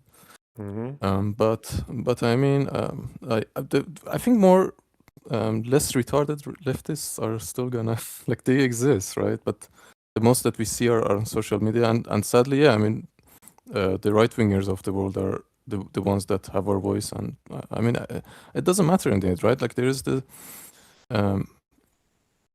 Nelson Mandela has this speech. I'm sure you've heard it, that the reporter asks him, why do you take help from Gaddafi at his time? And he says that we shouldn't. It doesn't matter who is helping us. Their internal politics don't matter for us because they have their own fights. Like, anyone who is in power anywhere is gonna have someone that's against them. That's gonna have an opposition. Whoever helps us helps us. We don't care if it's pure help, if it's not non-pure help. You know, that's my take at least. But as far as like Western intervention goes, I mean, obviously they don't care about our interests, right? But our interests are aligned in the way that we want the regime gone. So, and the only hope that we have that they're gonna respect our interest in that sense is that we can push our alternative onto them, so they don't like put someone over us like they did in Venezuela. And that's someone, in my opinion, the people that have risen these days and chanted in like half the videos that you see from the 2 days that were protests is Reza Pahlavi. And he is an actual nationalist. He's actually someone that cares about his people. But Yeah, and it's disgusting. Like even like you don't follow Iranian media? I don't think so. I don't think you do, right? I mean, I follow whatever's in English, but it's often like these kind of like the what the fuck are they called? Iran INTL or whatever the fuck. Yeah, that one. International. Yeah. It's Iran International. International. Yeah. Yeah, those guys are good. Yeah, those are one of the few that are good. The other ones, BBC, VOA, one of the worst ones. Voice of America. These are literally blood washing. They're literally like censoring people from inside. Like they're like videos that have come from inside the country. At least half of them have like chants that are pro Pahlavi, that are and this is the last year Pahlavi is gonna come back. This is these sorts of chants, and they are completely 100% censoring it. Like they're cherry picking the videos that don't have those chants in it, and it's so disgusting. And people have called them out so many times and they say, well, we don't want to take sides. It's bullshit explanation. They are like doing this disgusting blood washing, and there are like Twitter accounts that, oh my god, I can't even. I saw a photo yesterday. There was, I mean, I can send you the photo. People that were shot in the streets wrote on like a store's door, like one of these big metal doors, with their literal blood, these chants that they were saying. And one of them was Defto Khamenei, and the other one was Javid Shah, long live the Shah. Okay. And the lefty account, like there is this like movement from 2 years ago that were the Woman Life Feminine movement. Many of them were lefties. And one of them forwarded this, and literally with Photoshop went in and photoshopped the Javid Shah out and retweeted this. So like you have to understand the dynamic that there are some destructive voices that are the minority, but they do whatever disgusting shit they can to silence the voice of others. Yeah, I mean, I don't think I've ever, well, apart from the ICE killings, at least, like you're starting to see just how much of this discourse is dominated by bots and like foreign funded ops and by AI. So yeah, that's really, I don't know. And I think can show this on your stream if you want. Yeah, sure. Yes. But this one doesn't. I just want to push the point that they are doing this, but the bigger one that are doing this, the disgusting ones, are Radio Farda and those. I'm sorry, the VOA, Voice of America. They are doing this openly, but like yes, we can see the kind of stuff that they are doing. So there are people just taking like an old picture and. No, this is a new picture. A new picture, but they're attaching an old thing to it, or. They are removing parts of the chants. Okay. If you see the one with the tweet, I don't know if you're showing this. Yeah. So this is the original one. This is the fake one. If you zoom in, you can see there's Photoshop in it.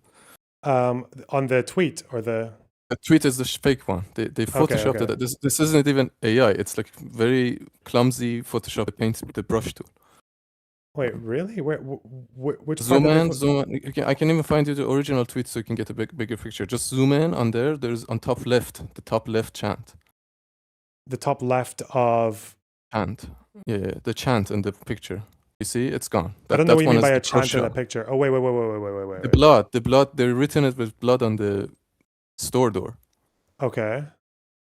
And this account has erased it. Oh yeah, there's fucking writing missing. I see. They've airbrushed it. Okay, what the fuck? Yeah, I see that. Yeah. Literal blood washing. That's.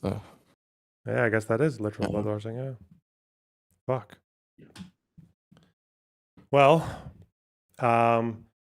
where do you think it goes from here? Like, I know, I'm guessing the protesters have just been sort of very brutally silenced.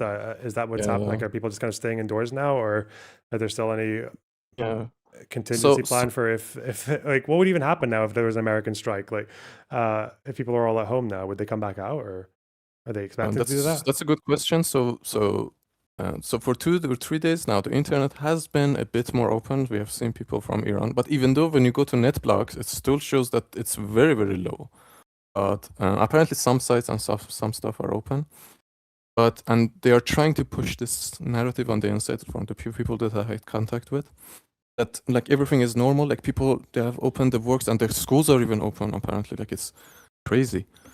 But so what is going to happen is that from what I'm hearing is like I know as much as you, but I feel like the strike is imminent. Like I don't think it's like there's no conceivable way that they're not gonna strike. From what I've heard and from the news that I've followed, they are gonna strike, and I don't know about what the logistics of it are, because when they strike, like, are the people gonna rise up? Are they gonna take over the what do you call it, like the institutions, and like how is that gonna exactly work out?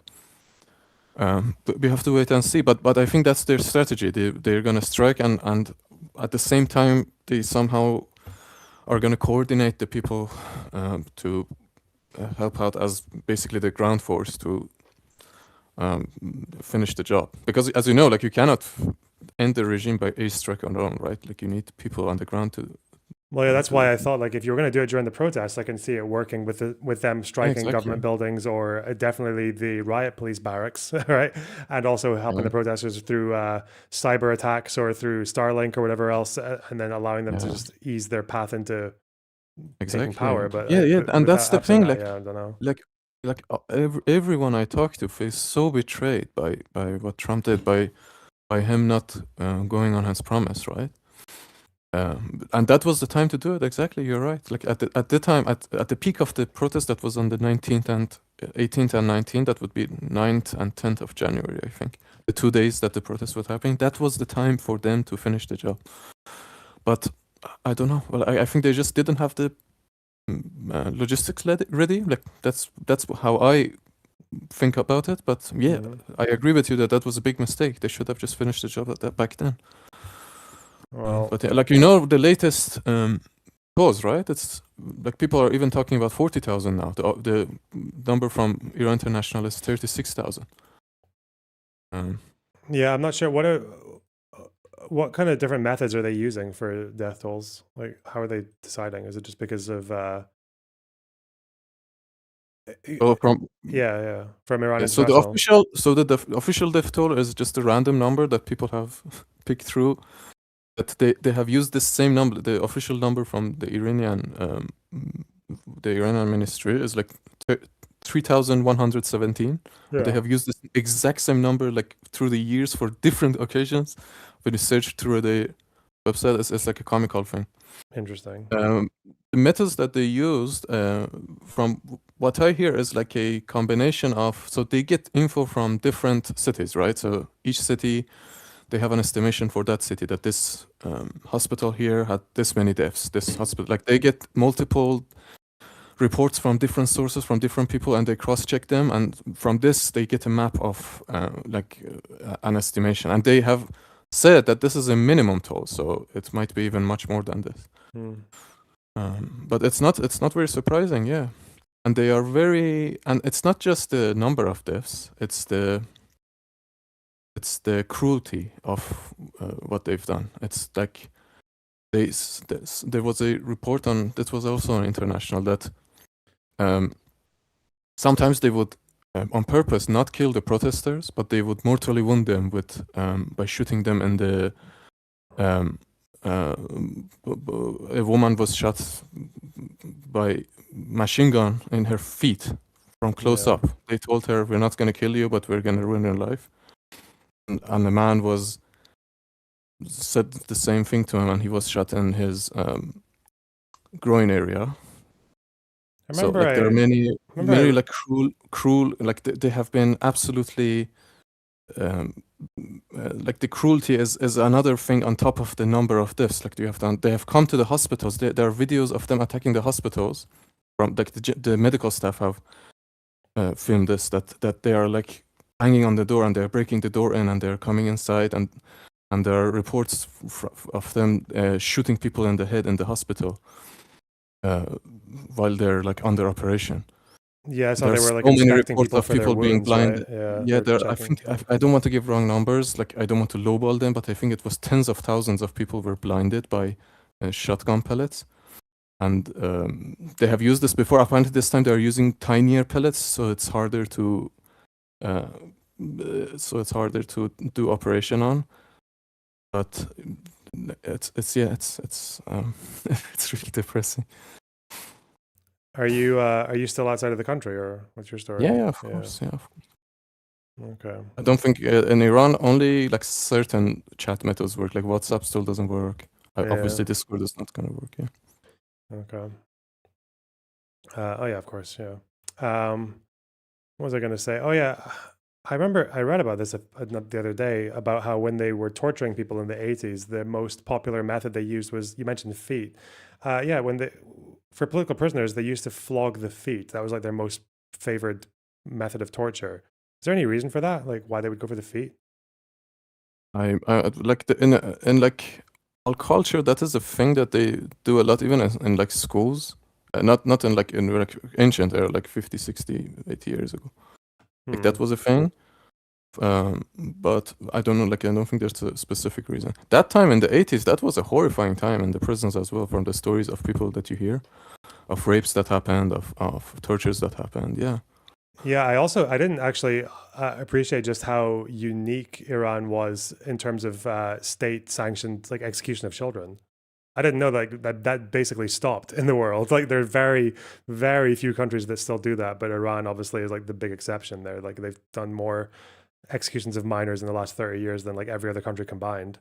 Probably, yeah, because I think the criminal law is like, because if you are a man and you're over 9 years old, you technically have, like in Islam it's called you're basically an adult, so they can try you for adult thing, I think. Well, I think but they do that for more. They do that for more it's- violent criminals, like if you did more murder, or I'm not sure, like drugs or maybe. Well, no, this but yeah. seems to be for political prisoners. They did this for waging war against God. In Maybe, the 80s, maybe. I'm talking about, yeah, because by Khomeini's standards, it was you're an adult at 9 if you're a woman, or if you're a girl. And Yeah, sorry, 15 for that a was boy, wrong. Yeah, yeah. 9. Yeah.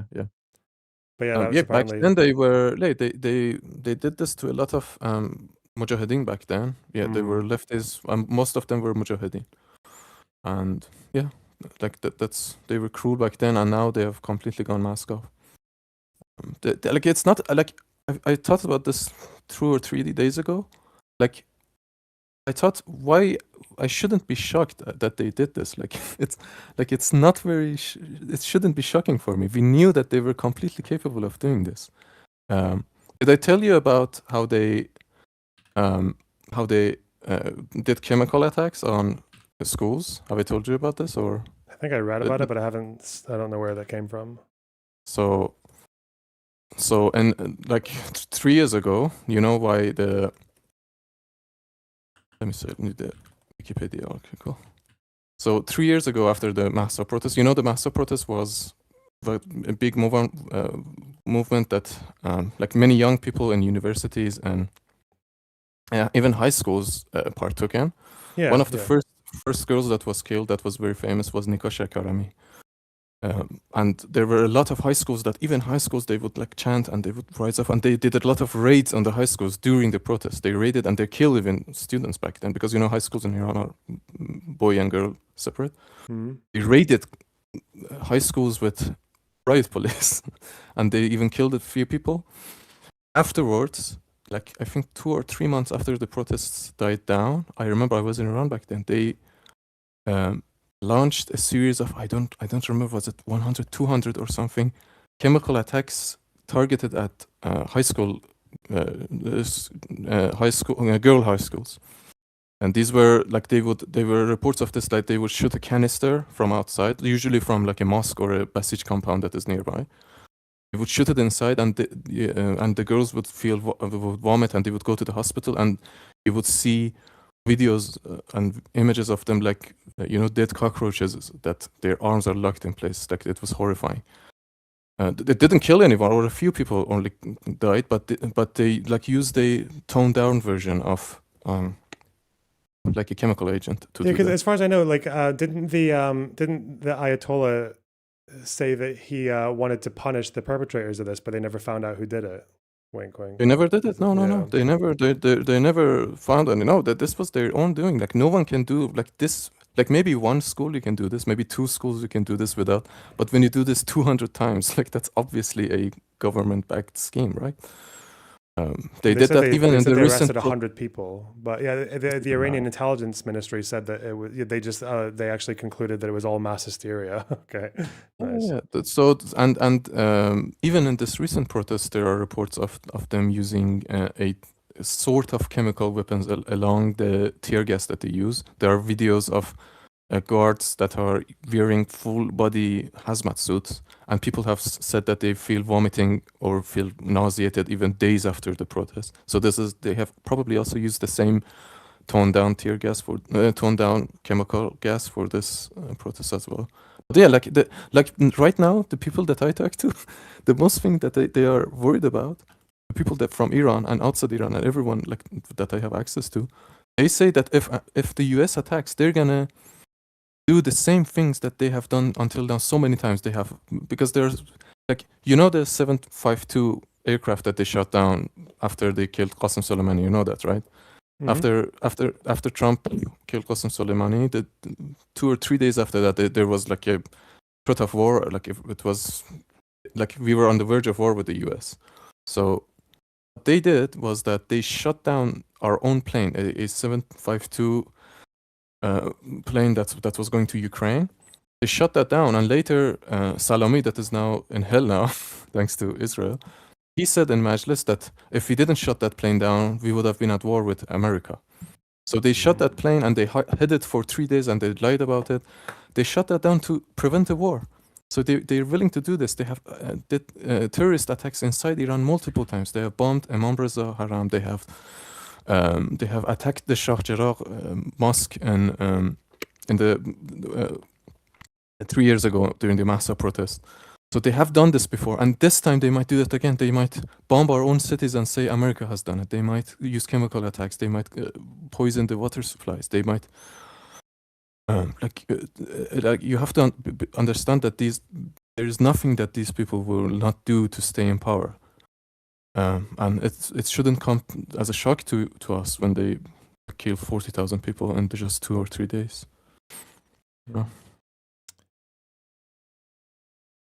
Okay. Well, listen, I always appreciate you coming on and giving your perspective. If you ever want to come on throughout the week, then we can do that too. Because I think we'll see what Trump's doing with this fucking armada. We'll see what happens with that soon enough, I'm sure. Yeah. Well, thanks for covering it. All right. Take care, man. Bye-bye. Bye. Take care.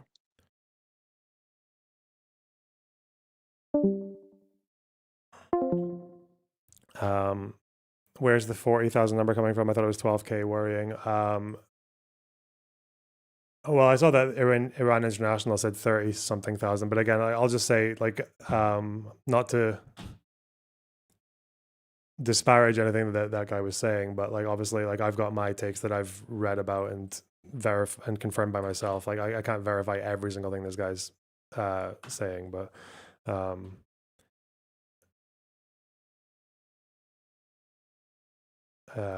yeah, it's good to have people on talking about the situation.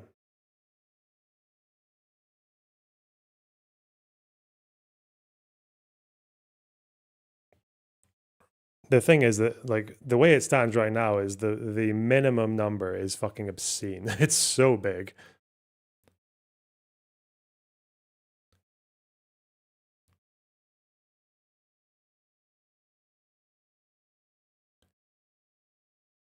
Let's say it's likely a number below 1 million. Well, yeah, now it is. For now. Jesus. Okay, stop. I really... What number do you subscribe to? I don't subscribe. It seems to be that like I tend to go with conservative estimates of like the most verified, just because, I don't know, whatever. Seems like that range between 5,000 and 22,000 or whatever that's coming from HR Hirana or whatever, that seems to be at least the most rigorous one to me. But obviously the problem with being very rigorous is that if you're being very rigorous in a place where the regime is literally censoring everything, the internet's fucking down, then being too rigorous or being too careful can be a problem as well, right? Because you can be literally ignoring the fact that the true number is almost inevitably higher. It is inevitably higher, as is the case if we're talking about like, because remember, when people talk about deaths that happen in the 80s, all the way back, because remember, this regime has been around for that whole time. They've repressed information this entire time. They've censored documents. They've wiped names off of databases for this long. If you're going for numbers, like say that massacre that happened in the 80s, if we're going to confirm deaths beyond any reasonable doubt, the way that you do that is you go by ones that were announced in the press by the regime. But it's like, okay, is that really going to be the true number? Well, no. So then if you stick to the very lowest number, then if anything, you're actually kind of missing the the fact of it by not acknowledging that the true number has to be higher inevitably. Anyway, I don't really know how to engage with this kind of shit because it affects me as well. I don't know. I know Mr. fucking Ottoman Overlord doesn't really care about that, but maybe he's talking about Destiny. Maybe he thinks I got paid by China because he got paid by Israel. I wish I got paid by China. We paid for that whole trip. Of course, it frees up a lot of funds when you don't have to spend hundreds of thousands on revenge porn lawsuits when you're outed as procuring CSAM. LeMayo. Gosh. My sponsored Israel trip, getting kicked out of Nablus by an insane Yitzhar settler. The IDF kicking us out of the West Bank on day one. Does he have a... There he is. Let's go. Mr. Sanctions. Vaush, your totally not sponsored China trip, getting a guided tour by a CCP spokesperson who gifted you a book of Mao quotes at the end. Sorry, little bro, we're not the same. Stick to fucking underage brothel chicks and torturing your designer purebreds while you grey and bald out as Mongoloid. Sorry, takes your streaming platform from you. Gosh.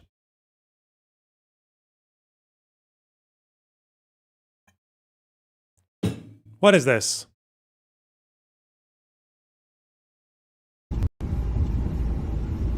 I remember this. I just made another epic anti-Arab tweet.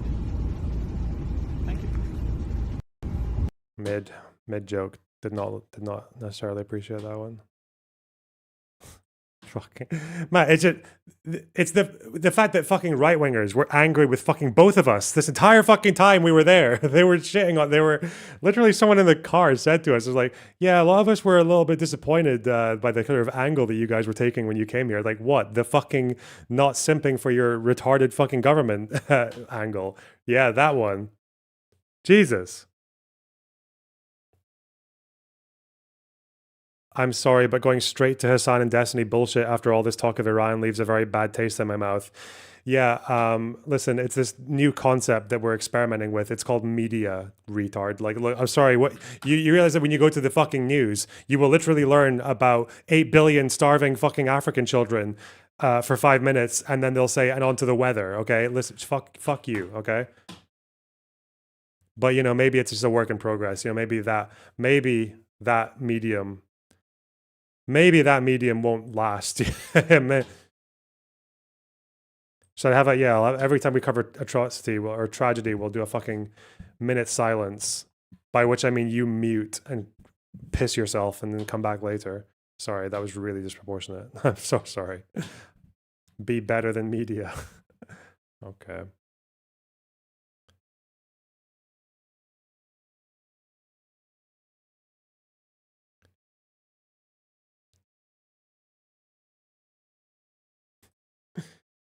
Fuck me. Should we sing a little song?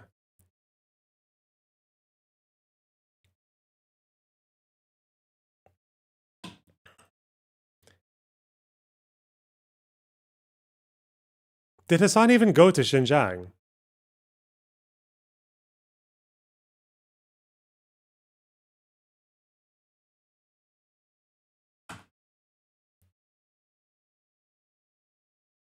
Will AI be able to tell me the answer to that question?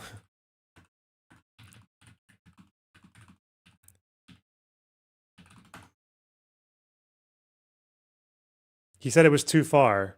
Show me. Show me. Show me.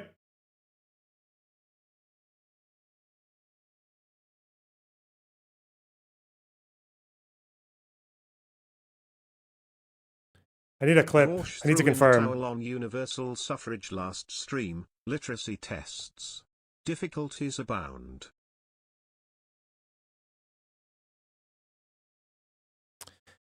Thanks for the 10 euros. Vosh threw in the towel on universal suffrage last stream. Literacy tests. I mean, yeah.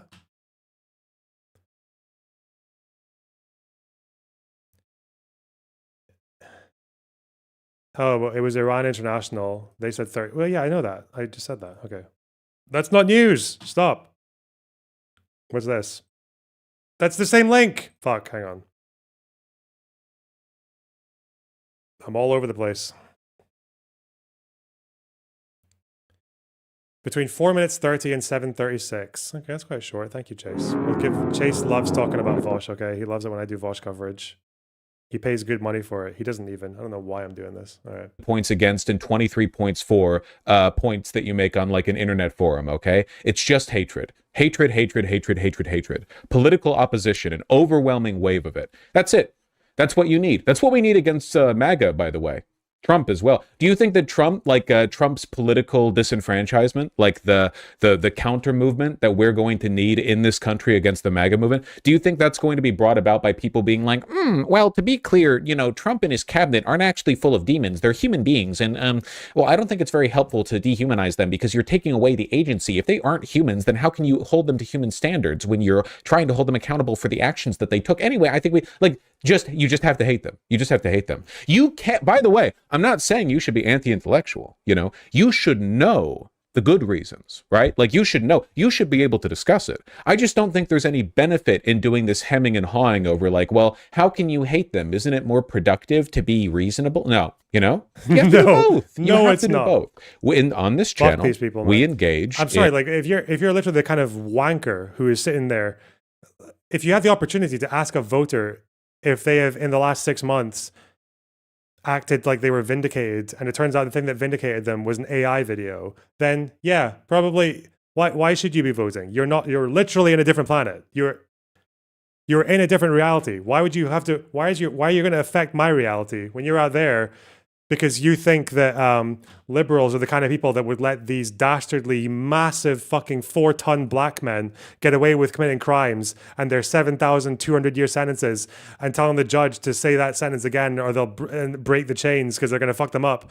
And they're like, whoa, this is really why we need these disproportionate sentences. And the left want these people to walk. Yeah, if you're the kind of person who sees those videos and you think that, then yeah, you should... why the fuck are you voting? What the fuck? Why are you allowed to do anything in society? You know that's real, right? There are people who see these videos and they think they're real.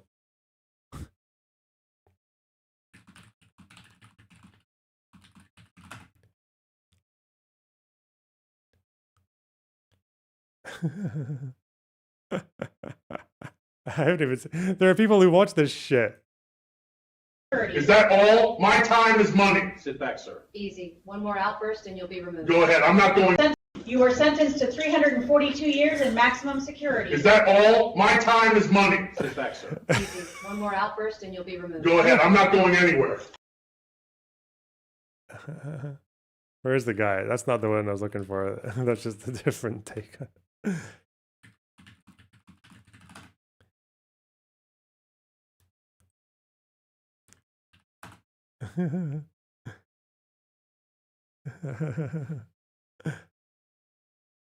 If you think this is real and you've responded to this as if it's a real thing, why are you allowed to vote? On every federal count before this court, you are hereby sentenced to 42,500 years in federal prison. 42,500 years! Remove these straps and say it again! Okay.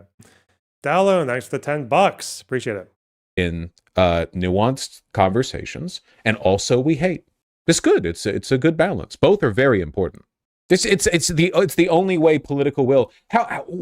Why do you think the MAGA movement has been able to get away with doing so much, and liberals have been able to get away with doing so little? Like liberal, hashtag resistance, whatever types, they've hated Trump for ages. What is their hate manifested as? What materially, what has their antagonism done? in a lot of cases, like nothing, basically, right? It hasn't really led to much.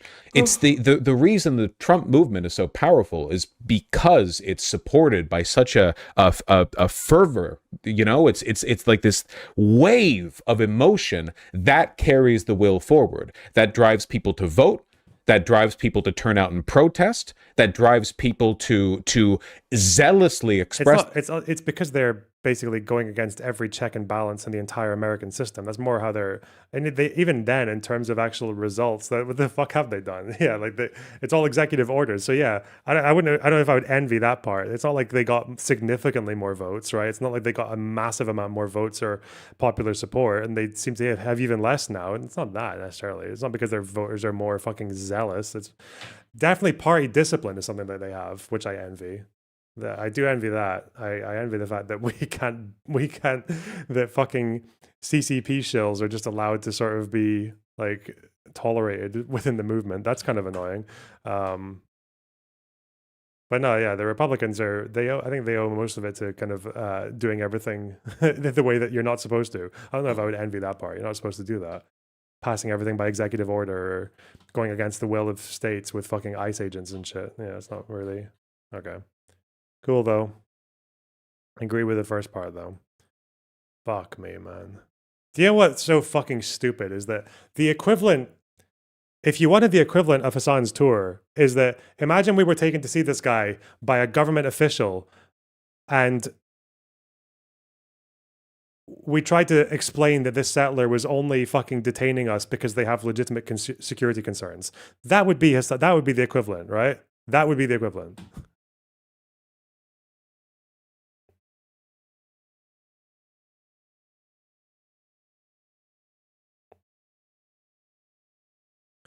Where's the clip of Hassan saying he doesn't want to go to Xinjiang, though? That's what I want to see.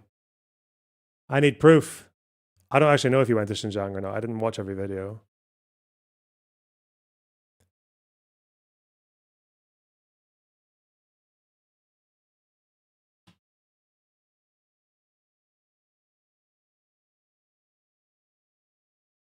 He said it's too far. Where's China from America? It's not as far as fucking China is from the United States. God.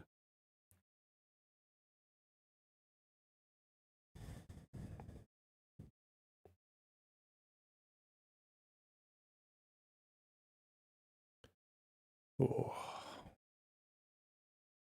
How many people do they let go there?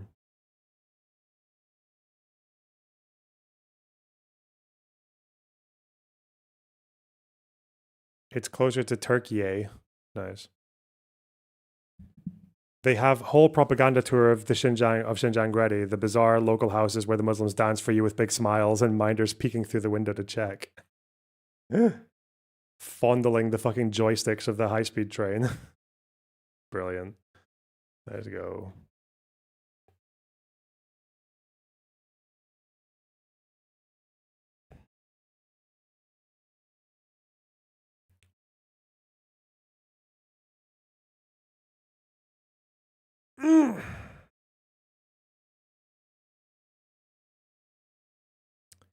Okay.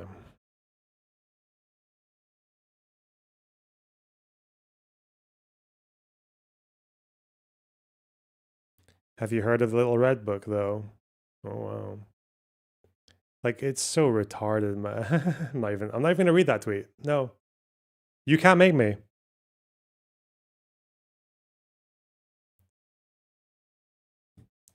We must secure the existence of our people and a future for white children, unless they resist arrest. Nice one. Good. He had a really epic tweet about Lakari. Where was it? We haven't done that yet. Are we going to have our nonce bashing? Do we have time for a good old-fashioned nonce bashing?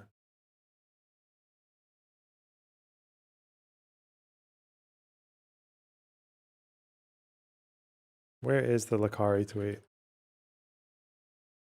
Where do I get a press vest?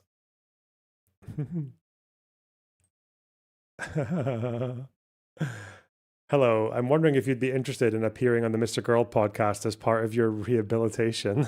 As part of rehabilitating your brand. Dude. If you guys want to know, I guess we can do the little nonce bashing. So basically, Lakari, video game streamer, Twitch, he was part of OnlyFans, wasn't he? Him and Soda Poppin were like two of the big guys there. He basically leaked a notepad file that revealed him storing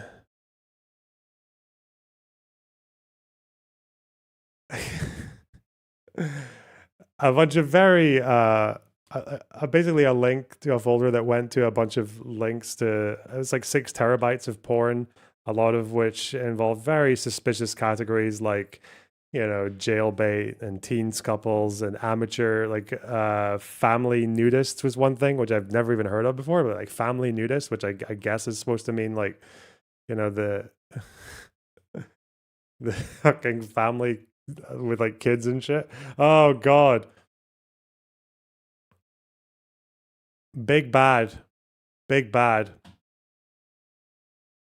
JBT, which I think means jailbait teen. So yeah, not good at all. He's fucked. He's dead. He's tried to stream through it for 6 hours. This isn't even the stream where it happened, mind you. This is the stream that I think he hard ended the stream really quickly to get it deleted and then restart it again, because this just starts from here before the link shows up. And obviously he's just looking very miffed there, like shit's fucked.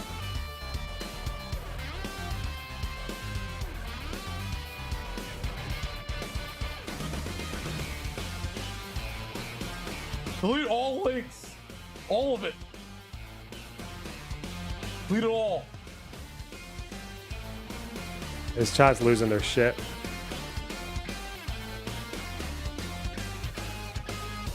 Release the Lakari files.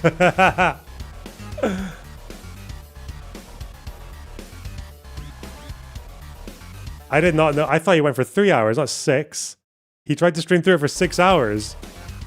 Fuck me, man. Oh no.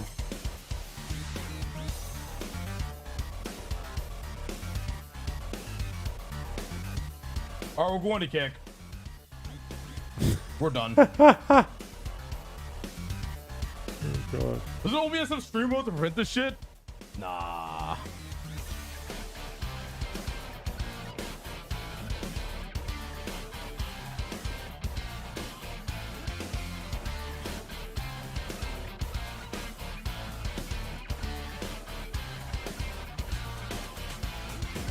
Nothing happened.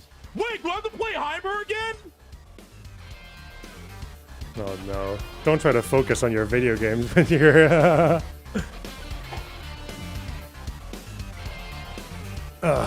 God. Let Diddy. Stop! Don't say that.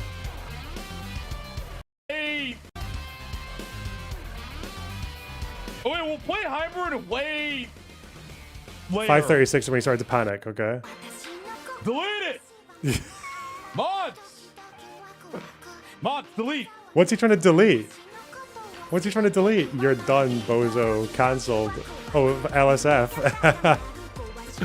What did that say? Lakari calmly analyzes... Oh, that's from 4 months ago. Okay. But he's looking at himself on LSF. Oh, shit.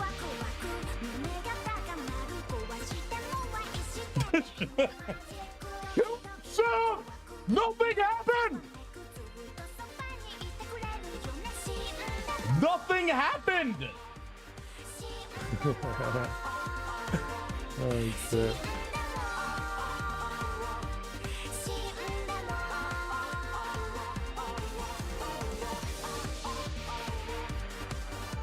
Can't even open a fucking notepad! Jesus fucking Christ! Oh, shit.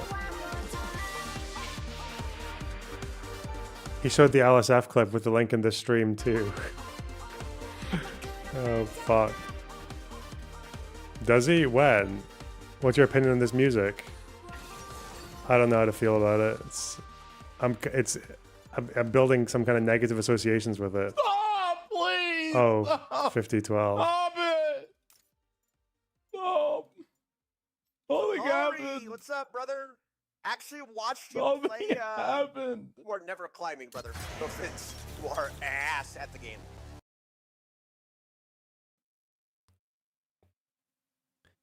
What's he doing here? So he's on Kick. This is him almost an hour into streaming through it. Yo, where's Stale? Bro, I need Stale. Lakari gets caught. Oh god. Dude, they got links! Oh my fucking god.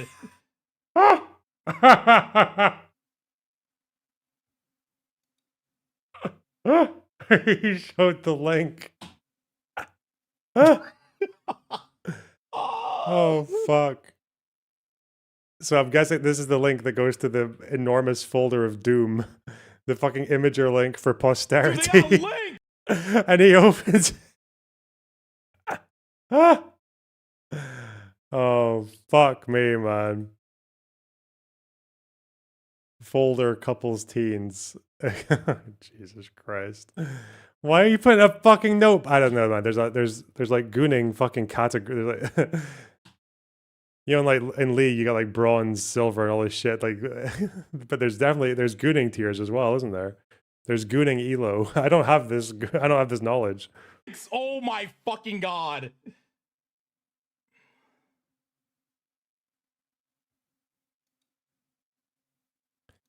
And he kept trying to do. I think throughout this stream and throughout the day, he tries to give multiple different contradictory explanations for what's happened. Oh fuck.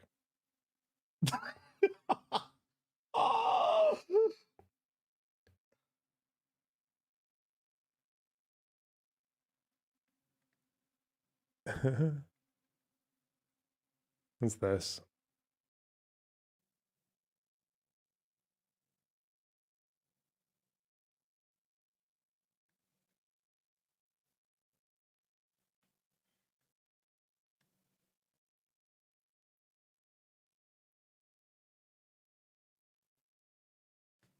Don't underestimate random people taking the most uncharitable view. Yeah, that's the only reason why it's annoying, but it's okay. It's a bit more than that, dude. Oh no. Are we Hard Time 3? Are we watching like multiple stages of grief now? Is 2 hours 50? Is the second to third hour? Is that just fucking denial stage? Oh no. People are being uncharitable.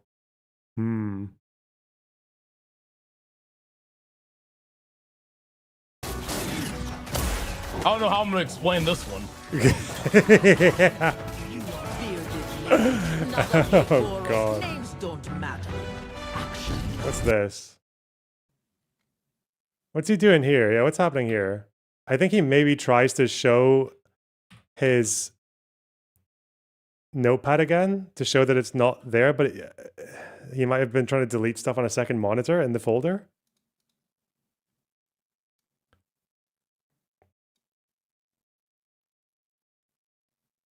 Well, what? Oh yeah, like he might have deleted. He might have first? closed the folders. He would have closed the notepad file. Oh Okay, no. I guess I can do it off screen. Wait, why are you guys telling me not to do this? You're scaring me. Oh. My PC doesn't do that, but my laptop does.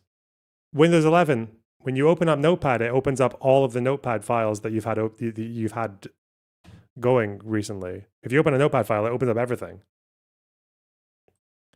Like, unless you actually go and consciously delete it actively, then it'll just stay there. Whereas if you open a random Notepad file, I don't even want to open this. Hang on.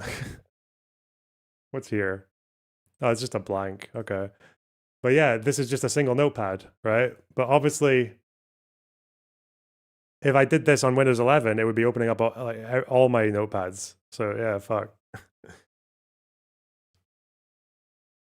Actively cover your. He got shagged by Windows 11. Oh no. Okay, files you've opened recently. Does it show the date when it was opened? Or how does that work?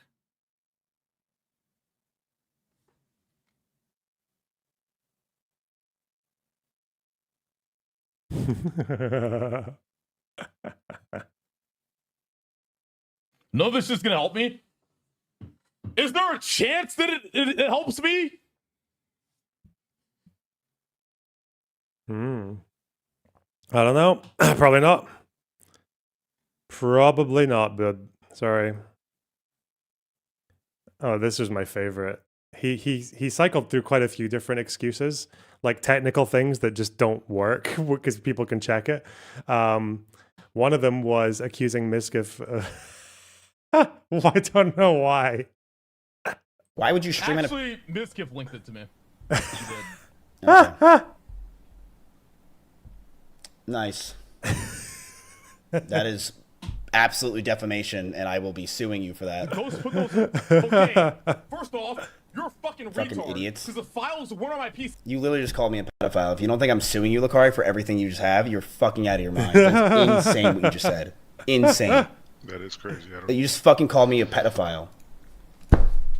Finally, a lawsuit Miskiff can win. Oh, fucking hell, man. Crashing out, claiming he didn't do anything. I'm joking about it. What the fuck, dude? What are you just writing your own narrative? You're just writing your own narrative, man. What the fuck else do you want me to do? What do you want to do?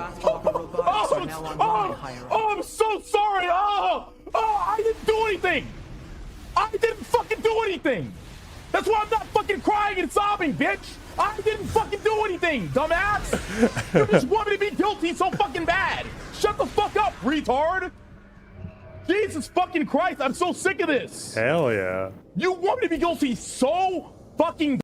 Do you think you could hire Hassan's PR company? Do you think you could do that? And you're like, here, do you see how you electrocuted your dog on stream and everyone saw it? And then you made a very poor show of lying about it the day after. Could you show me how to do that? Can I inherit some of that fucking charm, please?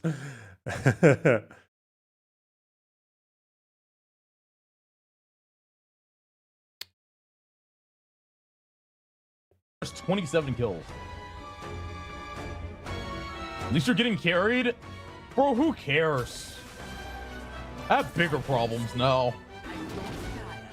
Yeah. Fucking League players, man. It's always these fucking League players. What's going on? I have bigger fucking problems. Never see that in the chess community.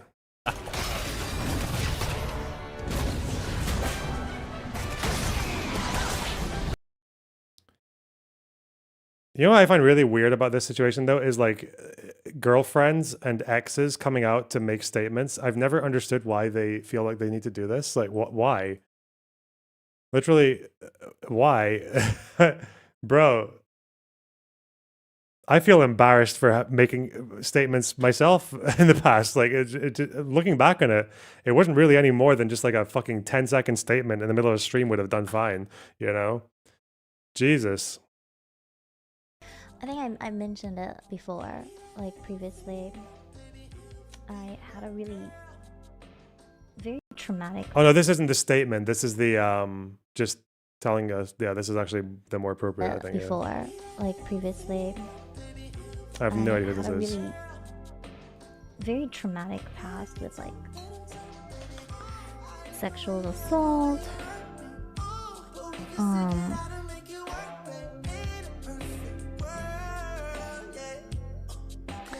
Imagine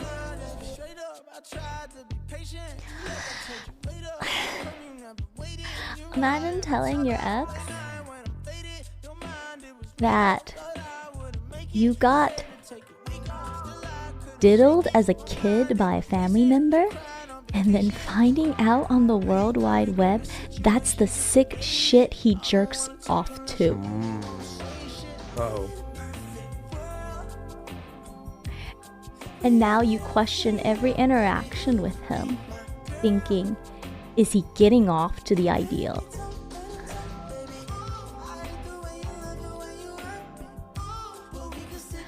Like I had some really bad like triggers yesterday. Cause I really think that was a lot for me. Is this the person? No, it's fucking Oh, Mischief. over the past week. Fuck off. Like, I just didn't expect it. That's why I was so fucking disgusted. Who's the no? Who's the one who made the statement?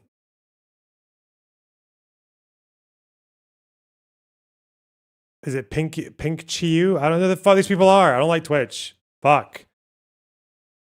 Pink Chiyu. How do I say this?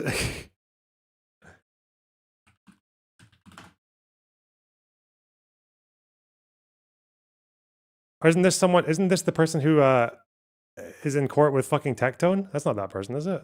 Are they the same person?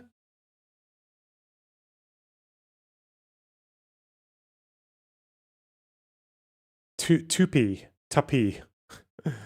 Okay, this person made a statement. Okay, she made a statement.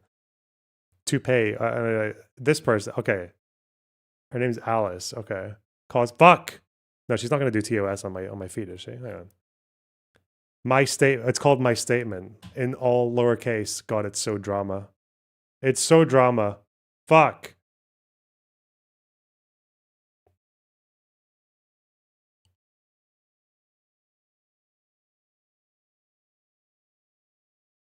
The realest shit. A lot of it is waiting screen. Okay, here we go. She comes on, makes her statement, and leaves. Doesn't even do a full stream. Okay. And stuff. I'm sorry, I'm just really overwhelmed.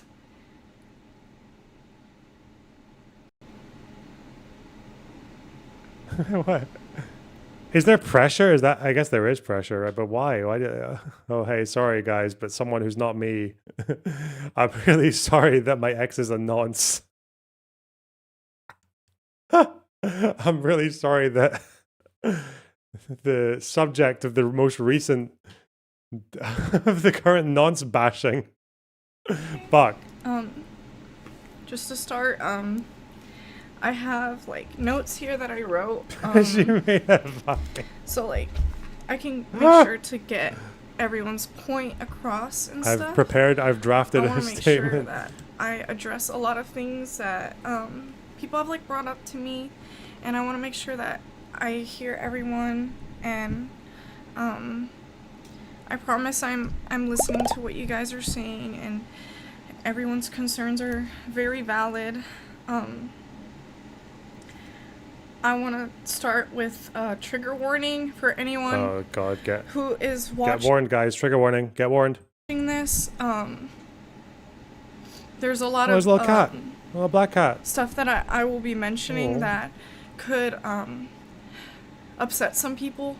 So just listen with caution, and I'm really sorry if I upset anyone with the topics that I'm talking about today. But I just wanted to start by saying that I'm going to try my very best to Kholasani's crying. Is he? You are one of the few sin eaters of the world, Hassan. We will always be with you. Yeah, there was also another aspect of that. Hang on. Yeah, the dono sound's going off as she's giving her heartfelt fucking prepared statement for the nonce bashing. Okay, Israel mentions timer. Let's go. Or not 2011, 2021. When he was like 17. He was like saying, you know, being gay is a disease or like a mental illness or something. It's very clear that he's not like that any longer. But people are like cynically posting his old tweets to be like, oh, dude, look at what you said when you were 17, like 5 years ago. And it's like, bro, people change, man. Let people His fucking stream change. title I is hate that Amer shit. Israel censorship Right? on TikTok.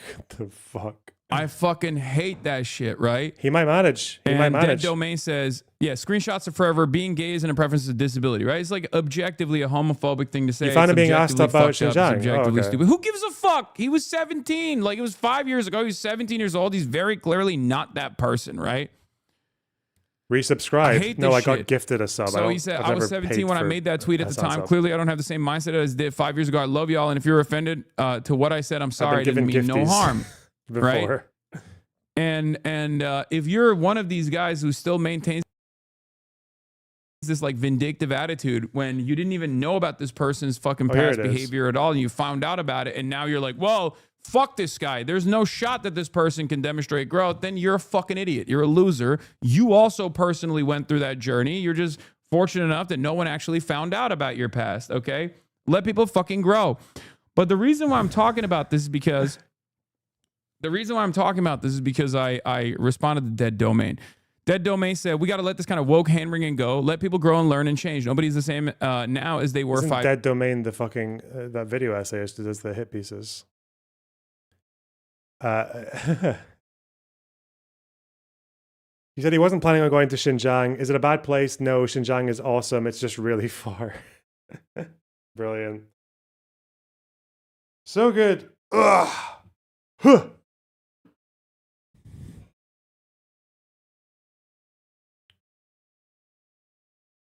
It's just as well that this poor lady put out a trigger warning, because I guess you guys will need it. And you need it for the atrocious commentary on Lakari that has come from English racist streamer Chud Logic.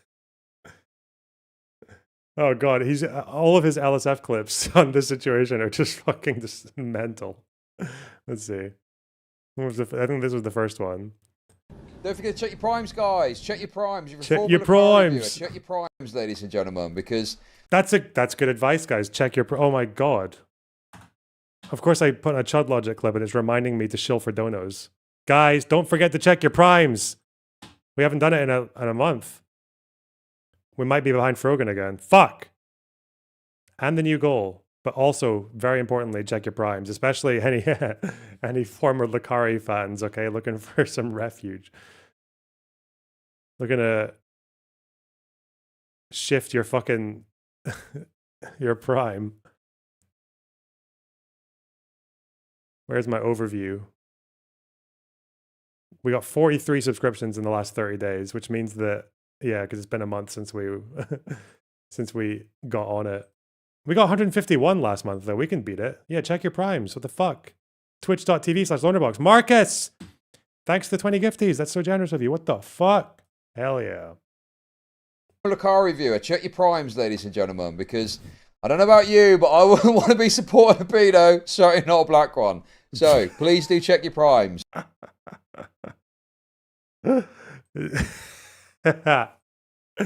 Oh, God. Not a black chud. What's going on?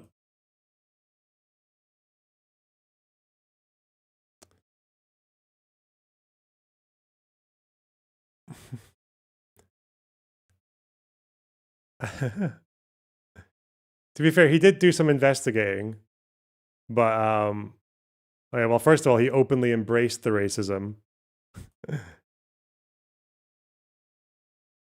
My understanding was what is this fucking background? But,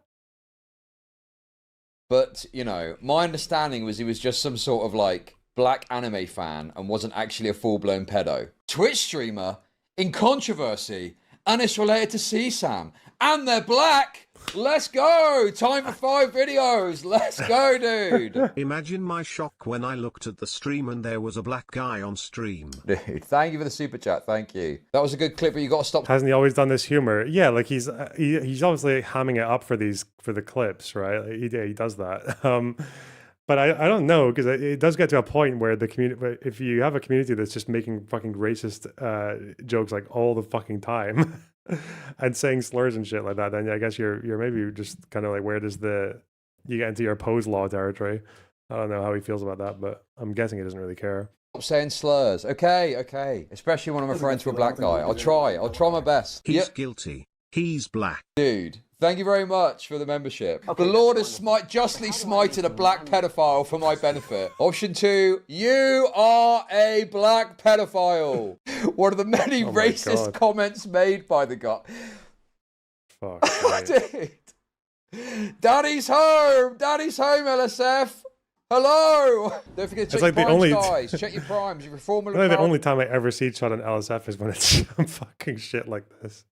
Review. Check your primes, ladies and gentlemen, because I don't know about you, but I wouldn't want to be supporting a pedo, certainly not a black one. So please do check your primes. Don't forget to check your primes, guys. On Reddit, Chad, I don't know who you are, but I do know you're racist and you support white pedophiles. Well, to be clear, right? I'm just saying that And you now should he's be going to play into it. He's going to say something really stupid, and how he hams it. Oh, yeah, less okay. inclined. I'm not saying you should support white pedophiles, but you should be less inclined to support a black pedophile. That's all I'm saying, okay? Dude, black excellence. Black excellence, dude. So what is this terrible comment that I made? Don't forget to check your primes, guys. Check your primes. You're a Formula Car reviewer. Check your He is a ham. He's a ham with a beard hanging off of it. primes, ladies and gentlemen, because I don't know about you, but I wouldn't want to be supporting a pedo, certainly not a black one. So please do check your primes. Wait, and people are taking issue with that? What? Oh my goodness, dude. Oh, God. That is unbelievable. I Yeah. don't believe it, dude. Once again, the left supporting a pedophile because they're black. Unbelievable. Fucking hell, man. I want to die. There's like 5 more of these. He's been on LSF. No, some of it is actually investigative, I guess, proving that it was a copy paste. Okay. Fuck, dude, I've lost sight of that. In the uncensored video, you can see the link is highlighted when he opens the notepad. Which is what happens when you Really? control fit. Right, the goon sesh. Yeah.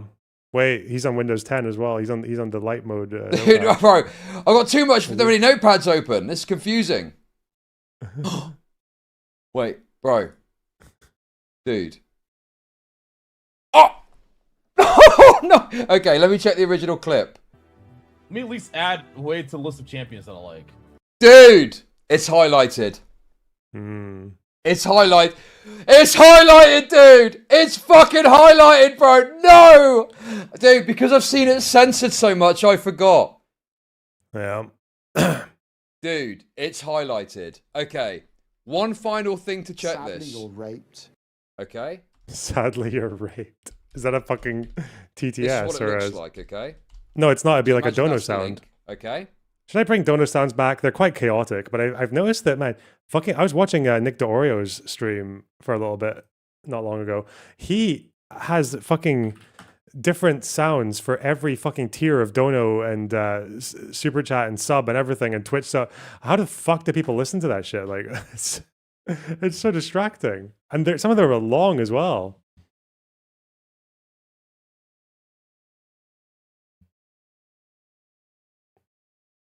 I mean, if you want to submit your suggestions, obviously.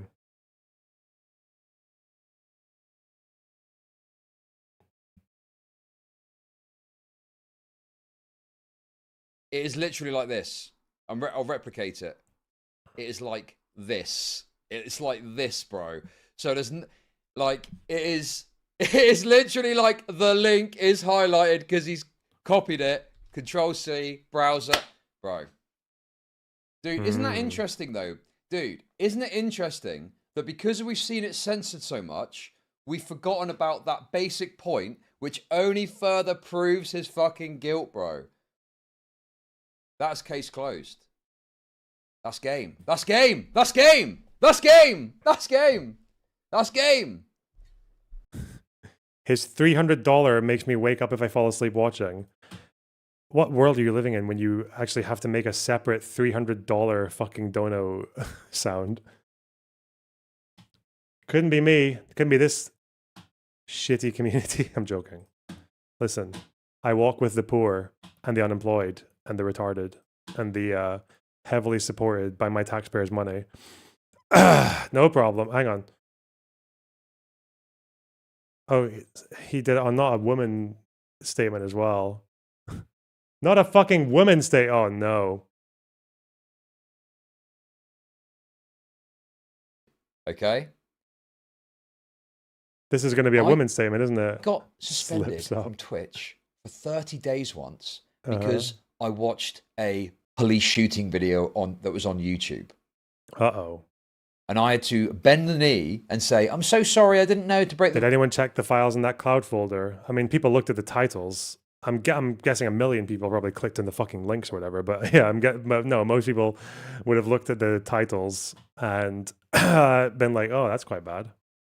rules to get it reduced to Like the 4. titles, you don't need to see the videos. Like the titles are quite clearly like the titles are basically screaming, "Don't click this link," because it's like very obviously bad shit. 14 fuck What is it? to bend the knee and say, "I'm so sorry, I didn't know to break the rules," to get it reduced to 14 14 to fucking 14 days. Days. To 14 Innit? days. And this fucking pedophile, this black pedophile, shares a link that is a fucking disgusting treasure trove of Not goodies just any pedophile. for fucking nonsense, and he gets 7 days. He gets 7. Why doesn't Lakari say it was a stunt? Because his initial response was to go, "Whoa, whoa, whoa, what the fuck?" Like, because people don't have fucking 8 IQ. It's obviously not a fucking stunt. Like, what? Streamer Chud Logic. Is this old? He looks different. Simp. So fucking stupid, man. I fucking hate women, for starters. I literally despise women with every fucking fibre of my being. Whoa. So I think when you see a woman who is able to actually meaningfully achieve something, working in the content field that she's working in, you've got to like show some, you've got to pay some respect to that, I think. What is the context of that statement? Okay. That's an old clip as well, though. Someone's farming on his behalf. Someone's on it.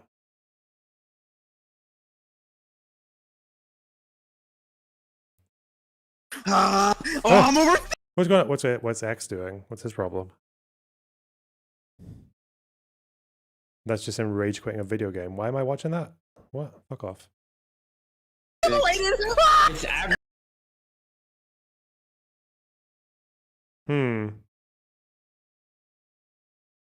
Who kills ice the most from So end of Destiny 2020, early Tonelli? 2021. How are these guys dying of COVID? That would have been like past Delta, no?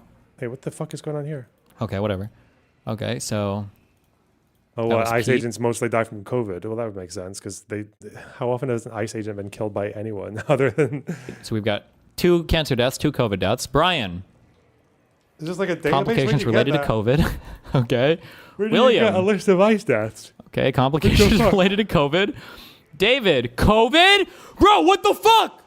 Rosa? COVID? These aren't real people. Wait, hold on. Wait, COVID was Bradley? cooking. COVID? 9/11. Olivia? Fuck off. COVID? Wait, what the fuck? Roberto? COVID? Miguel? COVID? Wait. Hello? Can we talk about the real killer of ice here? Wait, what the fuck? Ronald, what happened to you? COVID? James? Something different.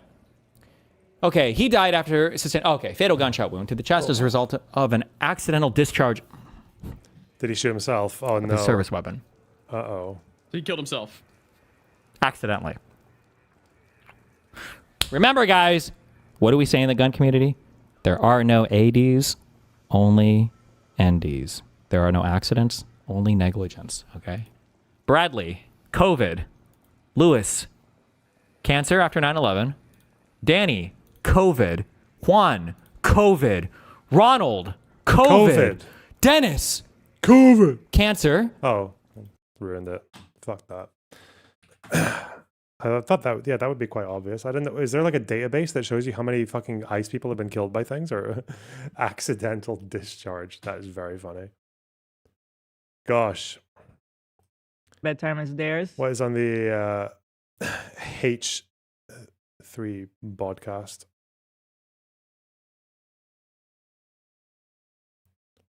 Nothing. It's just newly started. Hmm.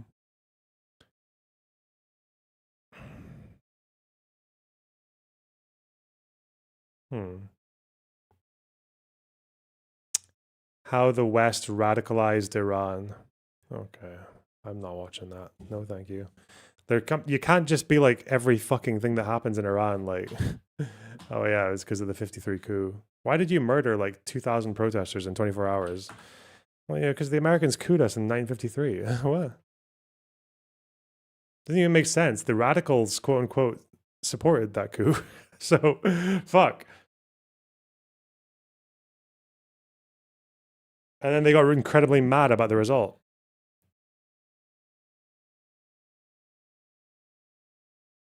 Oh. Yeah.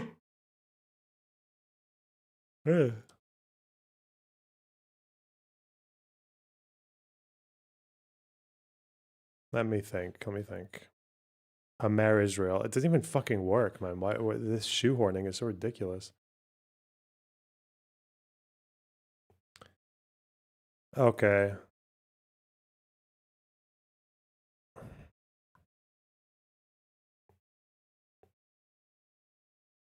Language of the oppressed, apparently. Oh.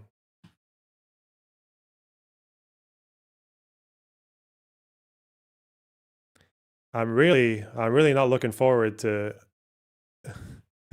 the cost of RAM for my computer. I was gonna do the Tectone thing, but it's that involves a lot of reading, and I'm tired. I'm still thinking about. I think this week there was a whole bunch of things I wanted to do right at the beginning of the new year, but I got a bit fucking sidetracked, and I got sick. So yeah, a lot happening at once. I think there's probably going to be some community changes, and maybe some roles are going to shift around. And I think at some point we're going to do. I need to find maybe two things. I think I want to get like a dedicated like head mod, and I don't want it to be people who have already been like big mod roles. Just for the case of like for the sake of shuffling things around a bit, because there is something to be said for mods having power for too long. Like I want to try and experiment with a bit of a rotational system, maybe like a term limit. Not a purge. No, it's not a purge. No one's getting banned. We're just gonna reassess that, because we've done the rules being reassessed, but it's going to need a bit of my input as well. And I don't know if for people who want unbans, we just do an amnesty and then take it from there, or we do unban requests. I think I want to do an amnesty though. I want to just unban basically anyone who asks, unless they're completely fucking mental.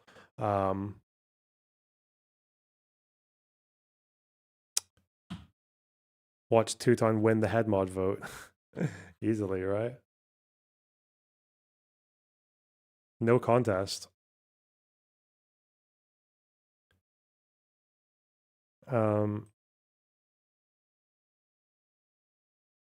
Yeah, I might do. So yeah, I'm gonna do that. I'm gonna do like a general fucking.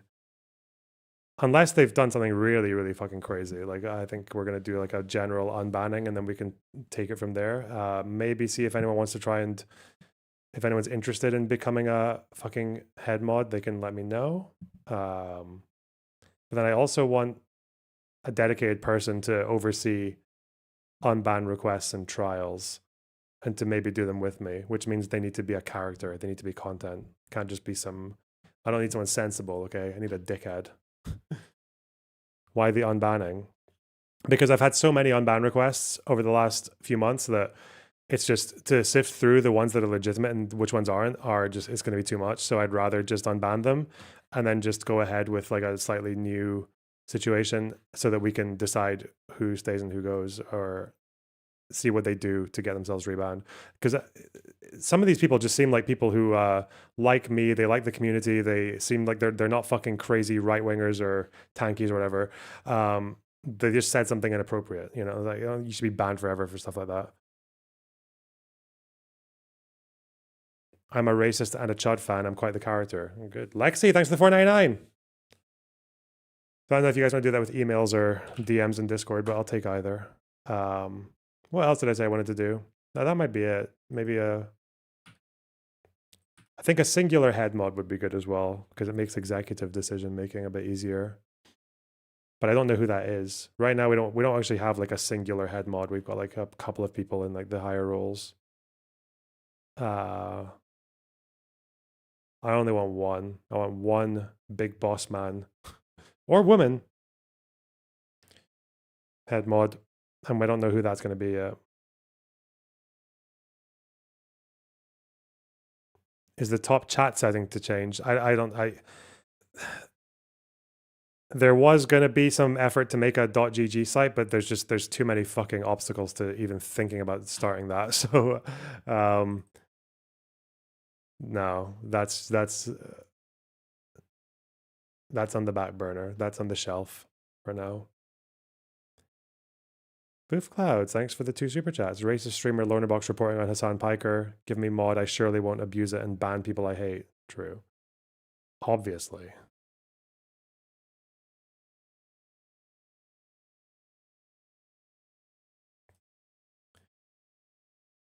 Yeah, I don't know. I should have gotten underway with like .gg ages ago, but it's not happening. It's not happening anytime soon.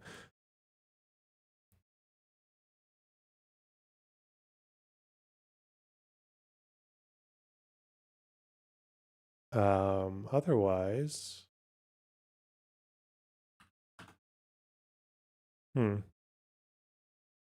money well spent. What do you get?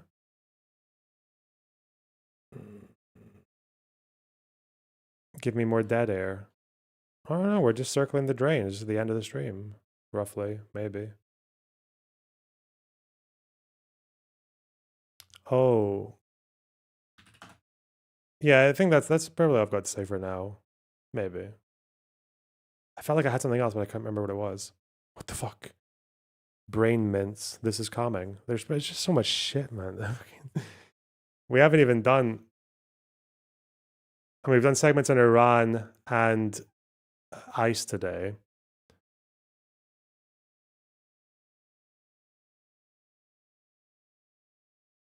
Have you finished Silk Song? Yeah, I did. Yeah, I finished it.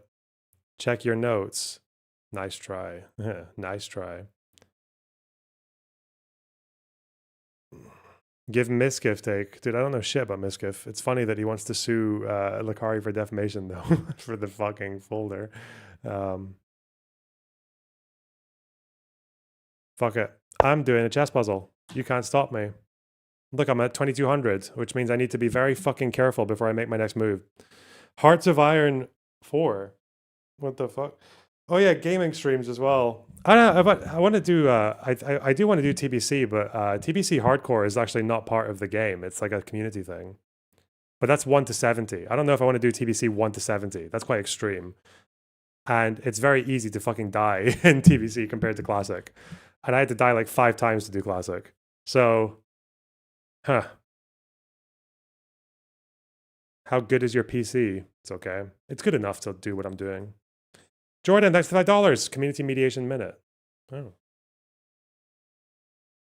So,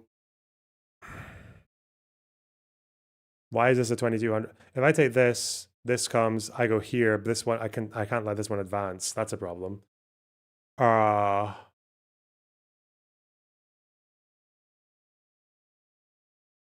Just saying, but OnlyFans has a spot open since Lakari is out. Yeah, but I'm not a Twitch streamer. I think they want Twitch streamers.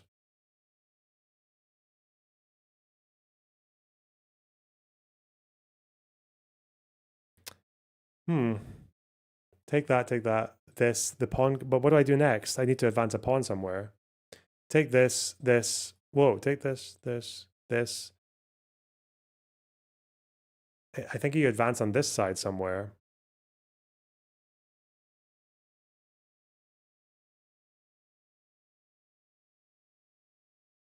I can't not move this, because if let's say I move this, this is going to come down. Then I take that, there, that's really hard. This is a fucking mental one. There's going to be some crazy out of the box shit that I might not. No, it must be a rook trade. It has to be that, right? Yeah, okay. So there are 2 fucks coming down here. unassailable. So maybe if I go here and I just wait for this to do a move, and whilst I'm here, I think it might be this and this. I can't just wait though, because if they come here, I have to come down, and there's this, and it's just a fucking cycle of checks. So the king move, but is the king move here or here? It has to be here, right? Because then I'm blocking any of that. They have to go a long way around. I'm not worried about this because of that. Wait, what if I'm here? Wait, let's just go through the chain. This, they'll probably come down with that. And then C pawn does not make sense because they take, I take. They come down, I go there, and it still stops it. So I could do the C pawn. So there's this, there's this, there's this, there's this, there's this, there's this, there's that, and then there's that. And then there's a problem with this pawn not making any advancement. Fuck me. It's not that either. I'm not, the B and the A pawn are not the answer to this question. Oh, wait, what if it's more simple? That, no. How do you win long term? What, in life or? Work hard, baby. But also work smart.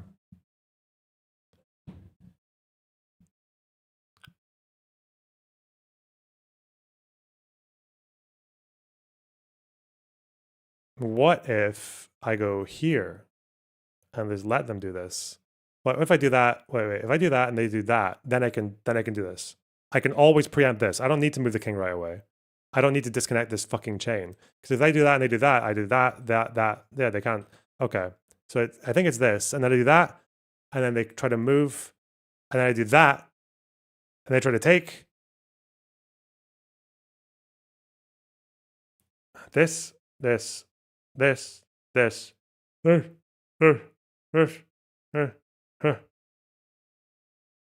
Oh, they don't make it. Okay. Fuck me. How does one apply to become a mod? I don't know if I'm going to do like apply just yet, but I mean,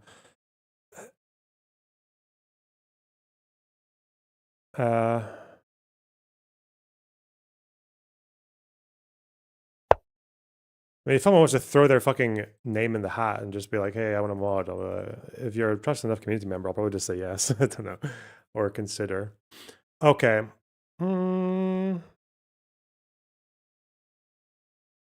Or someone can just stage a coup. They can do that, yeah. Is there a trick here? Is there a trick? Like a funny business?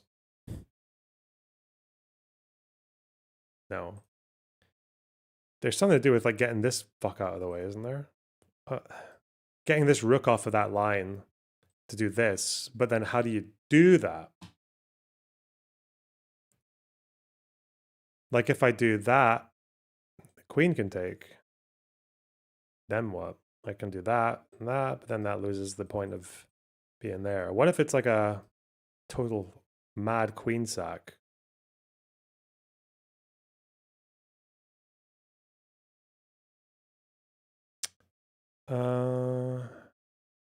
Wait, here. No, there's definitely nothing there because I'm not x-raying the... I don't think it's this because there's just too much defending it, right? If I do that, nothing. No, wait. No, they would take with the queen though. And then there's just this fucking triple penetration. Fuck. What do you do about that?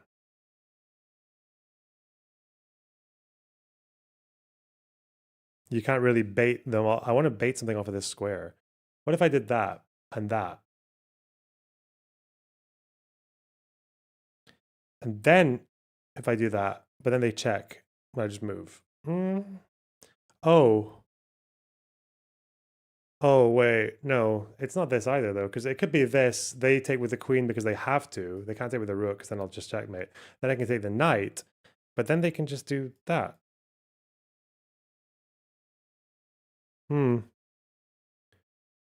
this when it gets to 2200, my fucking brain just hurts too much. They say you should do 15 of these every day. I don't know how people do that. I guess you get used to it. And it gets easier. Fuck me. Okay, wait. If I go here, just think outside the box. It's good advice.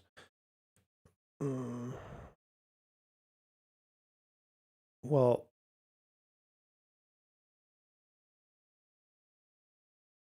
that.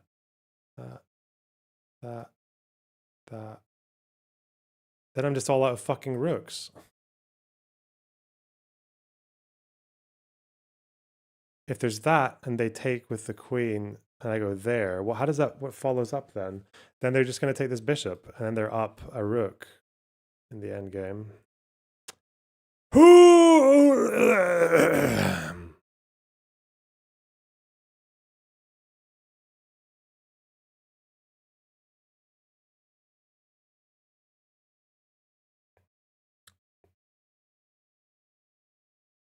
What's your blitz elo? Like 1700?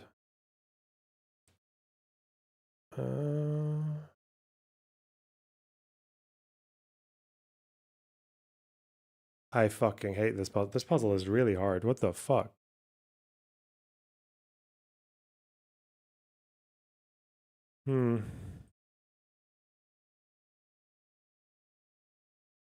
Make a decision. No. Why do I feel like there's some baiting going on here? That's what I have to do. So the focal point is this, right? So if I do that and they have to take with the queen, that really doesn't do that much for me. What about taking and then doing that? What comes from that? Nothing really. What if I do the reverse bait? Well, because they don't have any immediate threats, which means I can play a sort of temporary move.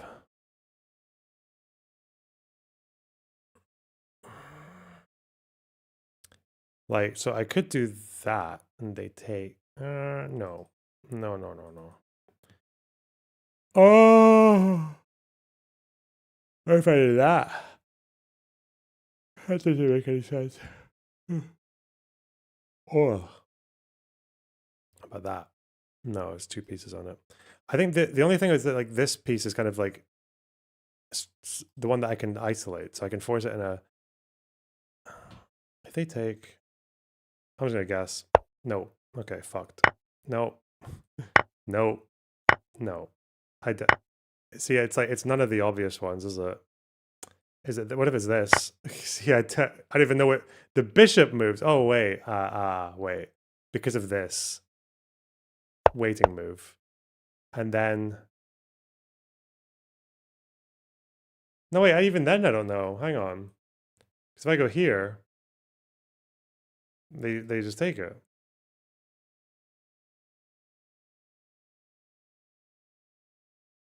I still don't know where to go from here.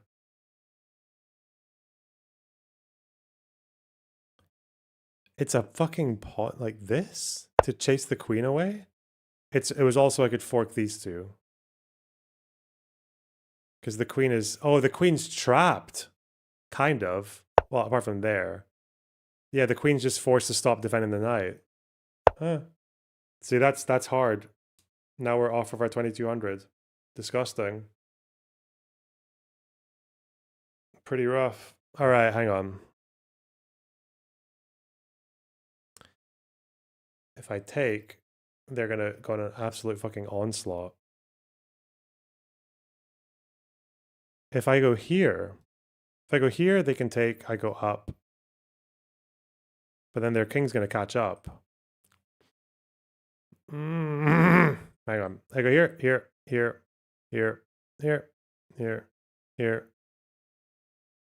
They've caught up. Okay. Okay. And they've got an advancement on this side, though. But I can't even move my king necessarily. What if I do that and they take and I take? Then it's the same story.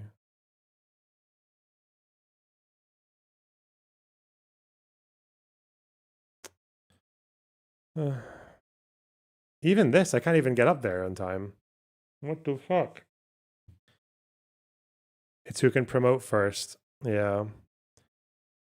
The only thing I can do here maybe is, oh, there is something about, what if I did that? They come down, that's really bad. What if I do, what if I take this?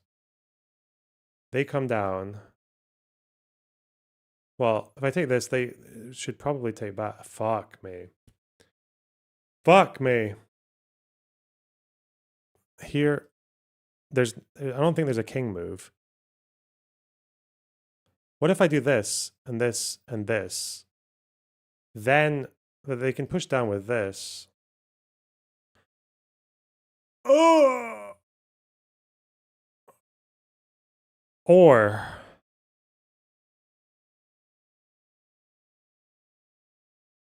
wait. I'm not thinking right. I think I should take. And then when they take back, probably with that, makes sense. And then I just do that. And then they have to take and take. They have to, it's a diversion. That's what that is. It's a diversion. But should I do it right away? What if I do this? And then I do this? Wait, what if I do that? And then they come here. And then I go that. See that? Yeah, so they have to respond to this first. And then we set up the diversion. But then they can come down. Wait, no, is it this first? Fuck. If I do that, they've got that. And then I'm on the back foot. So I should probably do that first. But then if I do that first, they go there. And I go there. And they go there. And I go there. And then they go there. And I go there. And they go there. But I'm already here, gobbling these guys up. Fuck! Here. Here. Here. Ooh. Wait, that's actually worse, isn't it? If I do that. No, they can't do that. The fuck? This. They have to move away. And then they come down with this. Then I go here. And then there's the diversion. Fuck. Or do I do the diversion first? Fuck! Let's see. Diversion. They check me. How bad is that? I go here. They go here. I go here.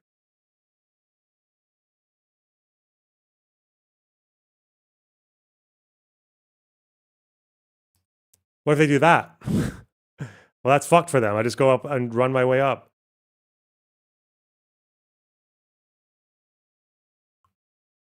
I feel like they both win, do they not? Hang on. One of these loses. It must be, it's a puzzle because one of these actually loses. So here.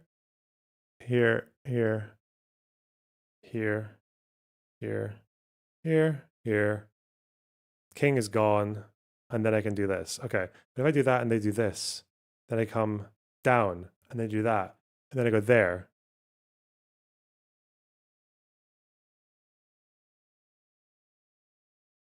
Then they can move here. And I go there. And I'm still running up. Okay.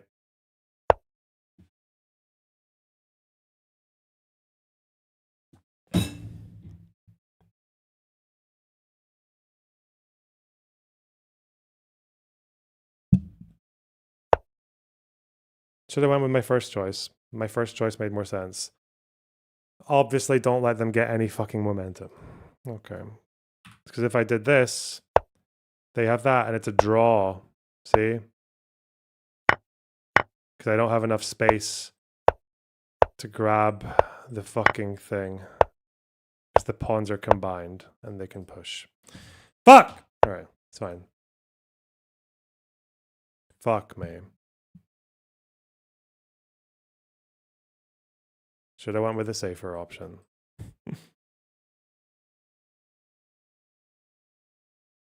How about this? There, I mean, that seems really obvious, but is it not too obvious? Well, actually, no, if I do that, they just do that. Well, then I take, and then that, and there's still a hanged bishop, no? Is there more to it than that? Oh, wait. No, doesn't work. I was thinking maybe like that, but then no, it doesn't isolate. It's okay. There is also definitely some. Is the knight doing anything interesting? Not really.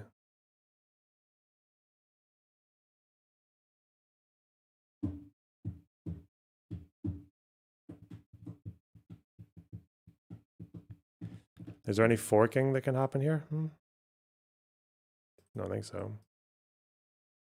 What if I do a total bait? No, that makes sense. I think it's this. Yeah, okay. But then, oh. No, but this is in trouble. That's a mate in one. Okay. What do I do about that? What do I do about that?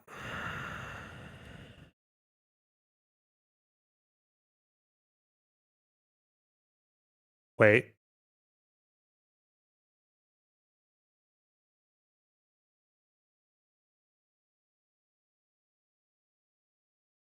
Pawn. Shut the fuck up. Shut up.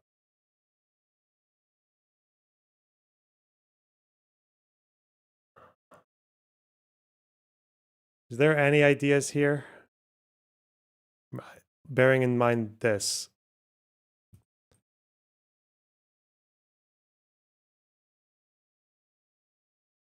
That's why we'll never be mainstream. This is the end of the stream. Shut up. I'm just trying to think. Use my fucking brain. Wait. Ooh. They have to come down. Wait.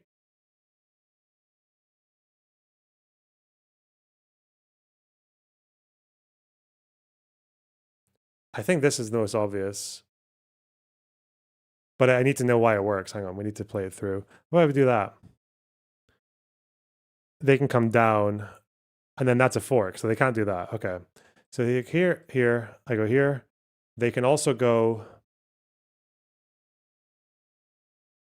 here, in which case I follow up with the rook again. Okay. Can you undo an arrow? Yeah. All right. They could go here. I don't think I can follow up. No, the queen follows up. If they go back, the queen comes in. So I guess they would have this, though.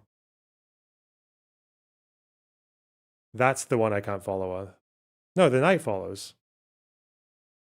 So, well, I think it is this, for one. Now, the other options here are the rook can take this. And if the rook takes that, they can go here or here. They can't go here because... No, they could, actually. Couldn't they?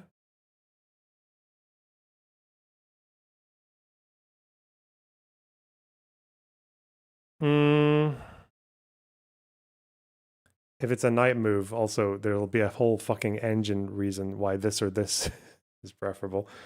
I think probably this, because then the queen's going to go here. Rook, they come down. And if they come down, this is where I don't think I have a move. I don't think I have a move there. Do I? But by the same token, if it's here and they go there, it's just a chase, but there's no logical ending to that. No, wait, no. There's this and this and this. They come down.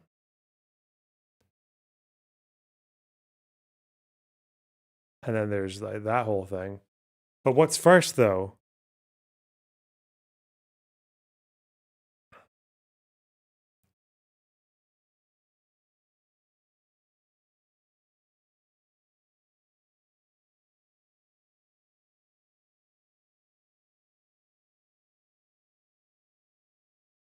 fork.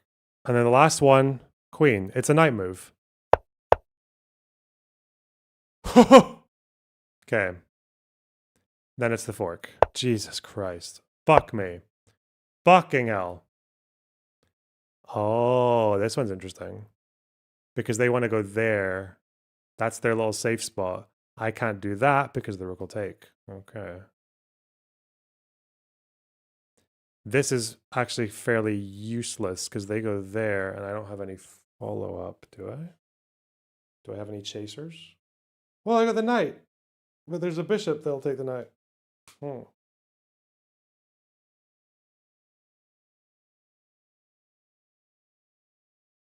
Is there anything else, though?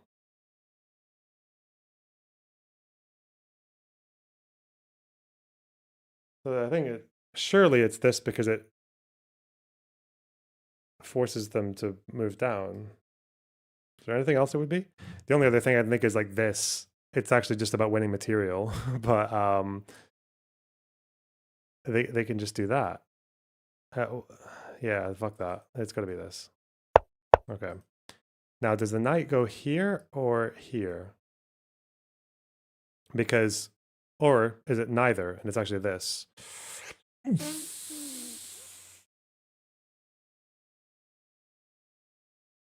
I don't think it's the knight because the bishop just takes the knight.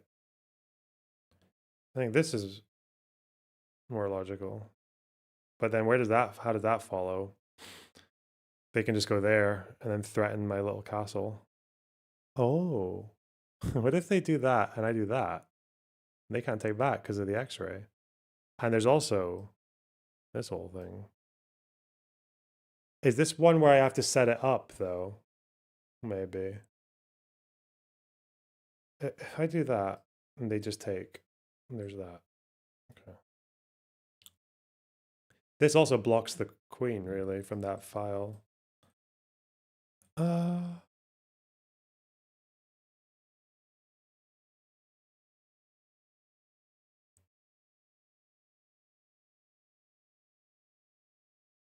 This.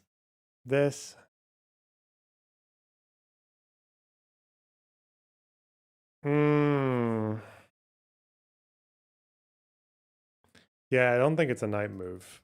But if it's just following up checks, I think the problem is that this king is in a position where one waiting move might be enough. Like it might be a mate in two, but the first one might not be a check. That's what I need to be careful of. Like I have a feeling this has something to do with it, like that, because then they've got to come down here.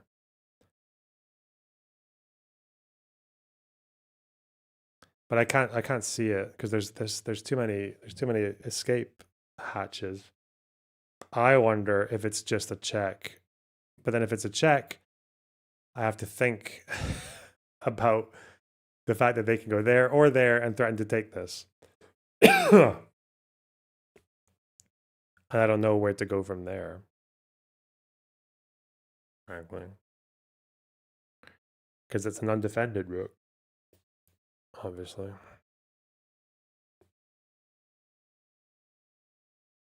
There are a few different things this could be. Don't like it. If there's this. If I go here and they go there. No. What if I let it happen? If I go here, they take. No, because there's not really anything backing it up. There might be a material win. Fuck.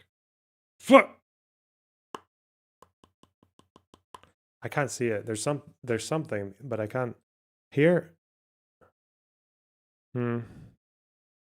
It's like any of these moves are kind of just leaving my rook to die like a fucking sacrificial lamb. There's definitely not a momentum thing going on.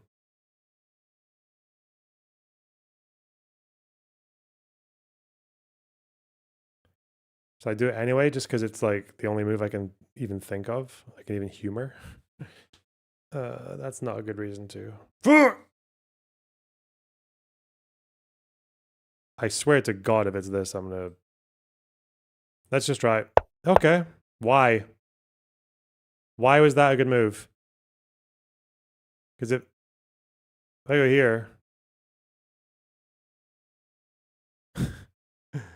Okay.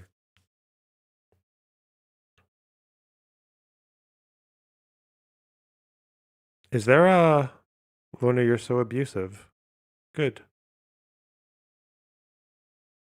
You probably deserved it. What? No, not that. I mean, you could take the pawn, I guess.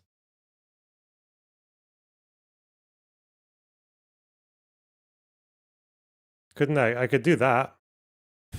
Because it's just funny. Like, they don't have anything they can do about it. Wait. If I do that, then that is inevitable. So they will lose this bishop. Right?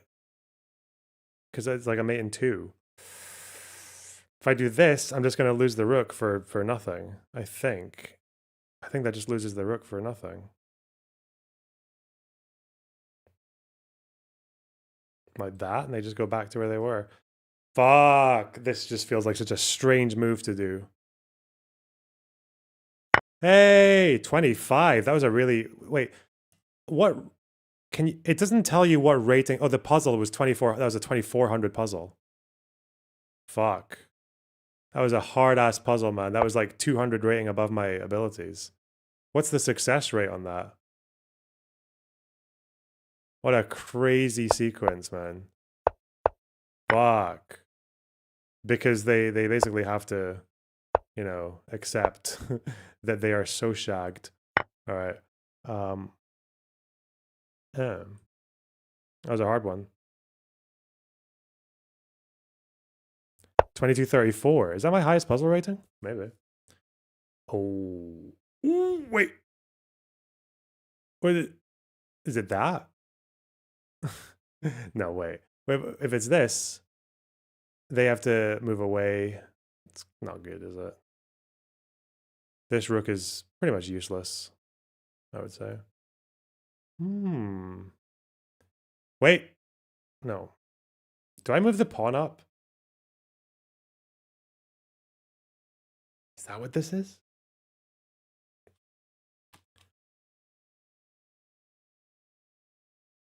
This guy is out of the game, basically. That's how I'm going to frame that. Okay, if I go here, this king can't do anything. He's stuck. What can they do with... They can't... They can just wait, because if I move my pawn up, then I'm fucked. No, it's not that great. It's not great.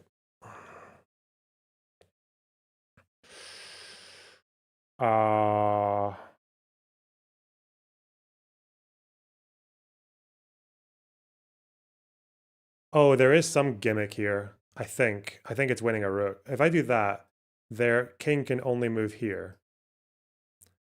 And if they move there, I can check them. And then their king can't move away from that. They have to take, and then I win the rook. I think it's that. Nice. Nice. 2250. Fuck. Hell yeah.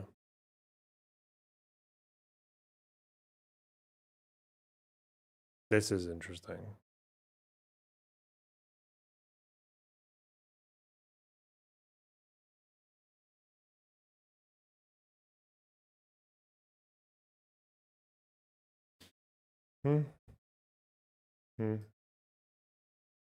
Obviously, they'll take with the queen, but they'll lose the queen.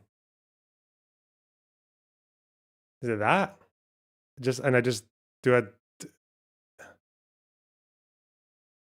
This is easy. It looks like I've definitely got a material win, but the question really is whether I've got a checkmate. That's the question.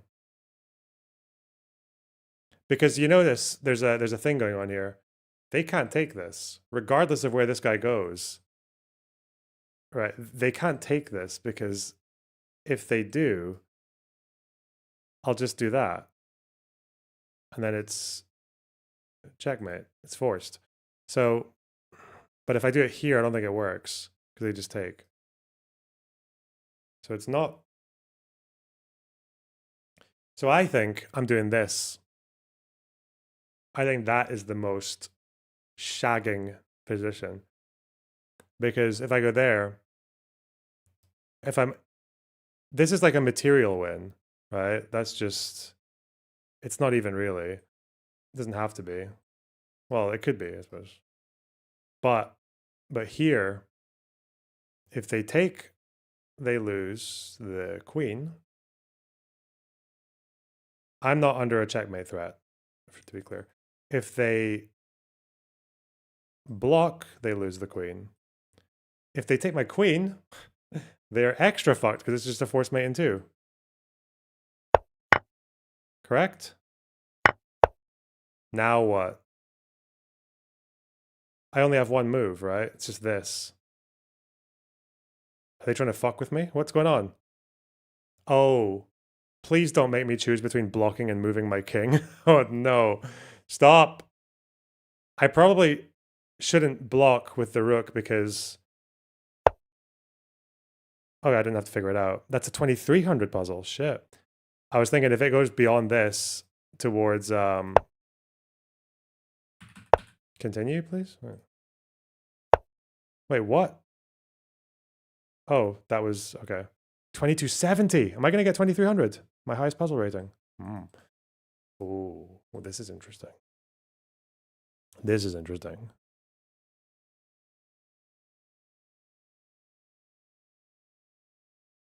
There's a thing going on here.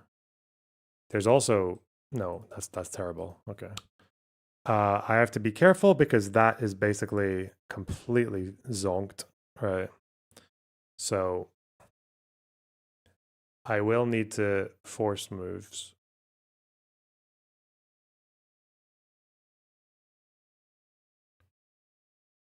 Ah, wait. Is it like taking...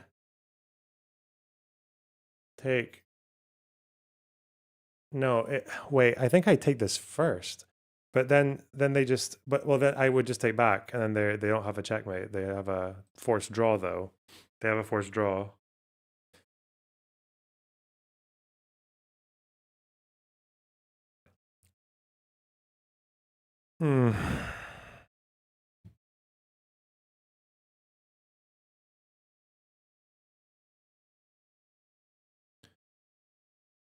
That could still work. Because if I do that, yeah, I've still got... Wait, no. I think I should take with the rook. Because this, I don't think works. This... Maybe this? Oh, fuck. I was thinking initially like that. And if they take, then I check. And then this... And then... But no, the pawn's in the way. It doesn't work. It doesn't make any sense. It's fucking stupid. Okay, so I think it is this. I don't think it's this. Because that doesn't do the thing that it's supposed to. It doesn't do that. Whereas I think this...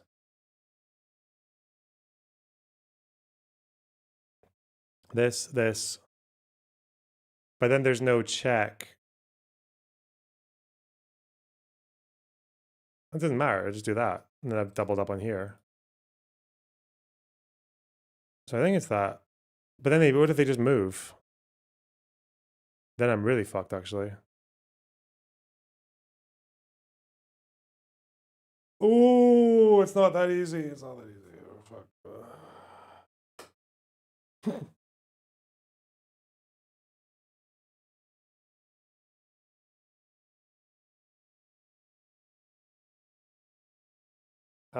And I think that means I do need to get rid of that rook.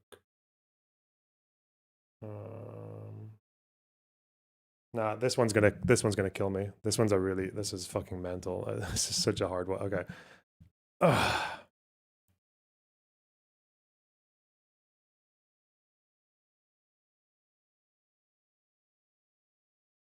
Because they can just move. And if they move, I've got nothing.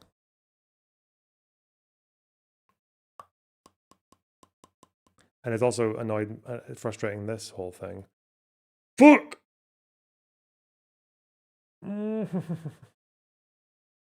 Bro, what?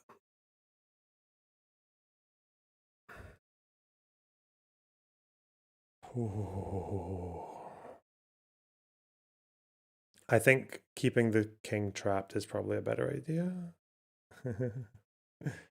Fuck. I don't know. I can't think. This is gonna be my last one. My brain's getting tired. Here.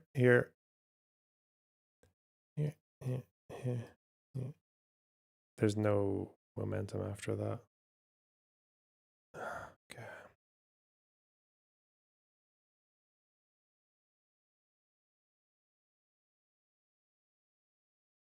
That's really bad.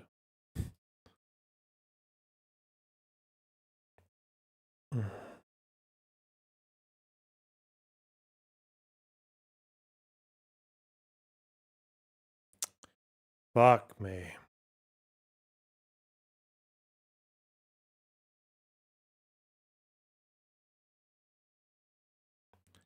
If you consider moving two pieces at once. Yeah.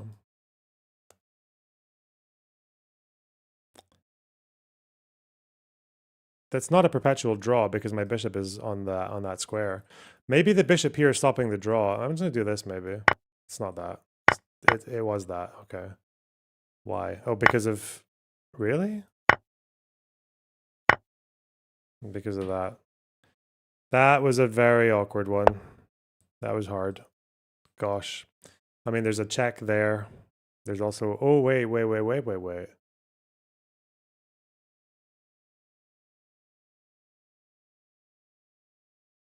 Wait. Ooh. It's a bit annoying that that bishop can't really... No, wait. Oh.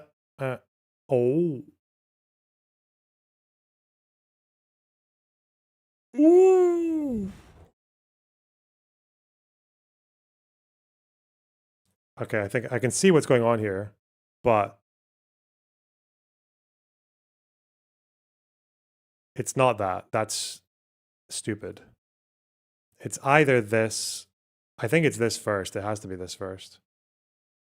Because this is just big blocky. Can I do anything after that? I think it's this for a start. Okay, and then from there, the question is either this, but I think it's more likely that the bishop, because if they come down,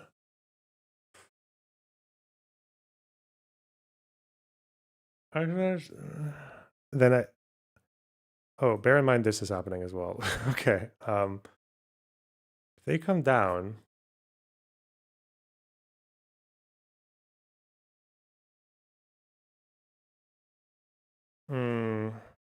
No, I think it is queen.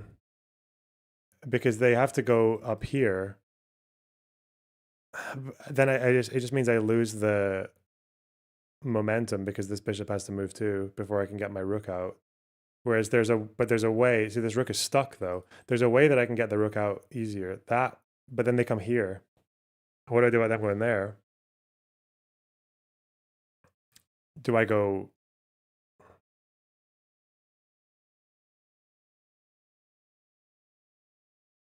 there?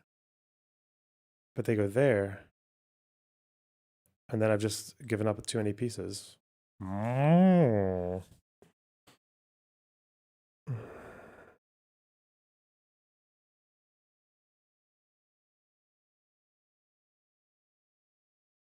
Unless I just have to do the delay. Because obviously if I... It's this I don't like. Because I can't do that. Because the fucking queen will take me. What if I did that? No, wait. That. They take that. That can't be right. There's no way. No. Oh, wait, maybe. Maybe I just sack it anyway. Huh? Uh-huh.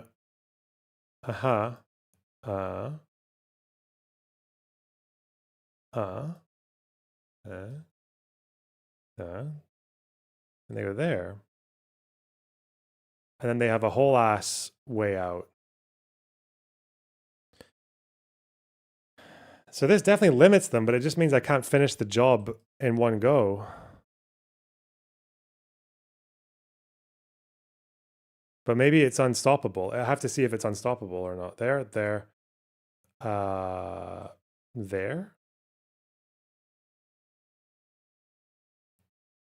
And then they have to basically preempt my rook coming. They can block with that. Can they block with anything else? So if I do that, they go up. Bishop goes like fucking here.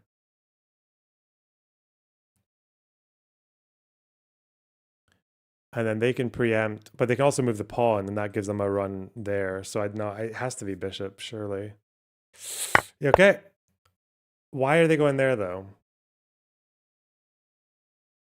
Then I go here. Or no? Or do I go here? Basically, wherever I go now, they have to move that way. So I think I would go there. Because if they go there, I go there. They take. Actually, is it just I win a queen? Is it? I don't, maybe there's just not a checkmate here. Maybe.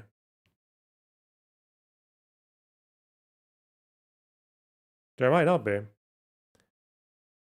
There might just be a material win. But no, if I do that, then the pawn comes. No, it can't because they have to move. If I go here, they go here. I go there. They take that. I kind of need to cover this square. But how? Huh. Maybe I just can't. Oh, wait. I know. I think it's this. That.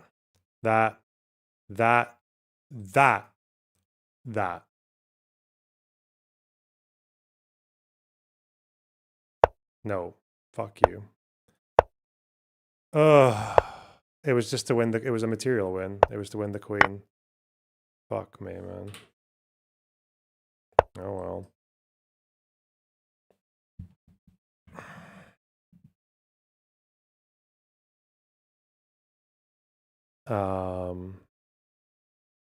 Is there a fork somewhere here? That. Oh, wait. No, the knight can't really. I can fork that. You overthink too often. I didn't think about that sequence, so that's the opposite of overthinking. I underthought. What?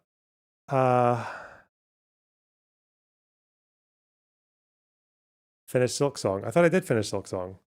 Is there more? Okay, let's see what happens if I force this.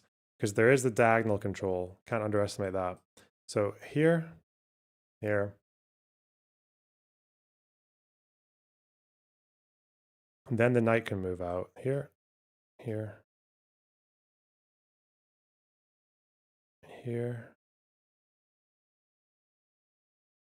You never got to Act 3. Fucking Act 3.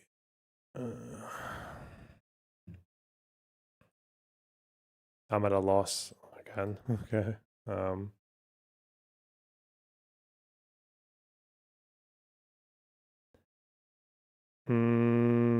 Is there any value in that?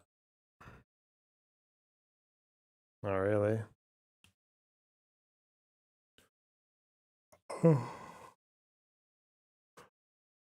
Could you play Elden Ring? I've already done it. I don't think I ever completed it though, did I? What the fuck? Don't challenge me, dick. No way. Here? This is just a block. Why do I think this sacrifice has a... Is it because I can just win that? Or do I do that after? Is it just a material gain? Is it just a... Wait. It's not though, because it would just be balancing things. It's just trading, really. I guess you win a pawn.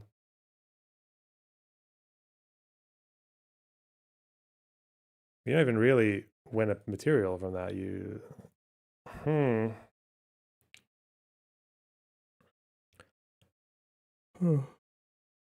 maybe it's more.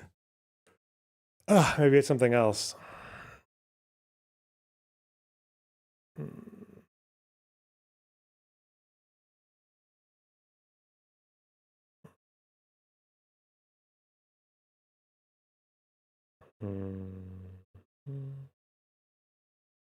I can't see the knight doing anything fancy here, though.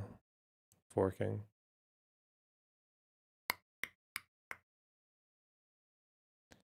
I'm gonna try this.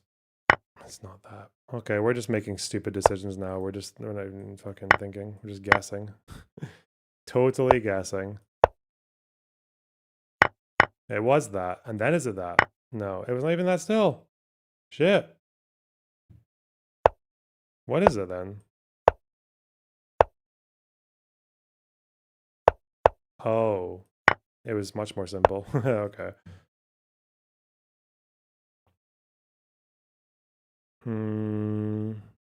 This is freakish. Okay, wait, hang on. If I do that, then there's that. Dude, is that it? Is it the direction of their pawns? Is that the confusion there?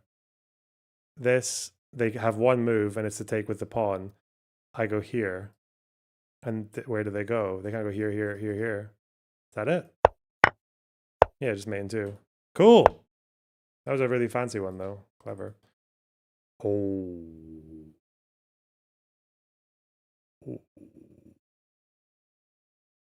There's like a thing. There's a thing. This is such a fucking dickhead of a sequence. Do I do the rook move now or after that? I think because the pawn shielding the king is quite effective. This king is cut off. It can't go any further. So having the kings close to the pawn, that's what I'm looking for here, right? So if I do that, or if I do that, no. Well, yeah, that too, because the pawn's following.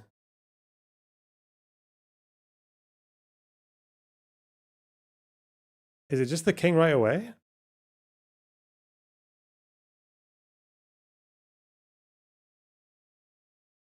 No, because if I move the pawn up, they can't do that.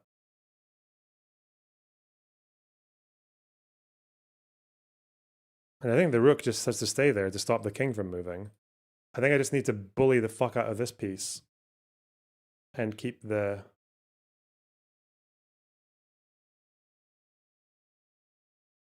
king stuck.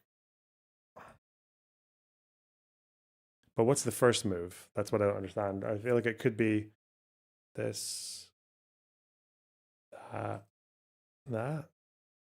works. This.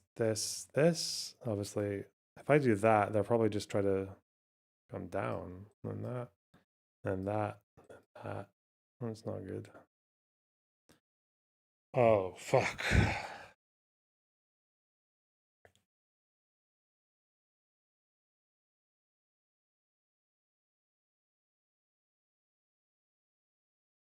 There is a problem here.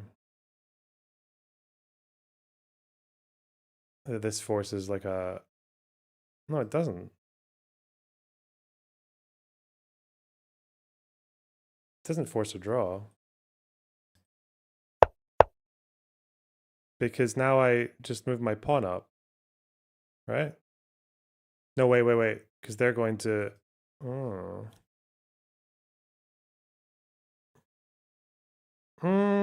Actually, I think I just do that, don't I? Do I just defend the pawn right away and then just take, because then they can't come and defend this.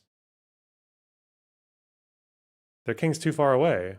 I can always just block the rank after like I've got 3 moves to do that. So if I take this, they're going to take that, and that's a draw. I could do that, and they do that, and I go up here, and that's really annoying. I think I just defend the pawn. Yeah. And then I take this and start advancing. Wait. Careful. I could still get stuck here, right? This. They could still squash my little fucking rook in, couldn't they? Ah. Yes.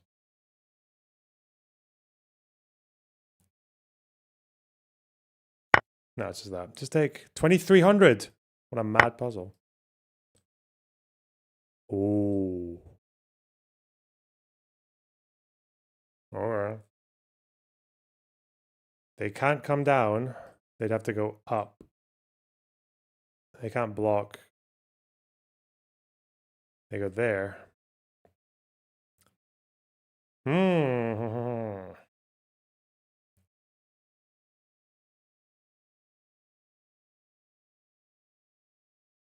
Is there anything to be said about this? Or is it just is it different? It's not a, maybe this isn't a mate pattern. Maybe this is like a material win again. Maybe it's that. Then they just do that. Or that. What? Ooh.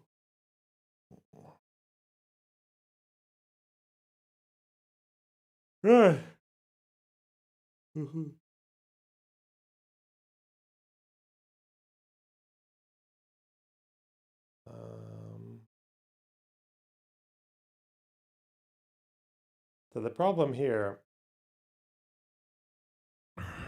is that, well, they just have that, so that's annoying. Then I go there.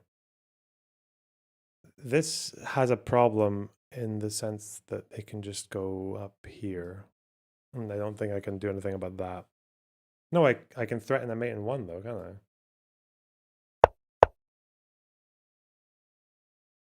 Is it just mate in one? Or wait, is there a quicker way? There's a quicker way. There's a quicker way. Fuck. Here. No, the knight just comes. Totally useless. We do this, though. Fuck! Why was it that? Why not this? Because they have that? But if I went that way... Oh, that means they can't block the diagonal. Stupid. Okay. Whoops.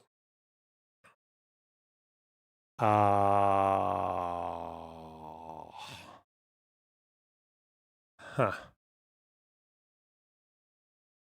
What's this? That's weird. Really? Okay. That was goofy. Should have done it there. Oh, okay.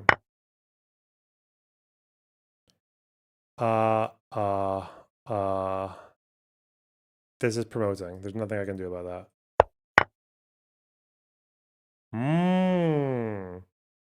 Does it matter what side I go? Yes, it does.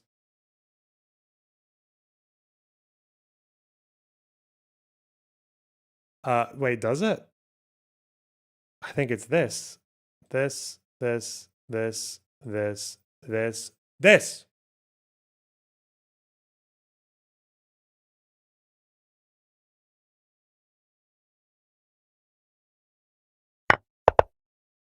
Hey, got him. That was an easy one, I think. Oh, that was a plus 21, really? That was a hard one. Interesting. I feel like I'm okay at those ones. I don't know why. Right. So. King is in a very nasty position here. The bishop, they have to move anyway. Do I want to use the bishop to attack something if there's a discovery? Is this a material gain? Or is this a mating pattern? Sure.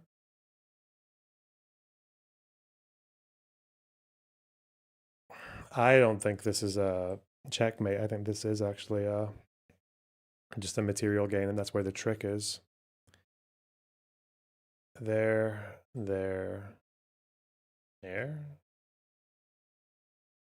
Oh, wait. okay, first of all, I can go here and they can go there. No, I can go here and they can go there. Fuck. Fuck. It was easy. I'm an idiot. Wait, really? I'm still confused. What the fuck? What's going on? What? Oh. Kill the defender. Hmm.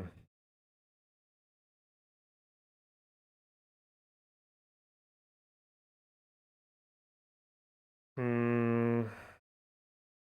Oh, it's this. Because their one saving move is this, right? So I have to prepare for that. Clever. Very clever. Very cute. All right.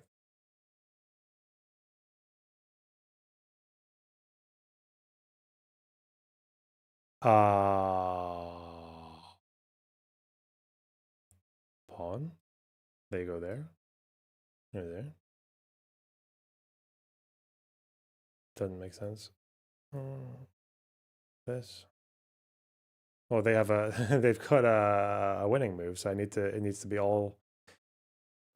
be all forcing moves. Okay. Needs to be all forcing moves. I understand. Which looks like it'd be quite hard to do because if you look at if I do that, they can go there. There's no more forcing moves. That's bad. Because they've always got this. They've got this. No, but the rook's there. Okay, so the rook can stay. No, we're not. Wait, we're not actually. This is not a main one for them. I'm being stupid. There is that, which is annoying.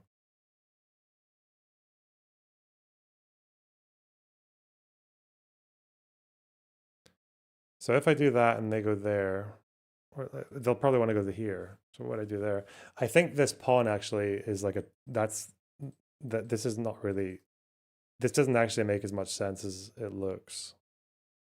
I don't think that makes sense. I think it's this, because then this forces them to make the decision.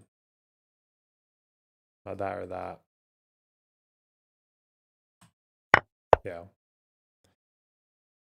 Because this was coming next. And if they did that, I would have gone there. Okay. Nice. Okay. I think I understand. They can't take this because it'll be a fork. Okay. Good. However, that doesn't really solve the problem of where this fucking rook goes. Where does he go?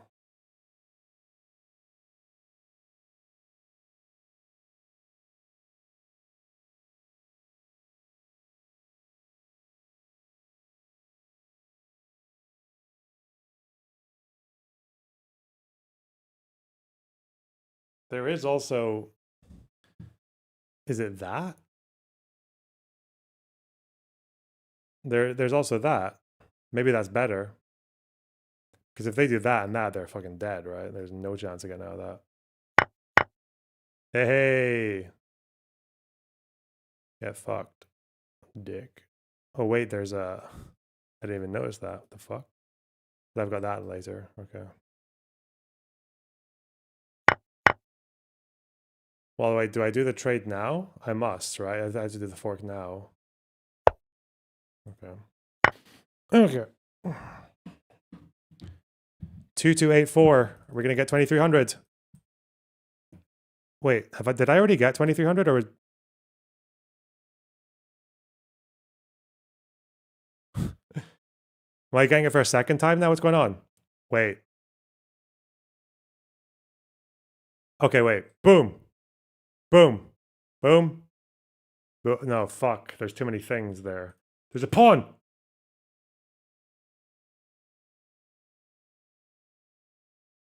Don't take because they will win.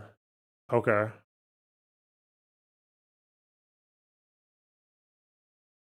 Right. Uh, uh, what the fuck do I do here then?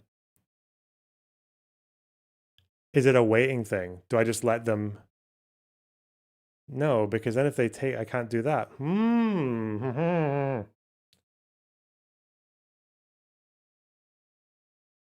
Oh, it's hard. There's a way to get this whole thing going on. But the order is very awkward. Okay. This has to be first because it's the only check that's going to save my miserable ass. No. What the fuck? What do I do then? What? Was there? No, there's not that. What do I do? Do I divert? What the fuck? Oh. It was a lot more brutish than I thought it would be. Okay. Fuck. Okay. Damn. Damn.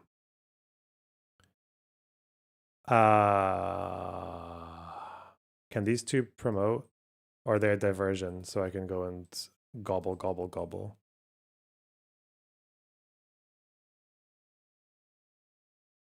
Here. No.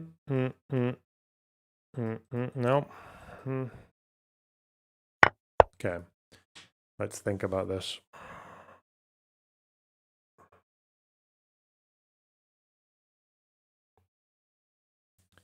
I could just, but you could just leave these two pieces here and wait. Okay, let's just see what one. See, they can't promote. They can't do that. Okay. What I can do though is just leave these two pieces kind of sitting here and just hoover up all this shit. Because what are they gonna do? This is not good. This is not good. It's gonna get taken.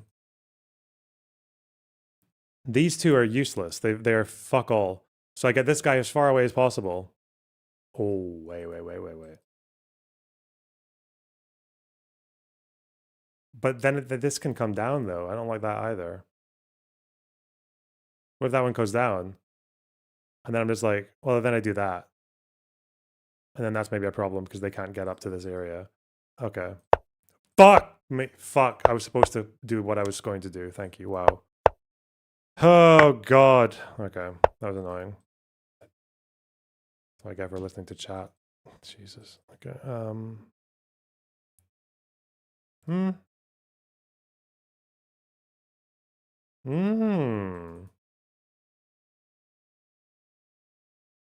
This probably makes more sense. No. Okay, that was stupid. Wait. Is this because it's for taking the opposition? Is that what the principle is here? Yeah. Okay. Funny. I don't think I'm getting 2300 today, guys. I don't think it's happening. Although we did break new ground. What's this?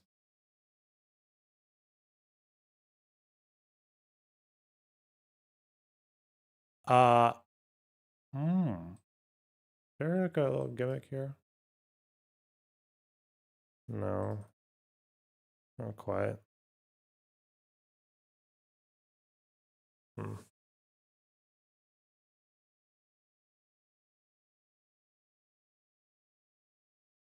Fuck, I don't even think I'm gonna get this one right.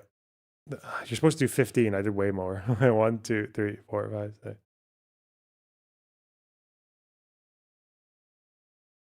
Yeah, it's well over 20. Okay. That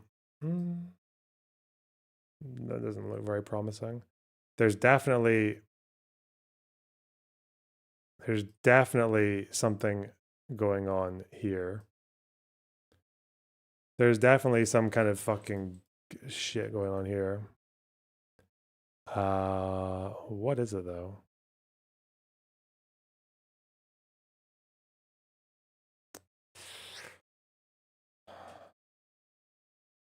There's like some material win that can happen.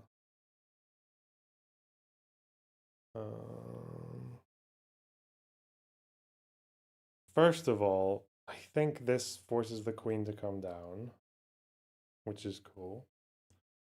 But then there's these two. There's no pawn to bother this, which is annoying.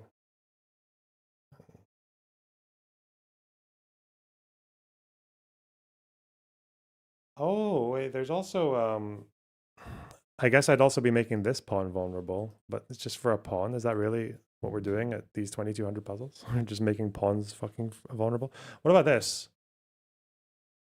That does, oh, that does something. It does this. For sure. But then there's also that. Stupid. Stupid! Stupid fuck. And the same thing with this, they can just do that, and I can't take that. Okay. I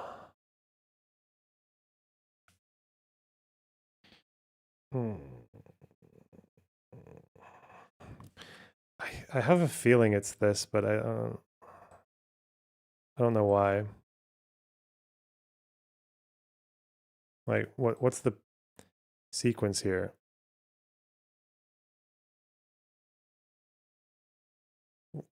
What's supposed to happen next? Is there like a way of winning that? Is this all to win a bishop? Hang on. Wait.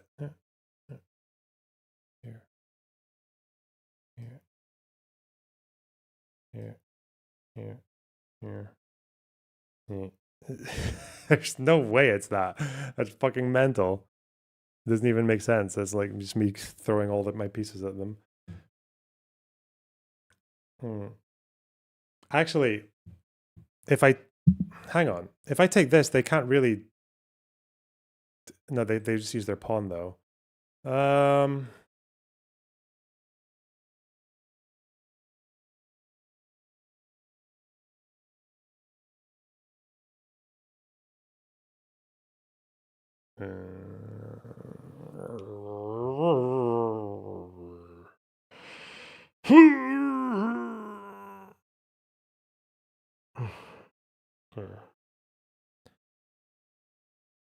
Why am I so fucking tempted by this nonsense? It's so stupid. It doesn't do anything. It does nothing. That does nothing. That is such a useless fucking move, man. Is it?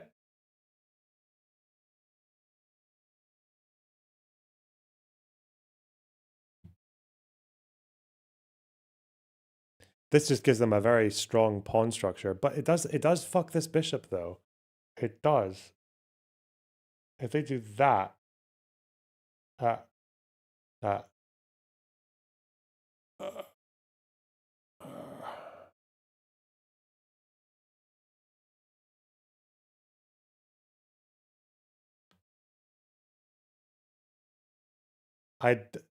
don't think there's anything going on here.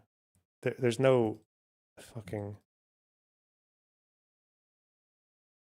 think out the box. No. This isn't really goading that knight at all.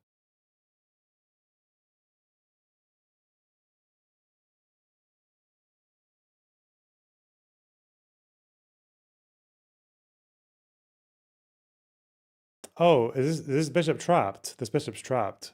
It's not really obviously trapped, but it is trapped, I think. They can't take, so they have to come down. And then that. Fuck! Oh, it was that. Nice. Okay. Why? Why was it that? Is it because now I can take because this knight can't move? Okay.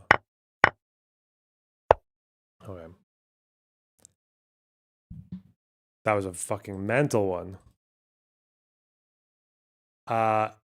Okay, so I have a promote here, but they can do that. So I should do this first, right? No, wait, I'm the black pieces. Oh, okay.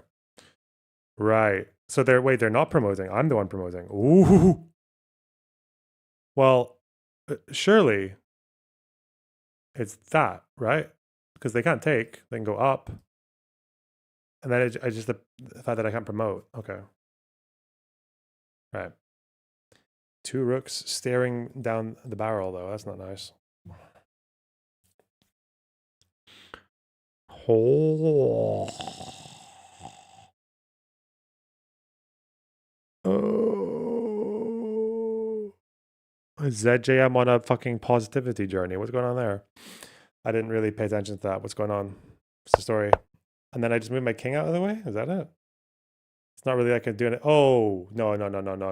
I have to bait. Don't I?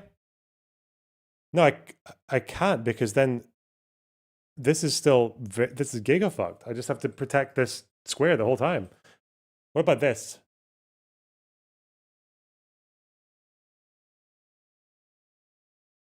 And then I lose the pawn. Fuck!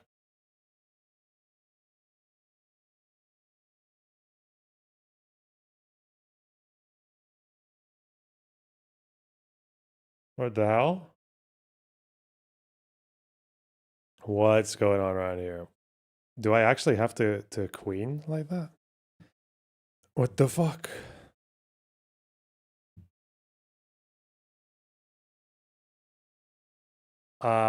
Is it just backing up like here? Because if they take that, I take that, they go there, I just promote. Move the king back. Fuck me! I'm so mad, man. I'm just like, such a stupid fucking... Oh, God. That's like 5 in a row now we failed. We're losing all of our... Did I even get 2,300? I need to look at my stats later. Okay, if I'm white pieces...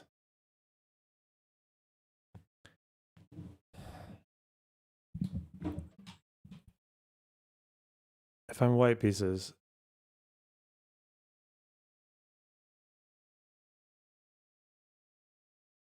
I could take that. No, I can't. There's a fucking king there. Oh.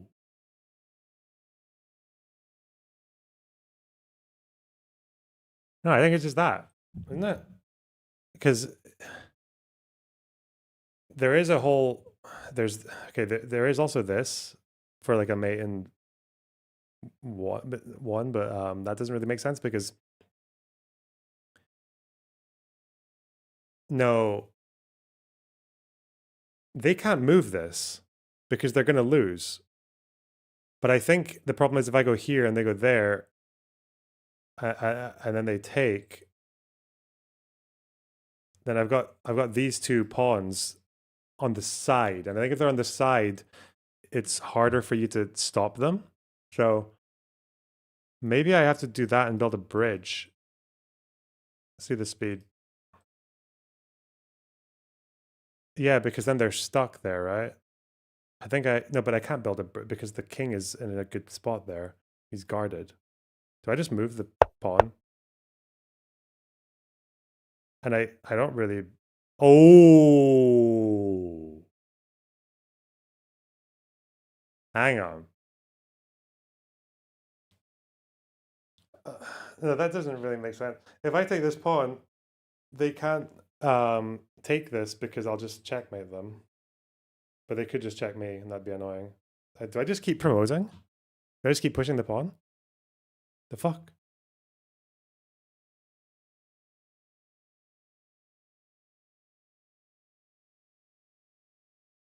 What happens if they take this? Is that bad? How can that be bad? Hey. Oh shit. How can this be bad? Wait, maybe it can be really bad. Well, if I promote, they have to take. My king is away. They go there. Am I not going to be able to stop this guy from promoting? Wouldn't I just come down and block this? Fuck! I think it's depending on where my rook goes to stop this guy from.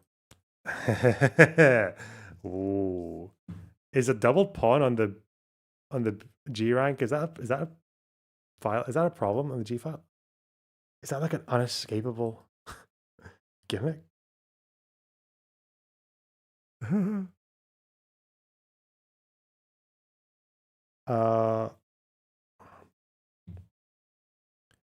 Fuck it.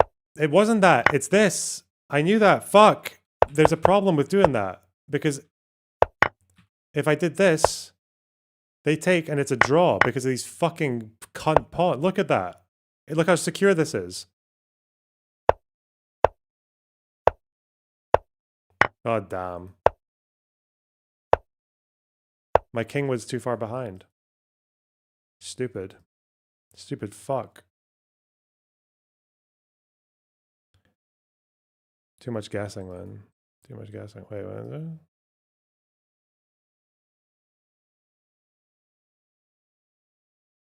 Is that... I want to say it's obvious, but it's obvious. It's not obvious. Is it? No, it's not. I was gonna say if it's that, they just go up though. Fuck. Okay. Oh.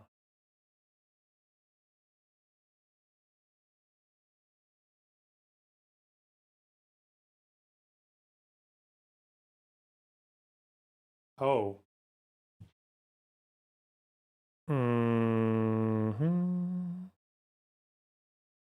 So there's no threats on this just yet. If I did that, they go there. Nah. What they go there? Oh, they just go there. Okay. I think it's this.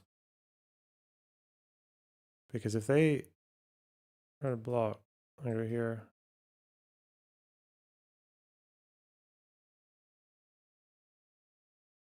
Yeah. I think it wants me to guess this, but that doesn't work. I think this is unavoidable.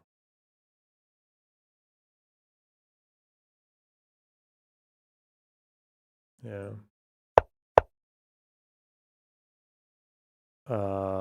Careful. Is there a checkmate? Or no?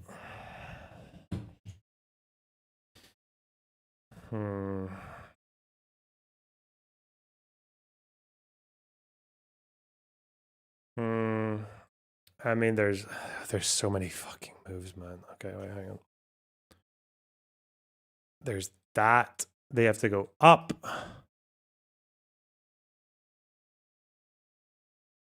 And there's that. And then they go up again. And they go here. And they go there. Oh, fuck me. I losing my shit again. Okay.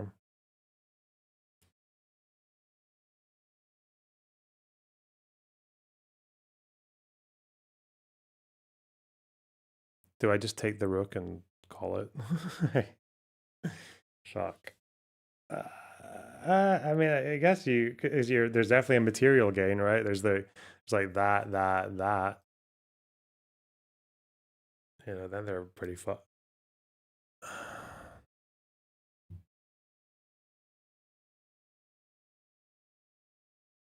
But is there a checkmate? Is the question. I don't think there is.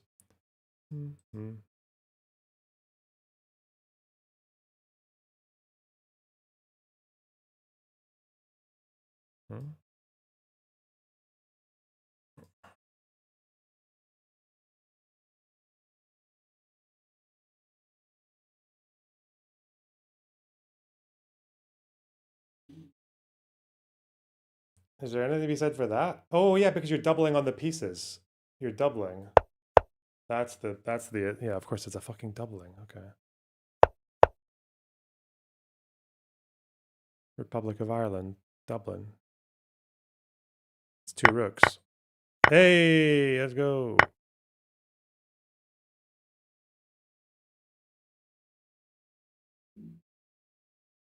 My stomach is doing all kinds of desperate noises. I think I'm hungry.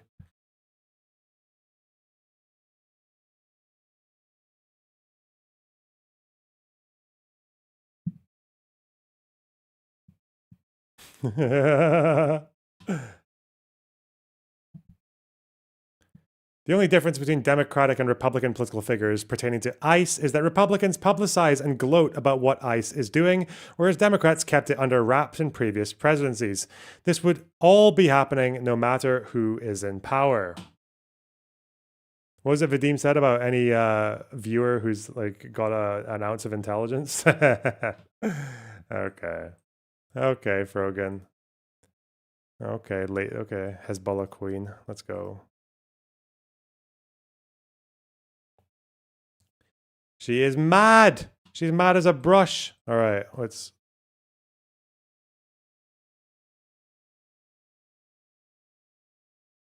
Okay, Frogan. Okay. Wait, is this a bait? Because obviously it's like I want to check, right? But if I check, then the bishop is no, wait. Wait. It's more sophisticated than that. This, you have to go to the dark diagonal. Bishop. And if they take, there's a pawn. Ooh. But it's not a checkmate. It's actually useless. Fuck. So if I go, maybe I take first. But can they preempt? Then they can just move their knight out of the way and preempt that. Okay. Now I got to use the. I think I have to do the check first. Because then they have to move down. Oh, it's much better than that. It's much cuter than that, I think. Because the killing blow is this. They can't capture because the bishop is seeing through. Ooh. Ooh.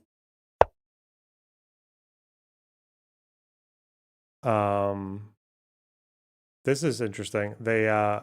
The knight can't move because of the fucking queen. But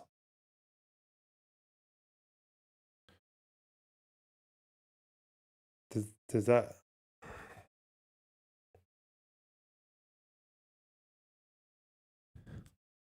But this rook is very promising. Is it like the? Oh fuck. No, it's awkward. There's a thing going on here. Okay.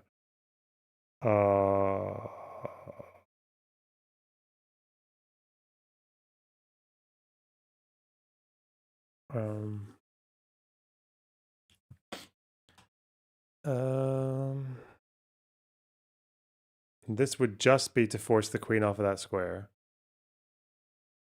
Oh, no, careful. Do I have to move the knight first to get out of the way?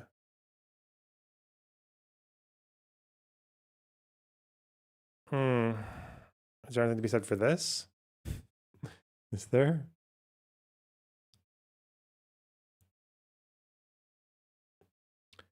Oh god. So their next move is going to be a pawn coming here. I think prophylaxis. Which means I kind of want to do this. I don't know why. Their next move is this. And that's really bad. Can't be having that. I could move my king out of the way, but I feel like that just gives them tempo.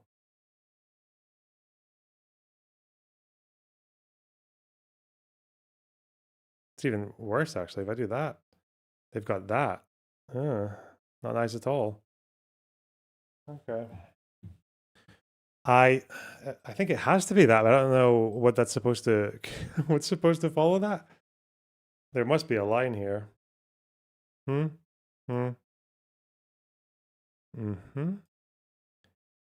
Okay.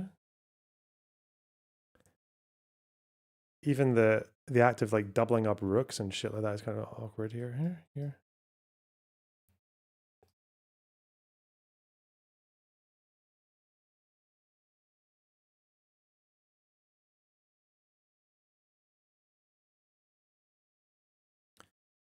Oh, what about this? They launched that forward though.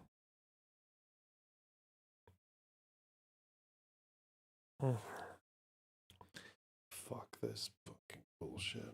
Well, okay, if they move the pawn forward, though, it's not really a threat. It can't do anything. Ooh. Why?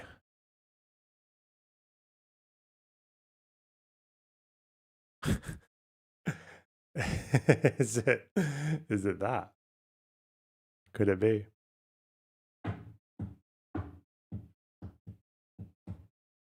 Why do I think it's that? That I've seen puzzles that do this.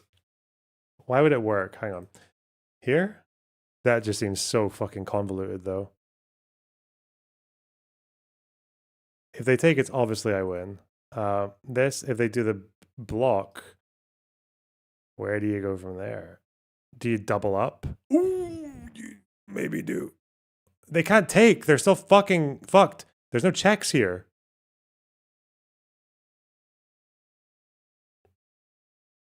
This is not good. That's shit. No. Way too ambitious. Obviously. I don't know why they would... Okay. Wait, what? What's next? The fuck is next? Okay. I don't know. I don't know. Do I just go back? Retreat? Really? Is that what piece moves now? What the fuck? Just go back? No. No. No. Oh, really? Why exactly? I'm still confused. I don't understand this.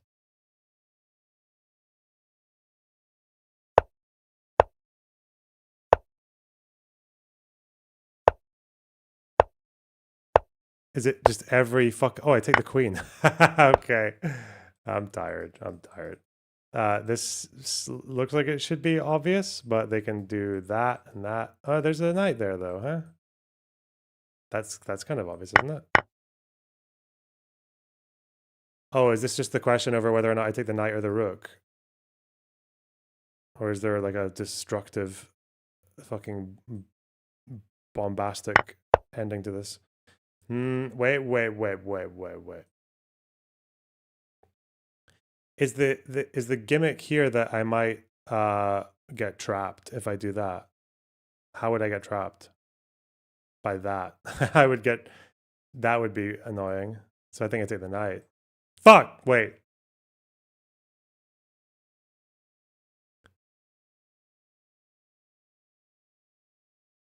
It's not really trapped though. I can do that. But it does lose a lot of momentum. I think I take the knight. As much as that feels counterintuitive, because I don't really have any follow-up. And in any case, with here, I still have tempo. Like that's just going to move there. And then I've got this, which is cool. Yeah. 2300 puzzle. By the way. Oh. Okay. I don't get that one because they would have trapped they can trap the queen otherwise. If you hit the rook, they trap the queen. Okay, this. There's a way to do this without giving them time to recover and get this knight out of the way.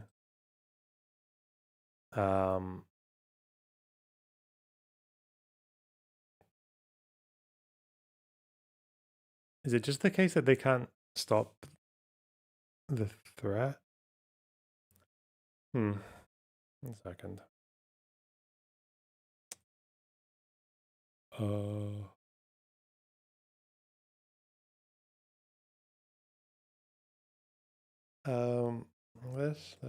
This.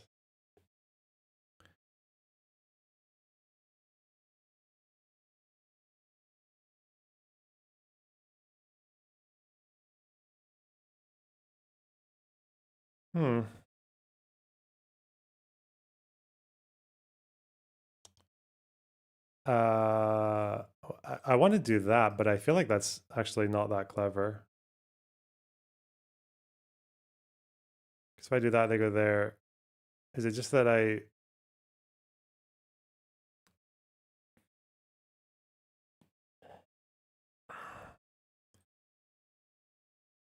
Bishop e7 first is very silly, because if I do that, they can go there. And then...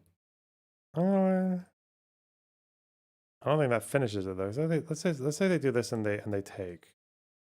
Then the rook goes there, they go there, and then there's no following up there. They need to be like right in the corner for those things to work.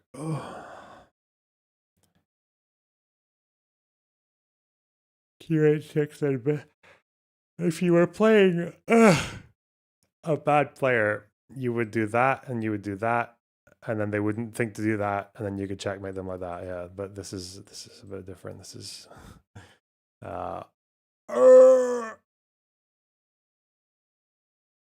I went there, they have to make a decision about this, but then their decision is quite obvious. They would just do that, and then this is protected. I think I have to take the knight.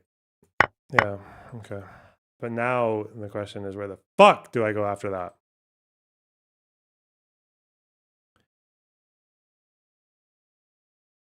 And I think, is it like that? That?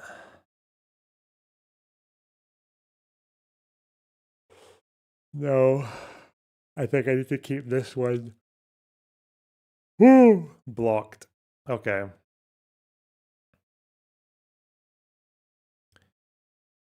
This is tricksy. Oh, wait. This line is, these two squares are fucked, which means I should go here. And then they go there. And then I go, Queen H6 is like, they go, and then they go there. And no, wait, Queen H6, they go here. And I think from there, I don't know how to finish from there. That's the problem. And they're up material, so I need to win fast. I can't let them regain their mojo. And that also means that the bishop is limited to just these squares, which is not nice. So Queen H6 ends here. I can't go there because the knight just takes. Bishop H6 has got the huge disadvantage of allowing them to escape this way. There's this, which I think is maybe the... But then it's the same problem. They go there. What do I do about that? I think I maybe have to do this in two. What if I did that?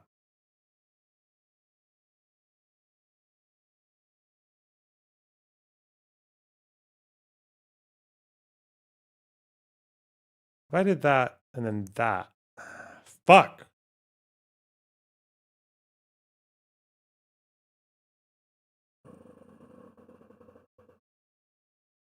I don't think it's like a forced checkmate in that sense.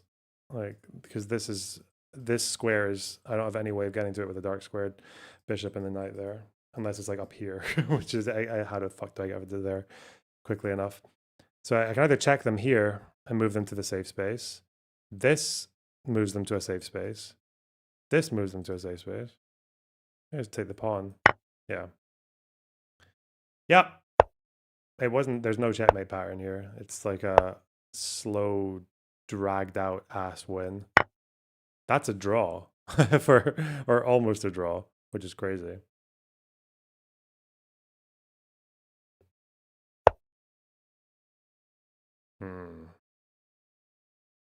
I think I gotta move this pawn.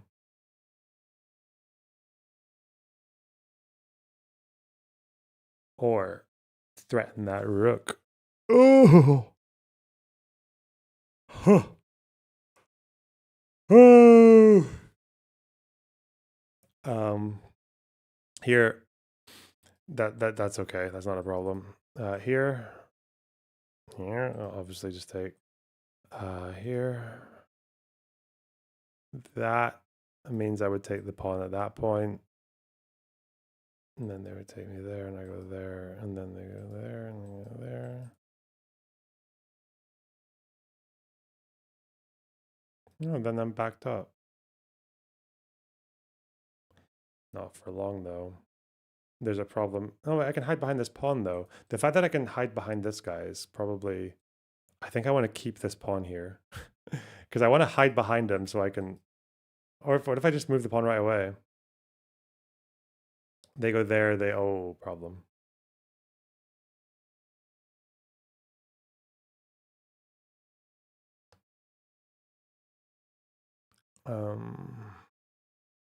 What if I check him? Nothing. That's annoying. If I move the pawn now, and they go there. Well, actually, that's better for... No, the king is fucked, though. The king is under a check threat, so if I move the rook, we're dead. What if it's a king and 2 pawns versus the rook? Because this king is so far away. Does that make sense? No, I'm just going... That was way too fast. Way too fast. But yeah, it was that instead. Okay. While that's hanging, little fork. Is this obvious? No, it's not obvious.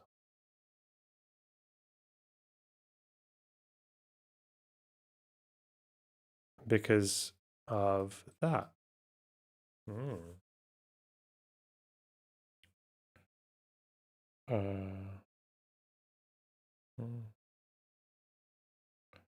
It's not trade and fork. Chill. Because if I do that, they do that, and I do that, it's just we're down to knights. Maybe that's okay though, because I am near exposed pawns and they're not. Is that why? Maybe I have to think. Maybe this is because it's a higher rated puzzle. I have to think about what the knights would do against each other, because knights against each other in an endgame is very dependent on where they are. There is also just that. And they can't really save that knight, because if they save it, it's going to be a fork. Yes. Then I have to pressure the knight to fuck off. No, they have a fork there. Ooh. What if I do that? Then they have to get the knight out of the way. And I can... Is that complicated? Do I just do it now?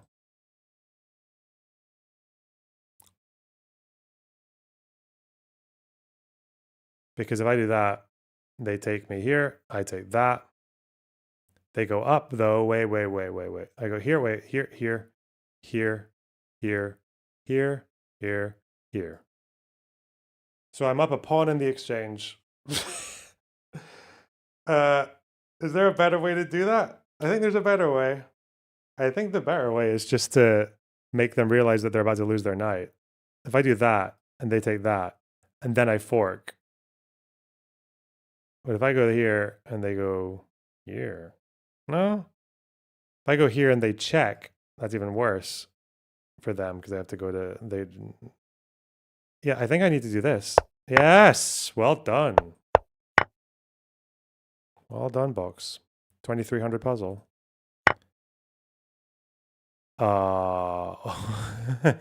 Wait. So that knight's hanging, I guess.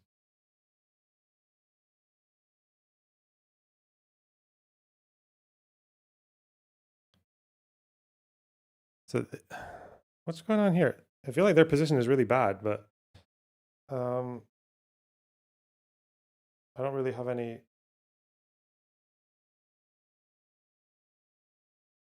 I don't have any ideas.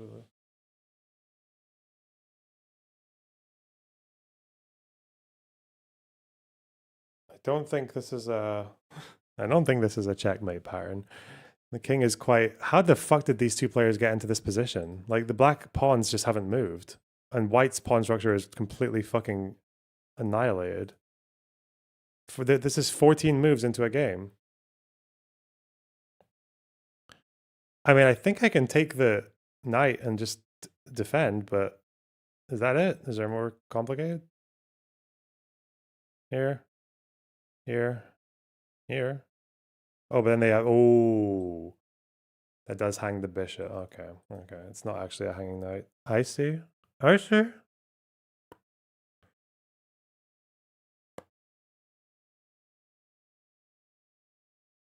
But I do believe this knight is fucked anyway, isn't it? No, it can go there.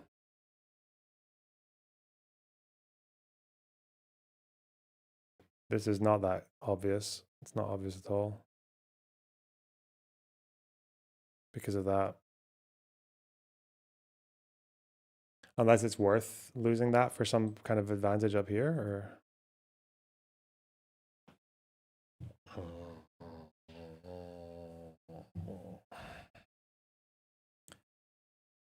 I don't think that bishop is threatening anything over there.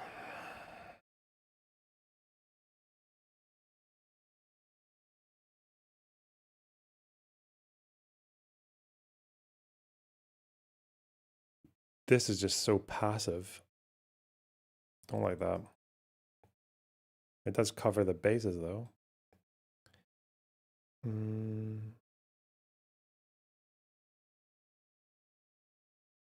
Like that. That's very passive. Fuck! Fuck me. This puzzle is so much harder than it looks. It feels really fucking nasty.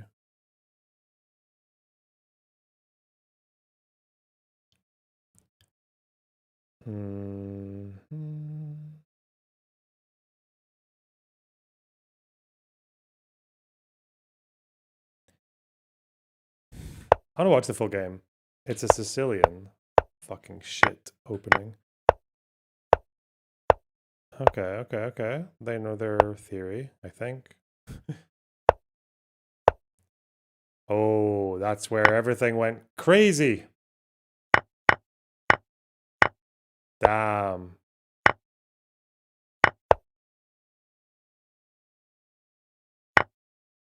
Oh, shit. Oh, no. Should have developed the queen. Terrible. Oh, that knight's wasting no time.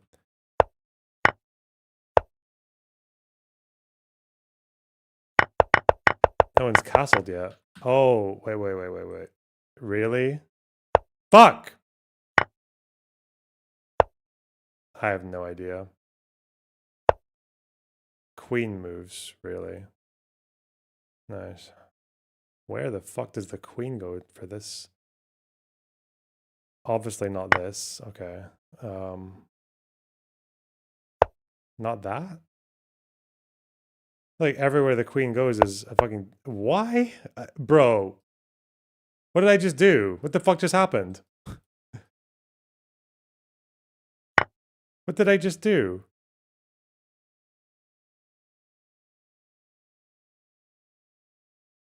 I have no idea, man. I don't know what this... What a fucking strange ass... That's what... What? How am I supposed to find... So their fuck up comes... Yeah, white's losing. Quite badly, actually. Until here. Because of this. Because it's a threatening mate in one. And they should have done that. Huh. And they just throw a bunch of pieces. There's nothing they can do about this?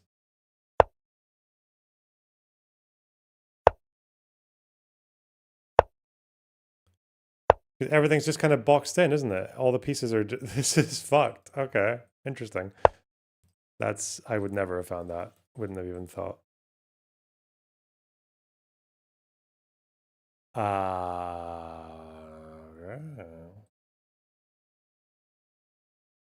Well, there is this. I don't know what the knight can do to help with that, though.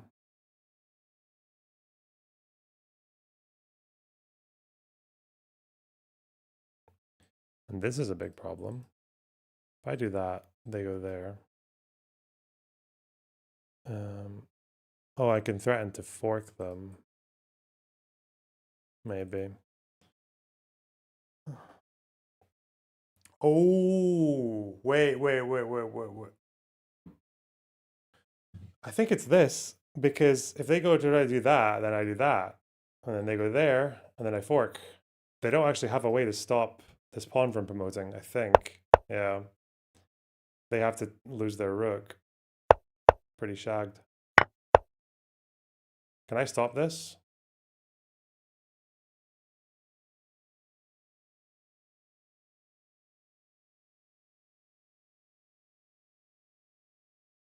Yes. I don't think I can. No, can I? I can stop their pawn from promoting.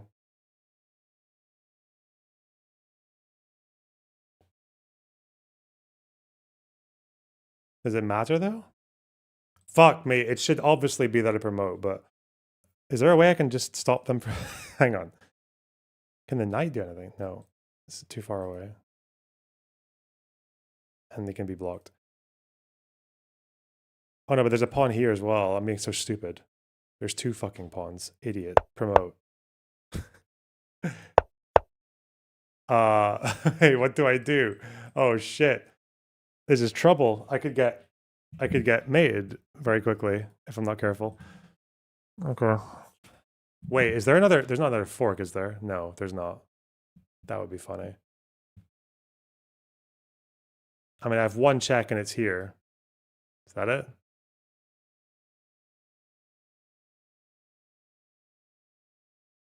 There's not a fork. We're not forking the king and the queen. Okay. I guess I'll just start checking and see what happens. That's all I've got. Okay.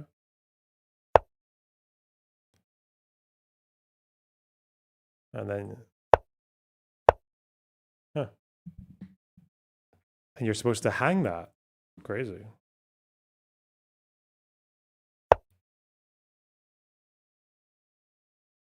What if they take? Well, then they just lose the pawns. Okay. If this is a really hard one, I'll get 25 and finish. Okay. Black? No, I'm white. Wow. So there's a promotion here. There's one coming here. There's a rook here ready to fuck me. Okay.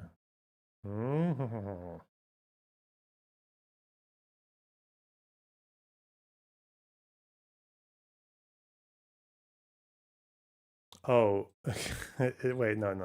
That doesn't make sense.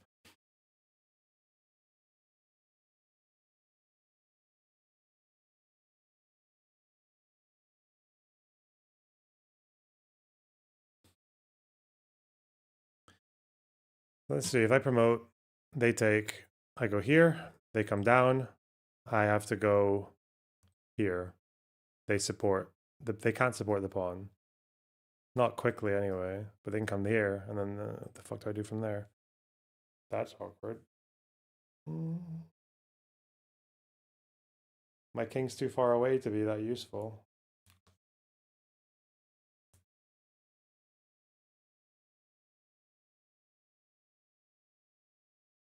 There is also the fact that I think this... No, it can't be made in 1 or anything, because there's a safe square here.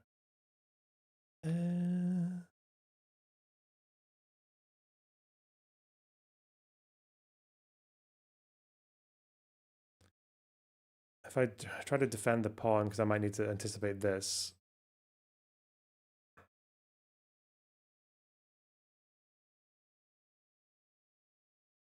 Or if I defend the pawn and they come here and I go, no, they'll take. Fuck that. That's annoying. I go here. They promote, kill, go, and then move out there.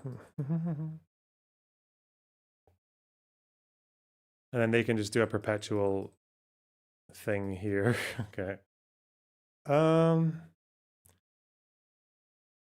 This. Like that. Take.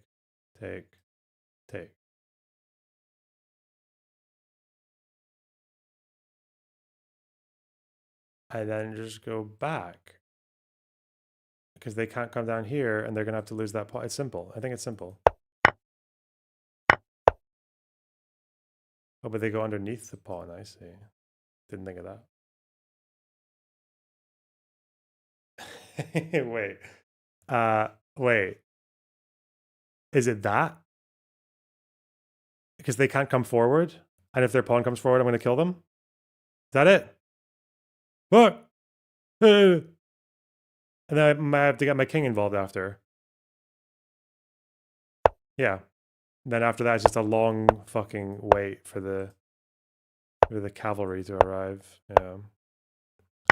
Fuck. If I get this one, I'm on 2300. So don't do it unless I know I can do it. That's that's the mantra. As difficult as it is to follow that rule. Oh, wait.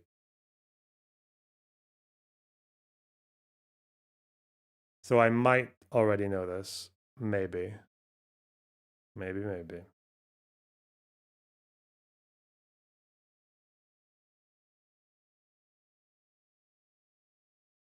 No, it's not what I thought it was because they're not stuck. They're not going to get mated. Okay.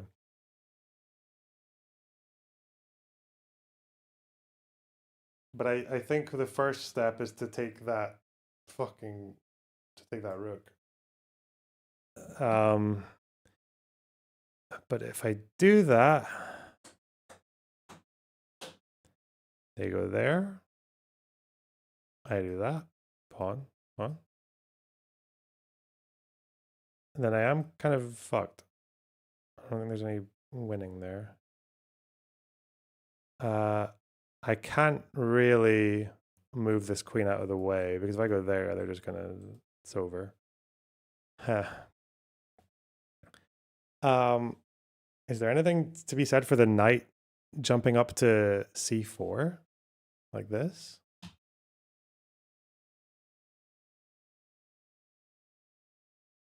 No.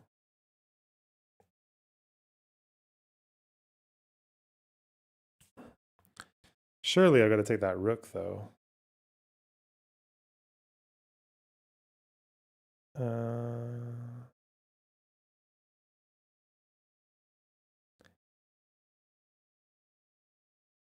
There's nowhere I can go that just fucks this king completely. This is the worst move I could make because it lets them have a pass pawn.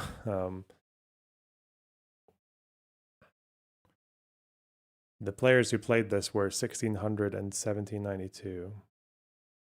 One of them has played 27,000 games. All right, a lot. Rook out. He's right behind you. Funny. Man.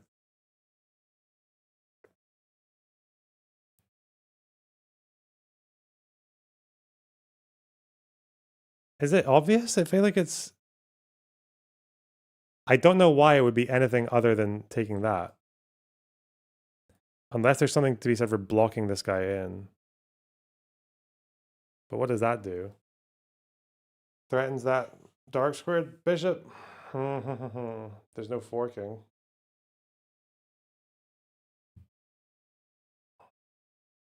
I do this. They take me here. I do this, they take.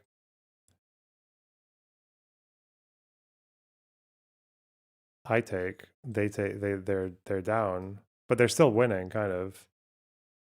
This is just a material gain, but I don't know if there's anything. Yeah. It should have been obvious. Now I think the difficulty is what I do here. I think what I'm supposed to do is. I think what I'm supposed to do is move my queen back because they're forced to make a decision to lose this bishop. They can't defend it. I think taking is the dumb move here. Because two of these bishops is better than one rook. Easily. I think it's this. Because that protects this. Protects the knight. It's this. Because there's an X-ray here. There's a skewer taking play. Yeah. I was so worried I was going to have to make a decision after this. I don't know. I'd have done this in a total panic and lost the game. Okay. We're 2,300. I think that's the first time I've ever done that.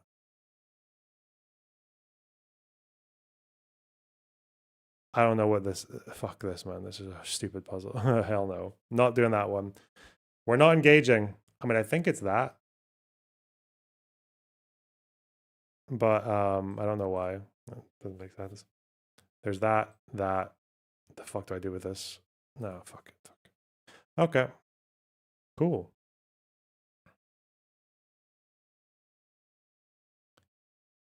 I'm behind, but about Frogan's tweet, is she pro-Trump now?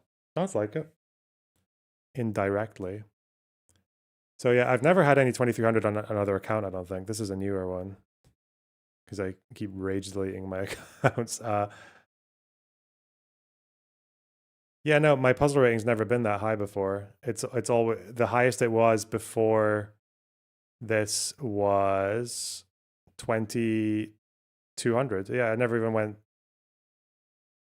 2,250. Huh, well done. Not bad. Not bad. Okay. Long ass chess stream. It's okay. What's going on here?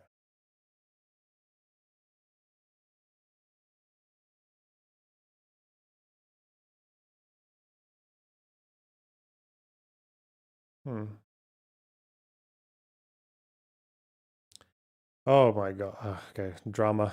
Okay, I just looked at my DMs and I regret it so massively. I should have just kept playing chess, motherfucker. What a chaos. All right. Get me the heck out of here.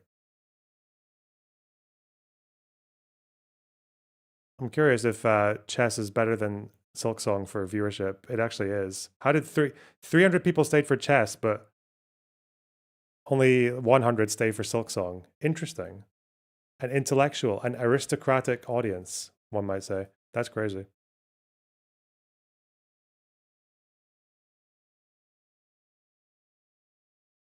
We'll do Silk. If we're going to do Act 3, I don't know, you could. Don't I have to do a different ending for the fucking boss? We'll do that tomorrow. We'll see. If there's an Act 3, I'll do it. Breaking drama. It's just old shit getting unearthed for no reason, and I'm just gonna stomp it out, whatever.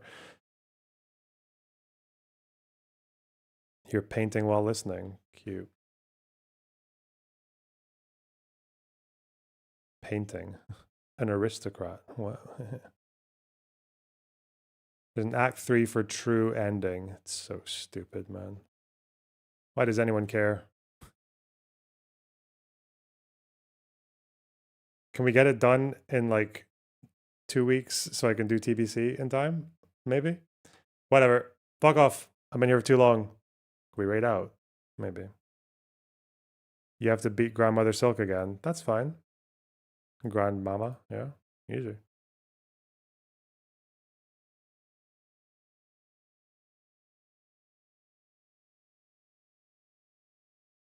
Let's go here. All right. Take care, guys. I will see you tomorrow. Bye-bye.